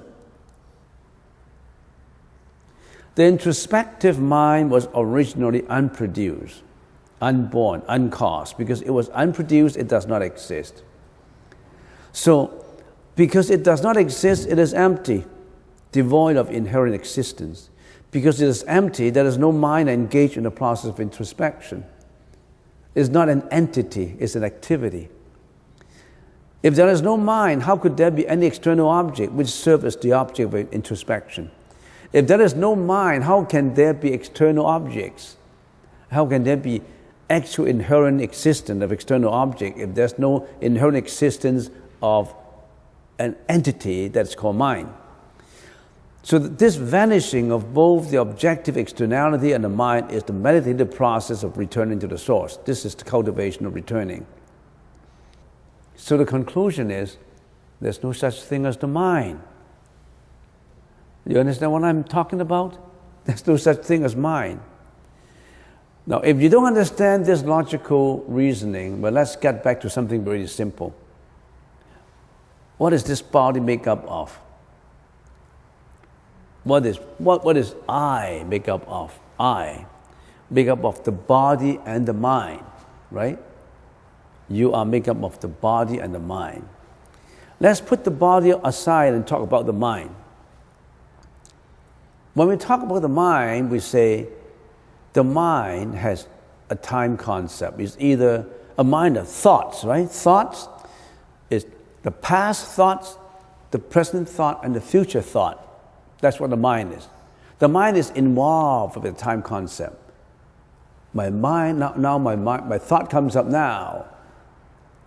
My thought came up yesterday. So there was a past, present, and the future in the mind, right? All those that happened in the past, you cannot bring them back again. So the past are gone. Can you bring back what happened in the past? Can you bring back what happened yesterday? Of course, you can repeat your thought. Yesterday I was angry, now I'm angry. You're just repeating a thought now. But yesterday's thought is gone. How can yesterday's thought gone be now? You can create another thought now, but yesterday the thought is, the inherent existence of that thought is gone. You cannot bring back yesterday. Yesterday is gone. So there's no such thing as yesterday, a time concept of yesterday, because it's gone. It's just a time dimension in your mind. And how about a future thought? The future thought has not come. How can there be a future thought? The future has not come yet. Can you bring the future into now? You always worry about the future only. You worry about the future, but you cannot bring the future onto the present. And then you say, there must be a present. I'm existing now. I'm existing now. But you know that every thought, even every sentence you utter, became a past. Every sentence you utter now became a past. There is actually no present. Because every minute now, when it happened, it became past. How can you grab onto the present? So there's no past, no present, and no future.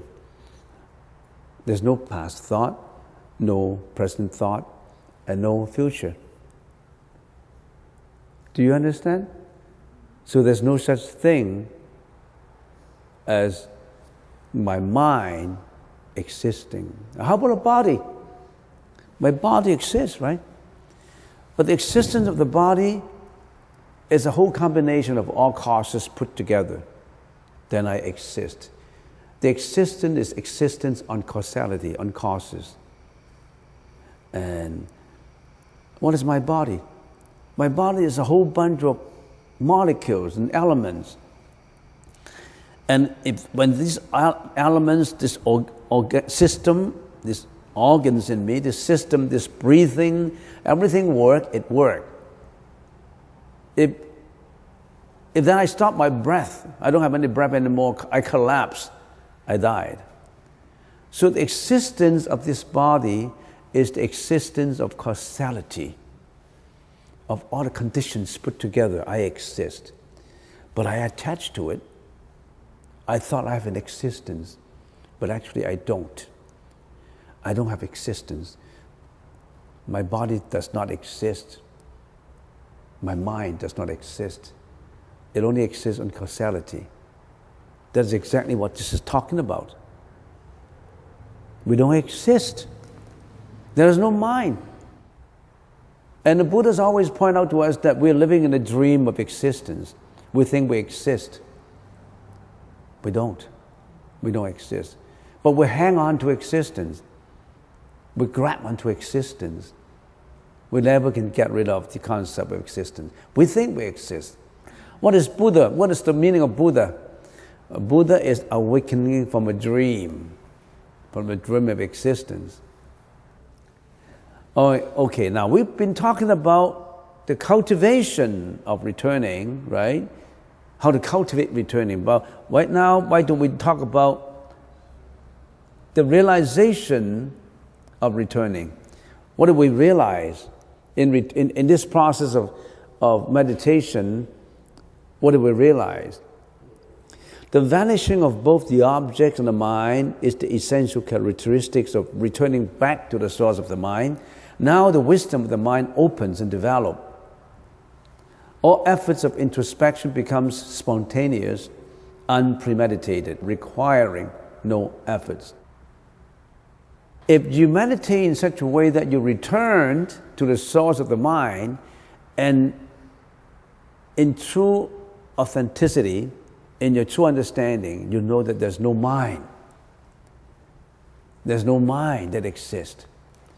Because there's no mind exists, there's no external objects. If you really understand this, you come to a realization. Right now, you and me, if we haven't come to that realization, we only come to know the language of that realization, not the true understanding of it. We only know the words of understanding. Because you really haven't practiced in such a way that you firmly know that there's no mind. When we're talking about there's no body and no mind, oh yeah, logically yes. But then when you practice, you have a body, you have a mind, you attach to this body, you attach to your mind. All your efforts in your introspection is spontaneous. All the concepts disappear. Concepts are objects, externality. You don't need those concepts anymore. You don't need Buddhism anymore. All these concepts, you don't need them anymore. But you need them because we're not at that level yet. You need them. But once you're at that level, all efforts of introspection becomes spontaneous. And you don't need to meditate on it. Right now you need to think, this is empty. This is no self. Everything is impermanent. We're going through suffering. You need all these. But when you get to understand, full understanding, the realization of returning, you don't need this. Because they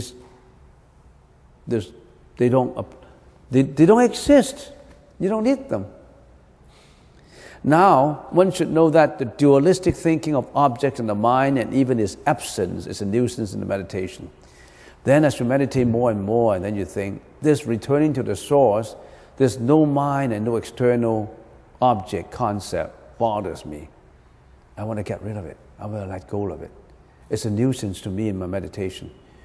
This non-self, this paticca samuppada, this shunyata, this emptiness, this impermanence, they bother me in my equilibrium, quietude of meditation. This become bothering me. I want to let that go too. Now one should relinquish returning to the source and establish the mind in the path of purification. There's no such thing as returning now. Even returning is a nuisance. Even recognizing there is no mind, there is no object becomes a nuisance to you because mind and object is dualistic. Two extremes. We have external, we have internal, we have a mind, we have objects. These things become a nuisance to you in your meditation when you're at that returning level. But are you at that returning level? Sometimes in meditation you may have a minute of that, you may have a glimpse of that, but when you stop meditation, when you go out to the world, you are as selfish as before, as temperamental as before, as emotional as before, because you haven't really come up to the true enlightenment. It has to be 24/7.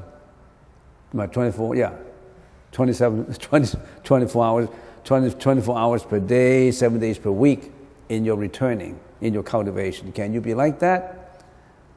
Probably not, because when you go to the cafeteria, in another 15 minutes, You will say, oh, this is really delicious. I love it. I hate this. I don't like this egg rolls. Is it egg roll? Oh, I like this. This is sour. This is sweet. Oh, it is extremely difficult to come to turning. It has to be a 24/7.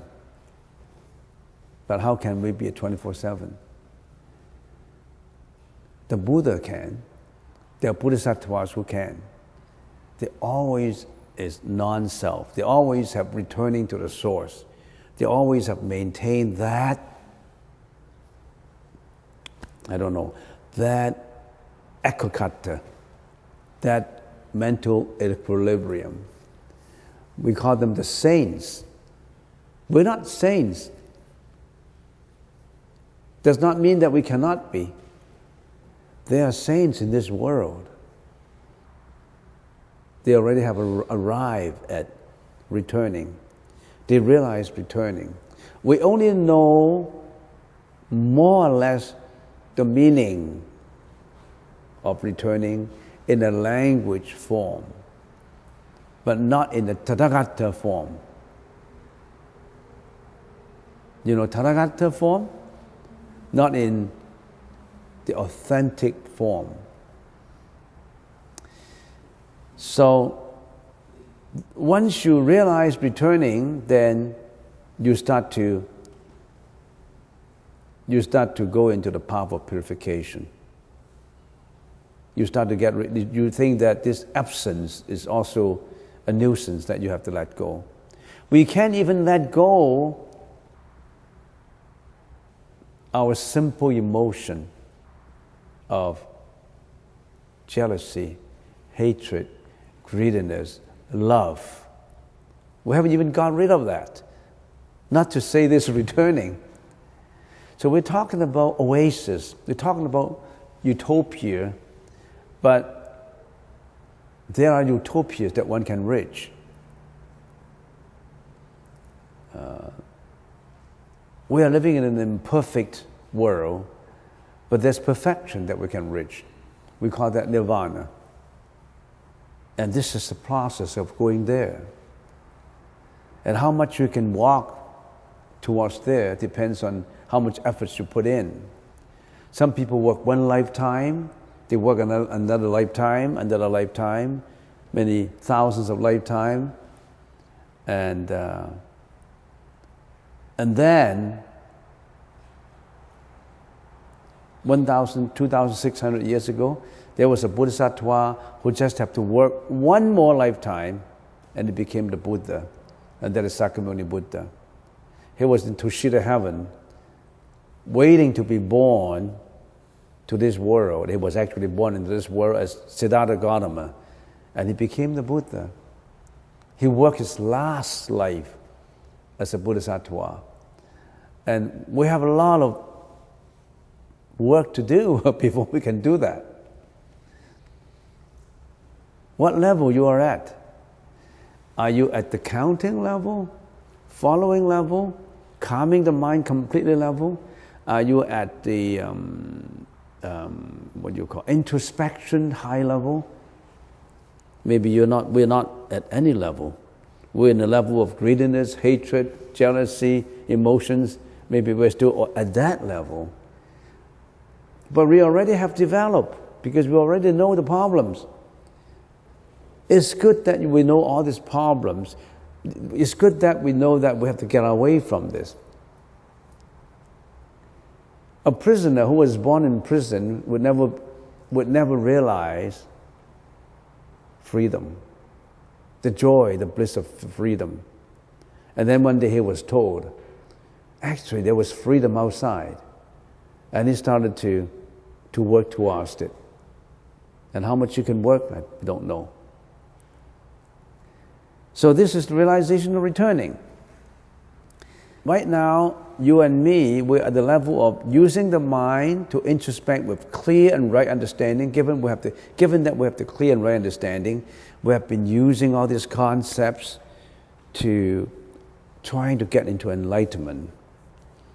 And if we can do that well, that is already a miracle. And then the Buddha said, Then, if you can do that well, you introspect the subject too. Introspect yourself, the mind too. How many people can really go back to the source to introspect one's mind? We can, but for how long? When we're meditating, we try to. When we've done something wrong that we want to repent, we want to think about it, maybe we get back to the mind, oh, I shouldn't have done this, oh, this is what causes it.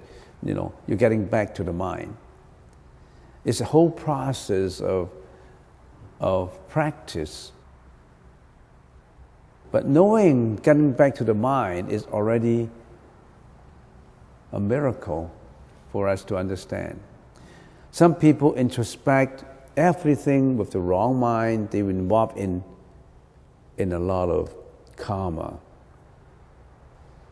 Lying, stealing, all kinds of evil actions, all kinds of unwholesome deeds, unwholesome thinking. They're not even standing on the ground of introspecting with clear and right understanding. Even we have learned it, sometimes we could divert into another track which could take us into something unwholesome. Given that meditation can help us to let go, help us to arrive at mental equilibrium, the Buddha 2,600 years ago already know that the world is getting more and more complicated. We're getting more and more into involvement of unwholesome karmic energy. The Buddha introduced to us an easy method of practice. One day, without his disciple asking, maybe the disciples didn't even know that there's such a practice. And he said that there was another world that you can migrate to. You can apply for immigration over there. Then you don't have to go through life and death anymore. It's very similar to the heaven concept. So, since everybody has to die, even if you are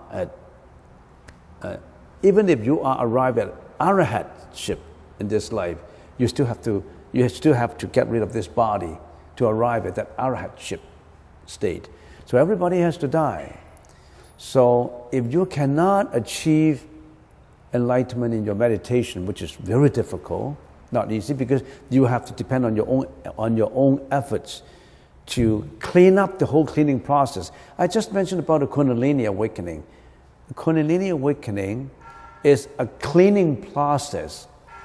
Cleaning up all your karma inside is tough. So the Buddha said there is another world. Amitabha Buddha created a world for you to do your immigration. You will be reborn in there first. You don't have to go through samsara, reincarnation. And in there, you have to go to that school that you learned to get to enlightenment. So come to that. Amitabha Buddha said, come to my world. I'm welcoming you to come to my world after you passed out your life, and you come to learn in my school. You don't have to go through reincarnation anymore. Temporarily, you have to learn in that world, Amitabha world, Sukhavati Vyuha. The Sukhavati Vyuha laid out the details of that world. But there are conditions that you really have to fulfill these conditions to immigrate in there. These conditions are all laid out in sutras as to how to fulfill all these conditions so that at the juncture of death, you don't go into reincarnation anymore. You will be reborn in Amitabha's Pure Land. That seems to be the easy way to go for us. Even all the saints, most of the saints in ancient times said so. For example, Vasubandhu, Asanga, and Nagarjuna, all those are saints. They're arahats already. And they said that's an easier way. You go there first, because given all the pressure and the tension that you have in this world, you cannot practice 24 hours per day. You can only meditate for half an hour and 1 hour, and you want to be a Buddha, just meditating for 1 hour and half an hour. So reborn in this world, in that world.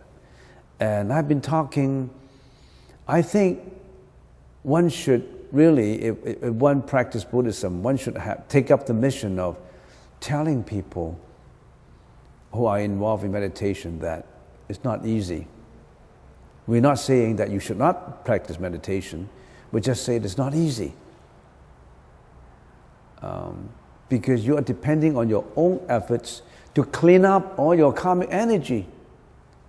In order that you become an arahat, or you become a Srutapana, you become a Sakadagamin or Anagamin.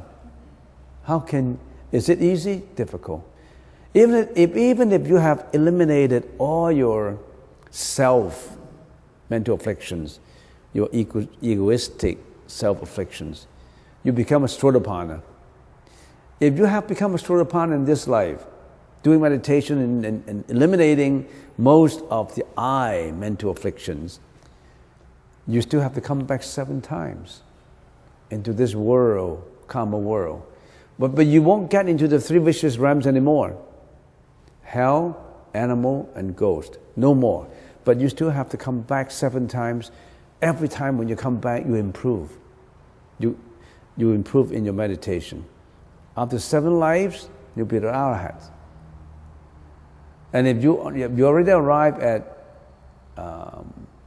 Sakadagamin, then you come back 1 time to this karma world, reborn 1 time. And if you're Anagamin, then you don't come back to this world again. You're on the Rupadhatu world. This is too dirty for you. This karma world is not clean for you. We just use the word dirty. It's not pure enough for you. You'll be reborn in there to practice until you become arahats. So it's difficult. So the shortcut is to be born in Amitabha's world. And there are sutras that we've been talking, and we plan to do more and more talking on the sutras and introduce the sutras to the Western world so that people know that meditation is not easy. But we cannot abandon meditation, because meditation helps us to let go. You must meditate. But if you think that you can be successful in being an arahat in meditation, extremely difficult. Not impossible. Extremely difficult.